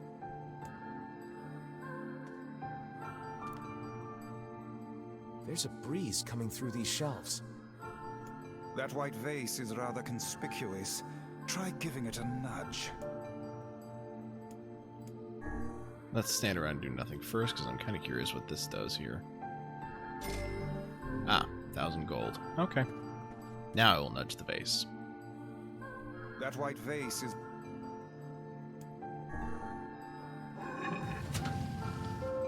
A hidden room. How delightful. We cannot change the grim truth of this ship, lad. So let us instead focus on what we might accomplish in the here and now.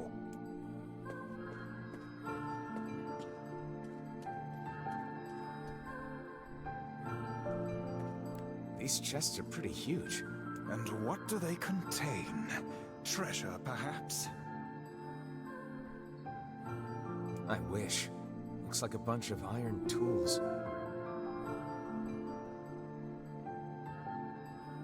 Those are no mere tools, lad.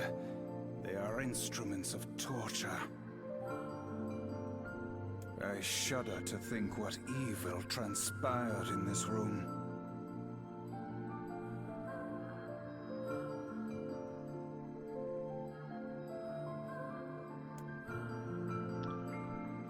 Oh, boy. The exit looks walled off, and I think there's something written on it? And in blood, no less. The smudging makes it difficult to pass, but I believe it reads, "Let me out." No doubt they can find their human cargo in this room.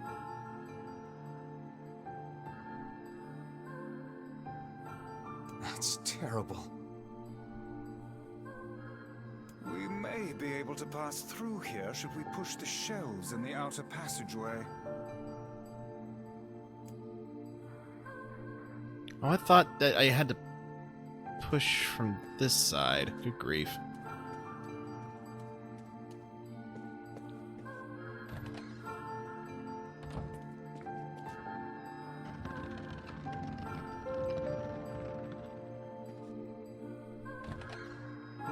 There we go. Now I can get through. And... obtained key. There don't seem to be any shades around, at least. Fortunate for us. Now let no more time be wasted in our search for the townsfolk.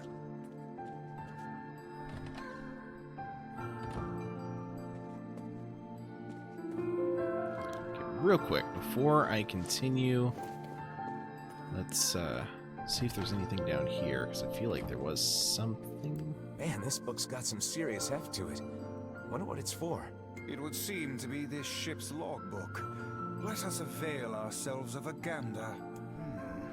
Records of the routes it traveled, the weather it encountered, and the places it made port, all in a painstaking level of detail. I would expect no less for a vessel of this size. Until the day the records suddenly cease. What the hell happened on this ship? Good question. Alright, but now we've got some more information to work with, so up the ladder. Use the passage key. The white tracks end here. Wait, I hear something.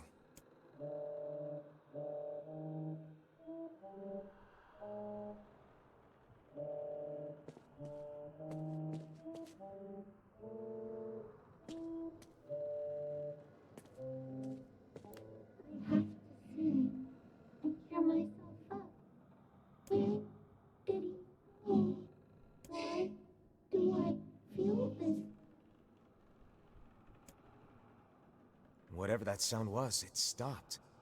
I swear it sounded like a girl. This is a voice pipe.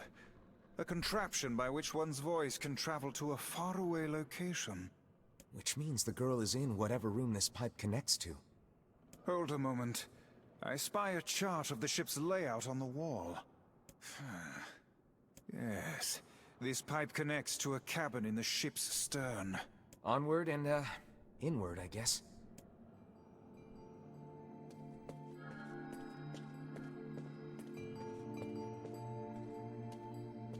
Okay, so this little lantern has brought us quite far, hasn't it? Yeah, and the light it gives off makes me feel, I don't know, safe somehow. Well, aren't we the romantic?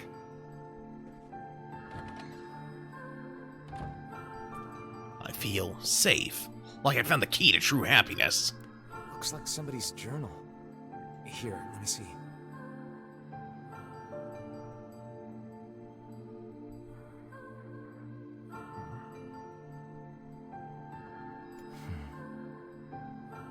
It says the ship was attacked by some kind of monster. Seems like the person who wrote this holed up in here, while the monster roamed around the ship, killing everyone. Do you think that actually happened? I cannot say. Though the term monster might well be referring to a shade. He makes a good point.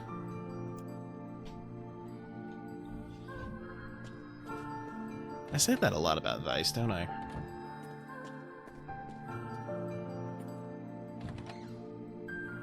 A kitchen, is it? Heavens, look at the size of this saucepan. This must have been where they prepared meals for the crew. There's a note stuck to the counter. Extra rice, hold the peppers. Looks like the crew had some say over how they ate. To be picky about one's food while at sea is a luxury indeed. Thinking back on it, the cuisine we were served during our visit to the bickering couple's home was quite particular in its choice of ingredients, was it not? Tell me about it. I feel like I've sampled every single recipe in the Apple Fanatics cookbook. Once we track down the ferryman, we should invite them to a meal at our place. A fine idea, lad.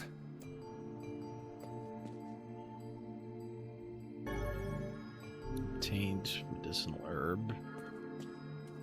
We must press on. Our search for the ferryman continues. Alright, here we go. Oh, damn. The hell is this smell? Perhaps it is wafting from further inside?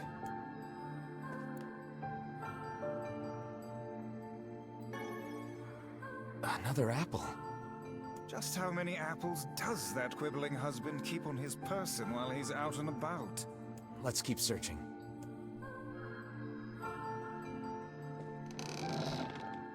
Vice? I think the floor is...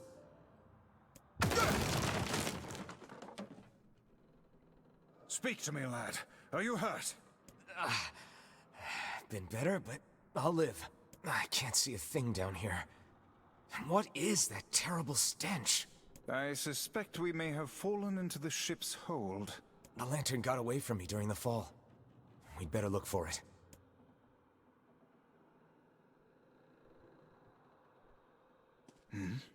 Is that?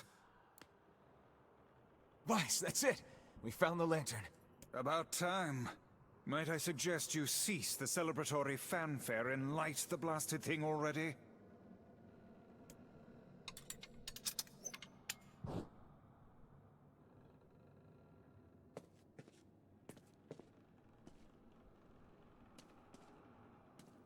Oh dear. Look at the bodies. They are all people from town. And, I fear, the missing ferryman. Oh no. This can't be real. Why? Why did everyone have to... God damn it! Pull yourself together, lad. Remember the presence Kaine sensed? The culprit who murdered these poor folk likely awaits us further within. I won't let them get away with this.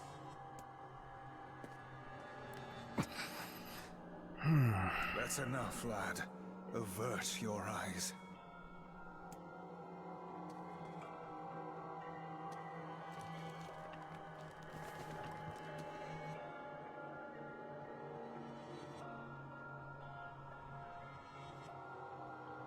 So what happened? Why did things turn out like this? Did he leave because of this body? I just want to be able to talk to him. I don't want him to be afraid of me.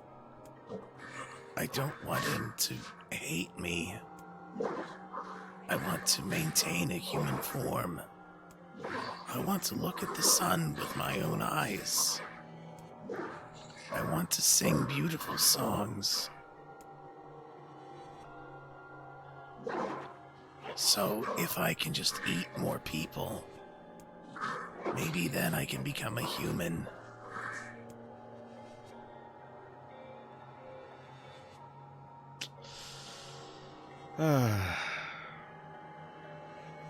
Hey there, you two. She took "you are what you eat" far too literally. Hey, I didn't know you guys came back inside. Did we ever? Found a nice hole in the wall to slide through. But then we heard a bunch of noise coming from that super dark floor downstairs. You sure had us worried. Yeah, sorry about that. You feeling better, Kaine? A little, yeah. Sorry for the trouble. Good. That's good. Jeez, you seem really down in the dumps. Did something happen? Tell me, Kaine, that presence you sensed. It's on the floor above us. I feared as much. It seems we've little choice but to press onward.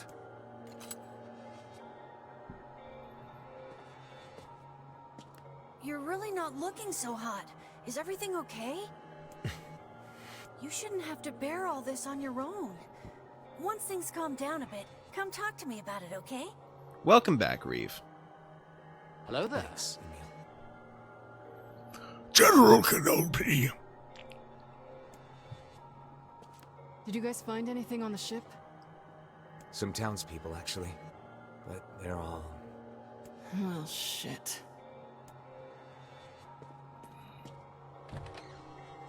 So what's in here? There's a bunch of crumpled up paper here. Letters, maybe? They all seem to have the same words written upon them, but the penmanship is so poor I cannot make heads nor tails of it. Yep, right when the mermaid arc is about to end. Oh man, that smell is getting ripe. How you feeling there, Sunshine? Not great. Can't you tell?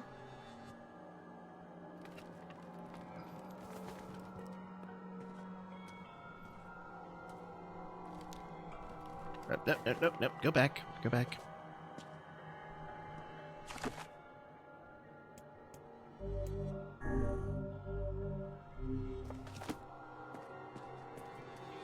This would be the final room, yes? The culprit who murdered the townspeople may be behind this very door. Let us proceed with utmost caution. Yes, go inside, because we don't really have much of a choice in the matter.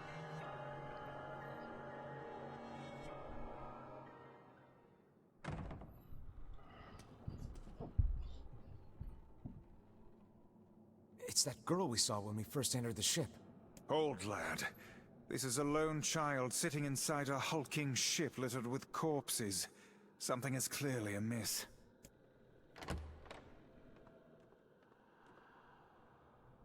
There. Oh man, this shade is nuts. I think I'm in love. You can feel her power hanging in the air, and she ain't even trying yet. Things are finally heating up. Huh? Could this girl be the presence you sensed, Kaine?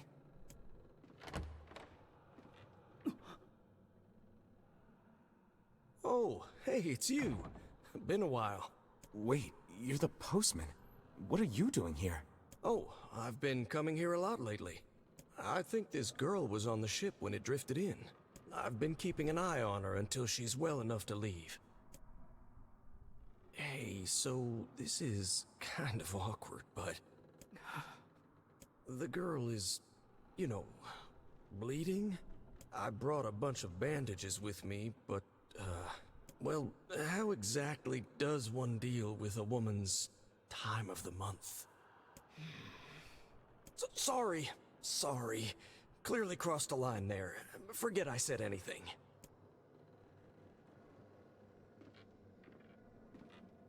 Stay the hell away from her! She isn't...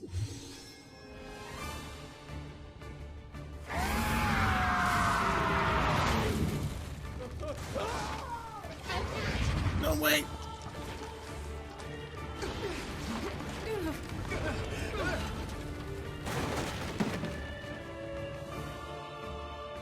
Kaine! Emil! We'll figure something out. You just find a way to get the hell out of here. The two of them will be fine, but you and I must withdraw.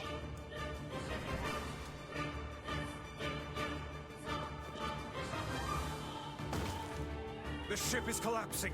We must leave at once. Very much aware of that, thanks. Let's go. Shades! They're in the way!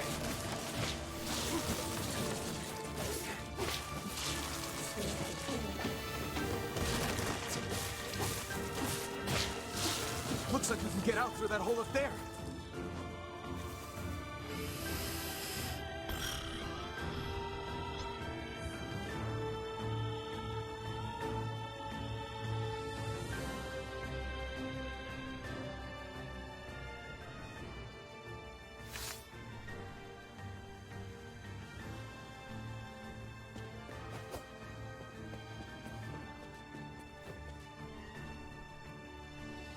Glad you two made it out in one piece. Yeah, we're good. But that poor postman is still trapped inside. We'd better go help him out. No shade would dare pursue us into sunlight such as this. We should use the opportunity to ready ourselves.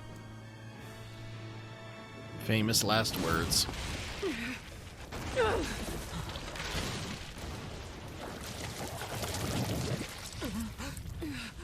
What on earth?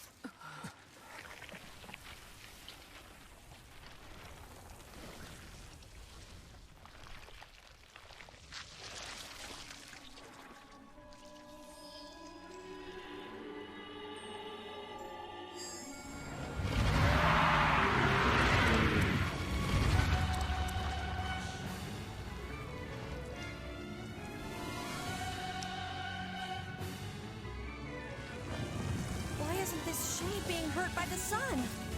That is not precisely the case. It most certainly is being burned by the sunlight. However, its regenerative abilities far outpace whatever damage the light is able to inflict. This light, something is coming. Get out of the way at once! Oh, listen! It's singing! This thing actually thinks it's a person!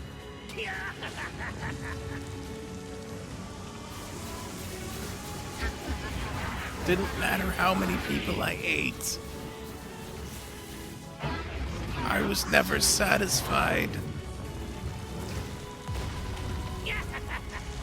I don't know where the singing lessons came from, but I do know it's sure as hell trying to eat us!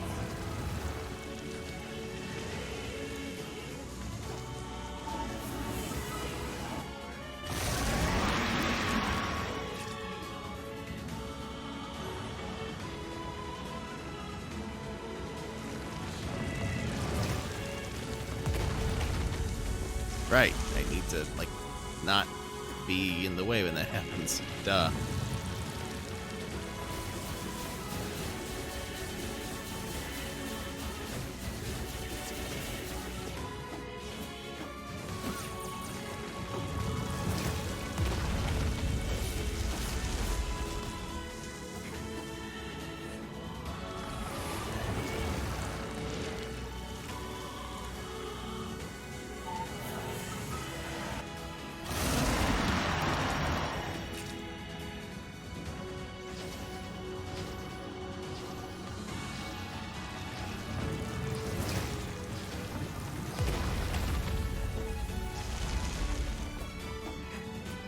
Doggone it.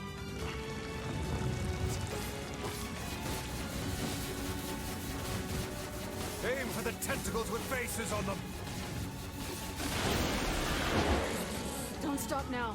Focus on the next one.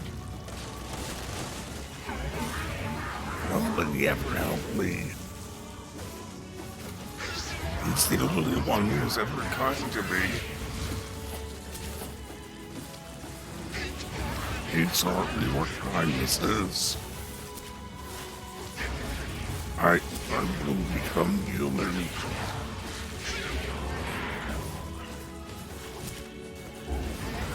We will speak the same language.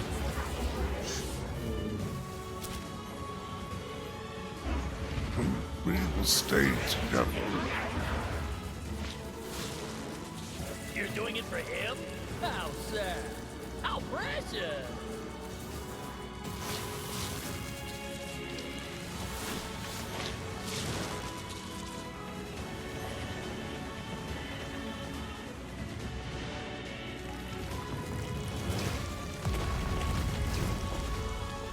Probably should take some medicinal herb at this point.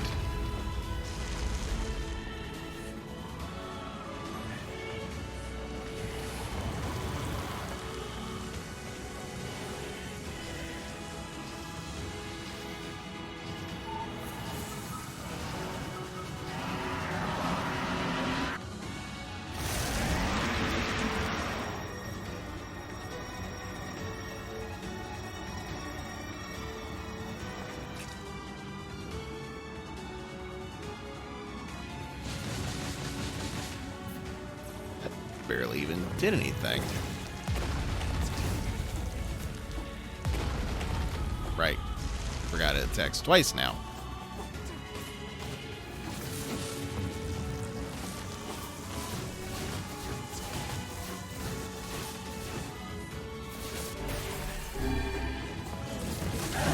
Now is our chance. Attack with all that you have.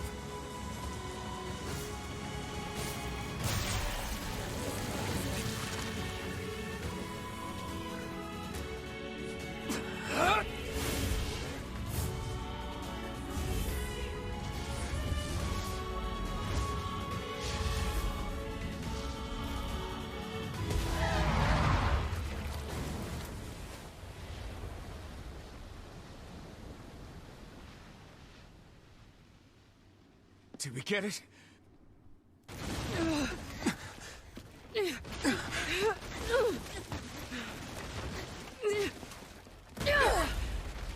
Game audio sounded really off just then.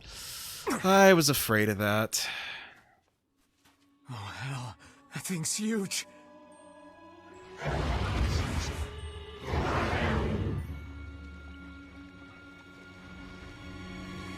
The music specifically? Is the dialogue syncing up properly? Because it looks like it is on my end, but I can't tell if it's doing that thing where it sometimes does on Skyward Sword. To think it could recover from such a grievous wound. Ordinary attacks aren't gonna do shit against this thing. Oh, okay. Hey, the guy from before's collapsed on the beach. That Shade's got some kind of hard-on for it. We should take him hostage. Shut your yap. I'm not in the business of using my blades on people. This thing turning its body into spears and shooting them at us?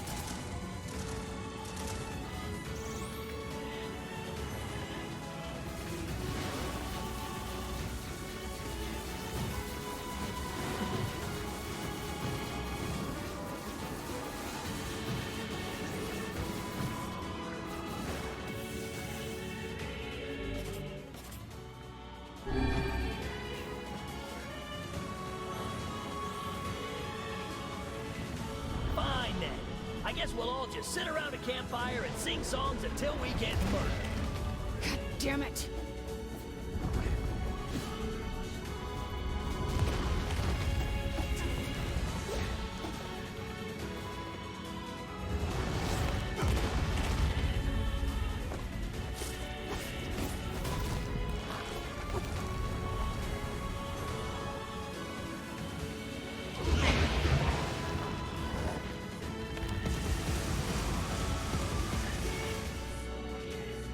The number of spears flying our way is increasing.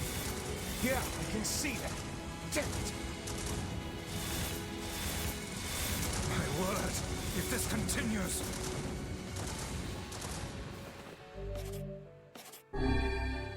Hey, over here!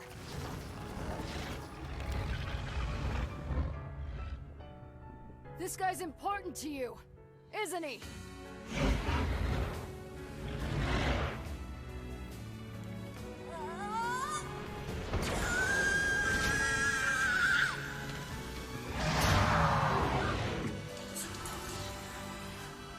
This is here and now.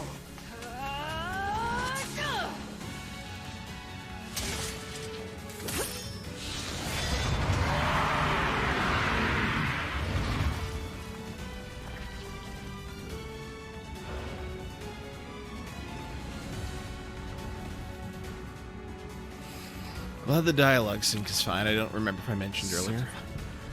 Is this thing immortal? How can it withstand such an onslaught? I'm really scared, guys. We will be in grave danger if it unleashes that attack. We must stop it.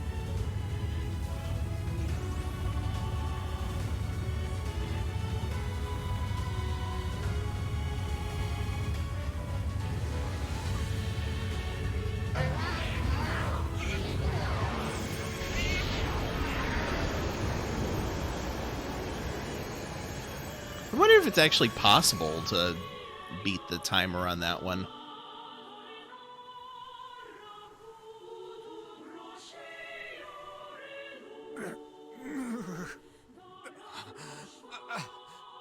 I think we're in trouble. What the hell are you doing? Stop him already! My body won't. Damn it! Fuck!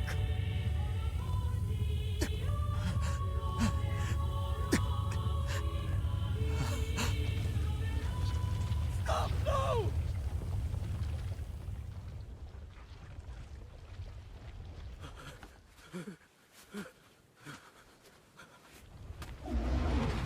Don't be scared. Soon I'll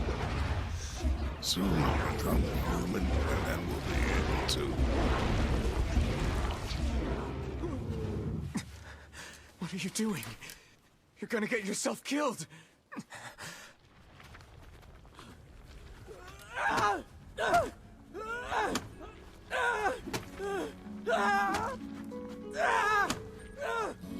Stop!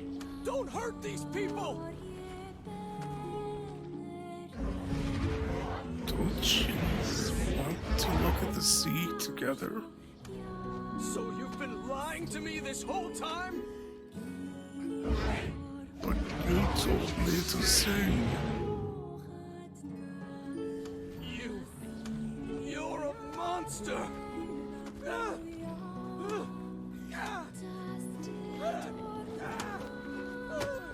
It stopped. Focus on the source of its magic. Aim for the head.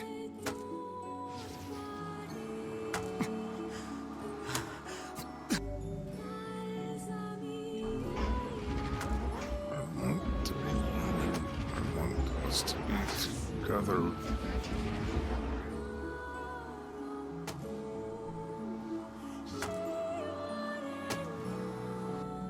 We can never be together! You disgust me!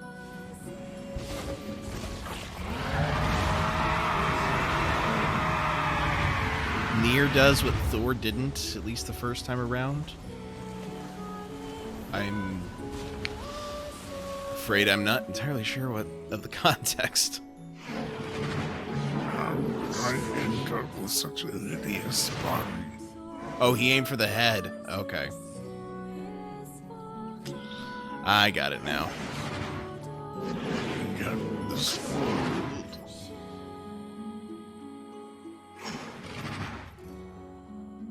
This world is so full of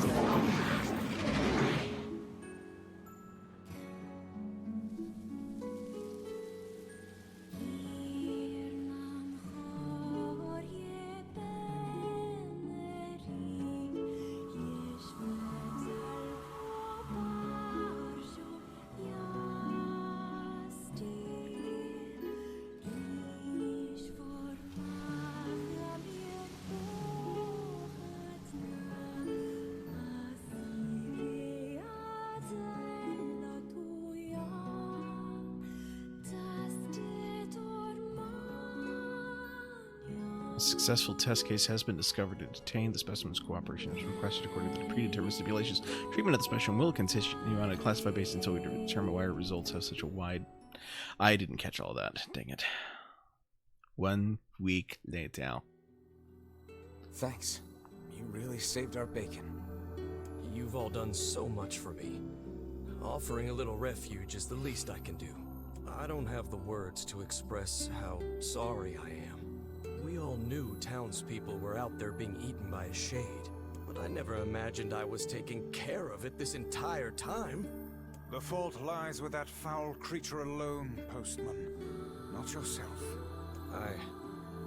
I hope I can believe that someday. All right, well, we'd better get going. There's someone else we need to break this news to. Fair enough. I hope to see you out there on the old letter trail again soon.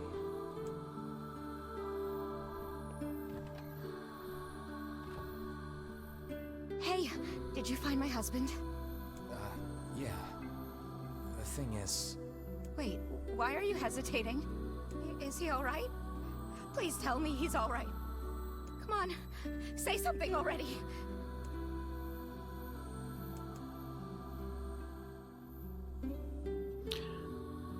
I don't remember if I told her the truth or lied to her last time around. No. Tell her the truth. No. Your husband was killed by a shade. I'm sorry. We tracked him down, but it was already too late. No, it can't be true. That big idiot, always carrying his bag around, thinking about me all the time. Oh God, this can't be happening.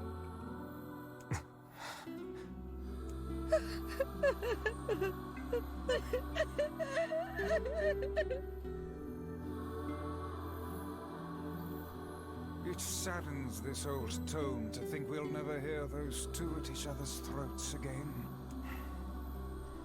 If only I'd gotten to him sooner. Damn it. Do not let it burden you so, lad. You did the best you were able.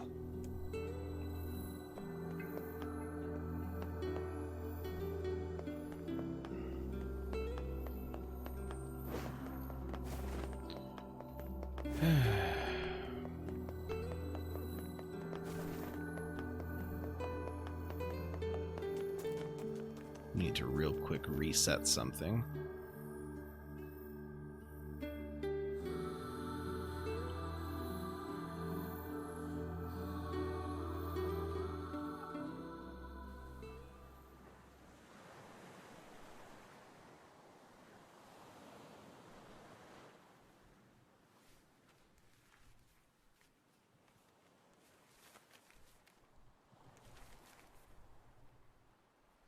The hell's this, Sunshine?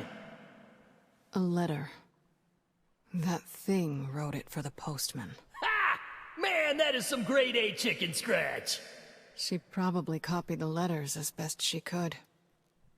So, what's it say?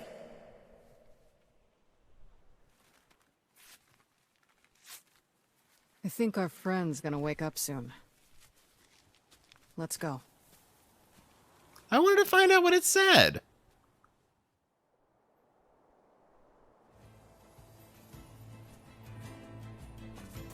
Hey, Kaine. Yeah? When you were threatening that shade on the beach the other day, how did you know it was trying to protect the postman? Just a feeling, I guess. All right. Oh, okay.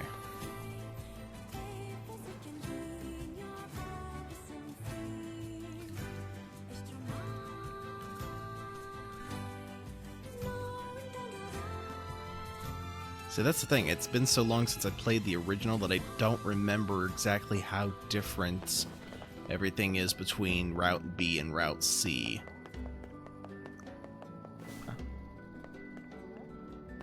And I know Route D is basically identical to C except for the ending.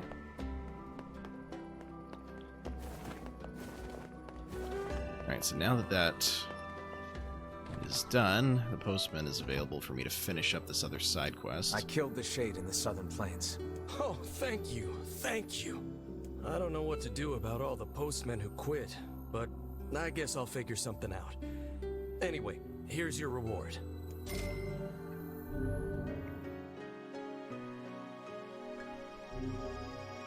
$30,000 gold. Nice. Okay. Let's see here.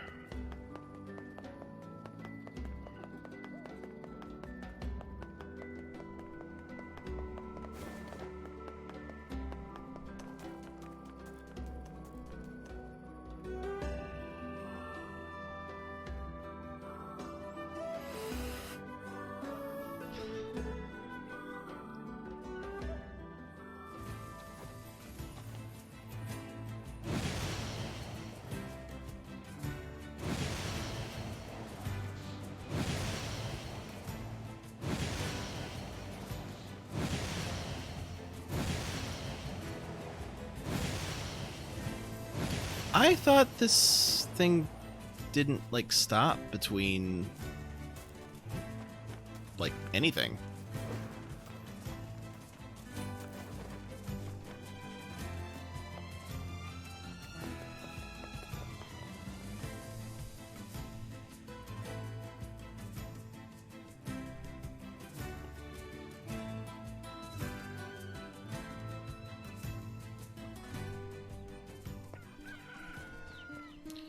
Okay, so we're gonna real quick go tell Popola the news, and then we're gonna wind things down. Why am I the only one?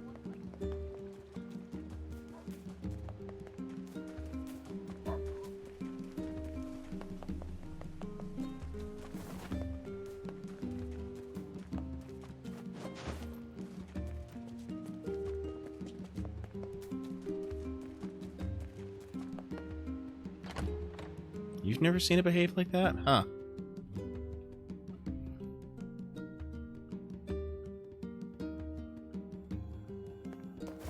Okay. Popola.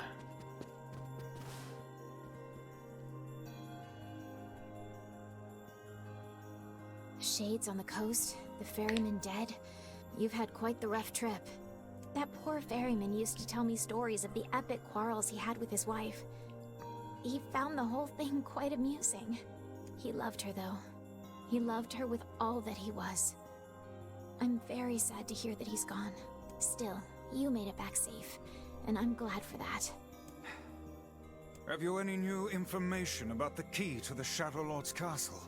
I'm still working on the decryption, but I'm afraid progress has stalled. Loyal Cerberus might refer to a dog, but I've never seen anything that would fit the bill. It must be pretty complicated if even you can't decode it. Well, you're our last hope, so please keep trying, okay? I will. By the way, I was walking by your house earlier and I noticed you had some mail. You might want to check it out. Thanks. I'll do that. Oh, one last thing. Since the ferryman was missing work, I arranged for someone else to handle the job. I'll make sure they know to let you use the boat as before. Gotcha.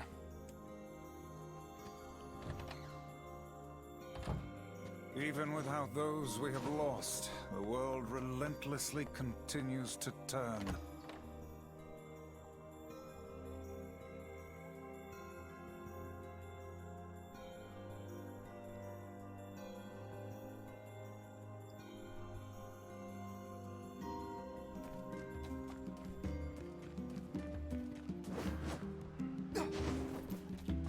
Okay.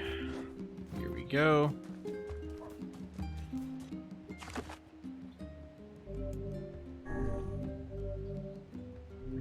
Data saved, and with that,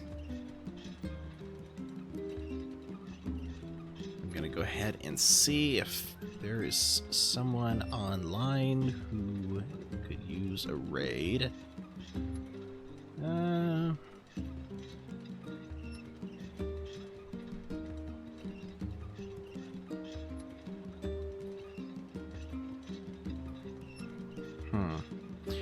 Well, nobody's playing anything similar to this that I'm following, but friend of mine is currently streaming poker. He is pretty knowledgeable about the subject, so seems like he's getting pretty close to affiliate in a very short time, as a matter of fact. So Goodbye. all right, have a good night, Reeve. We'll go ahead and give him the raid. In the meantime, this is Dr. Novelle signing out for the evening. I will be back on Wednesday.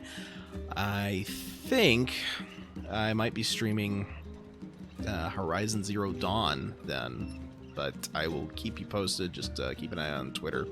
So, all right. Thank you all so much for joining me. I'll see you Wednesday. Let us begin the raid.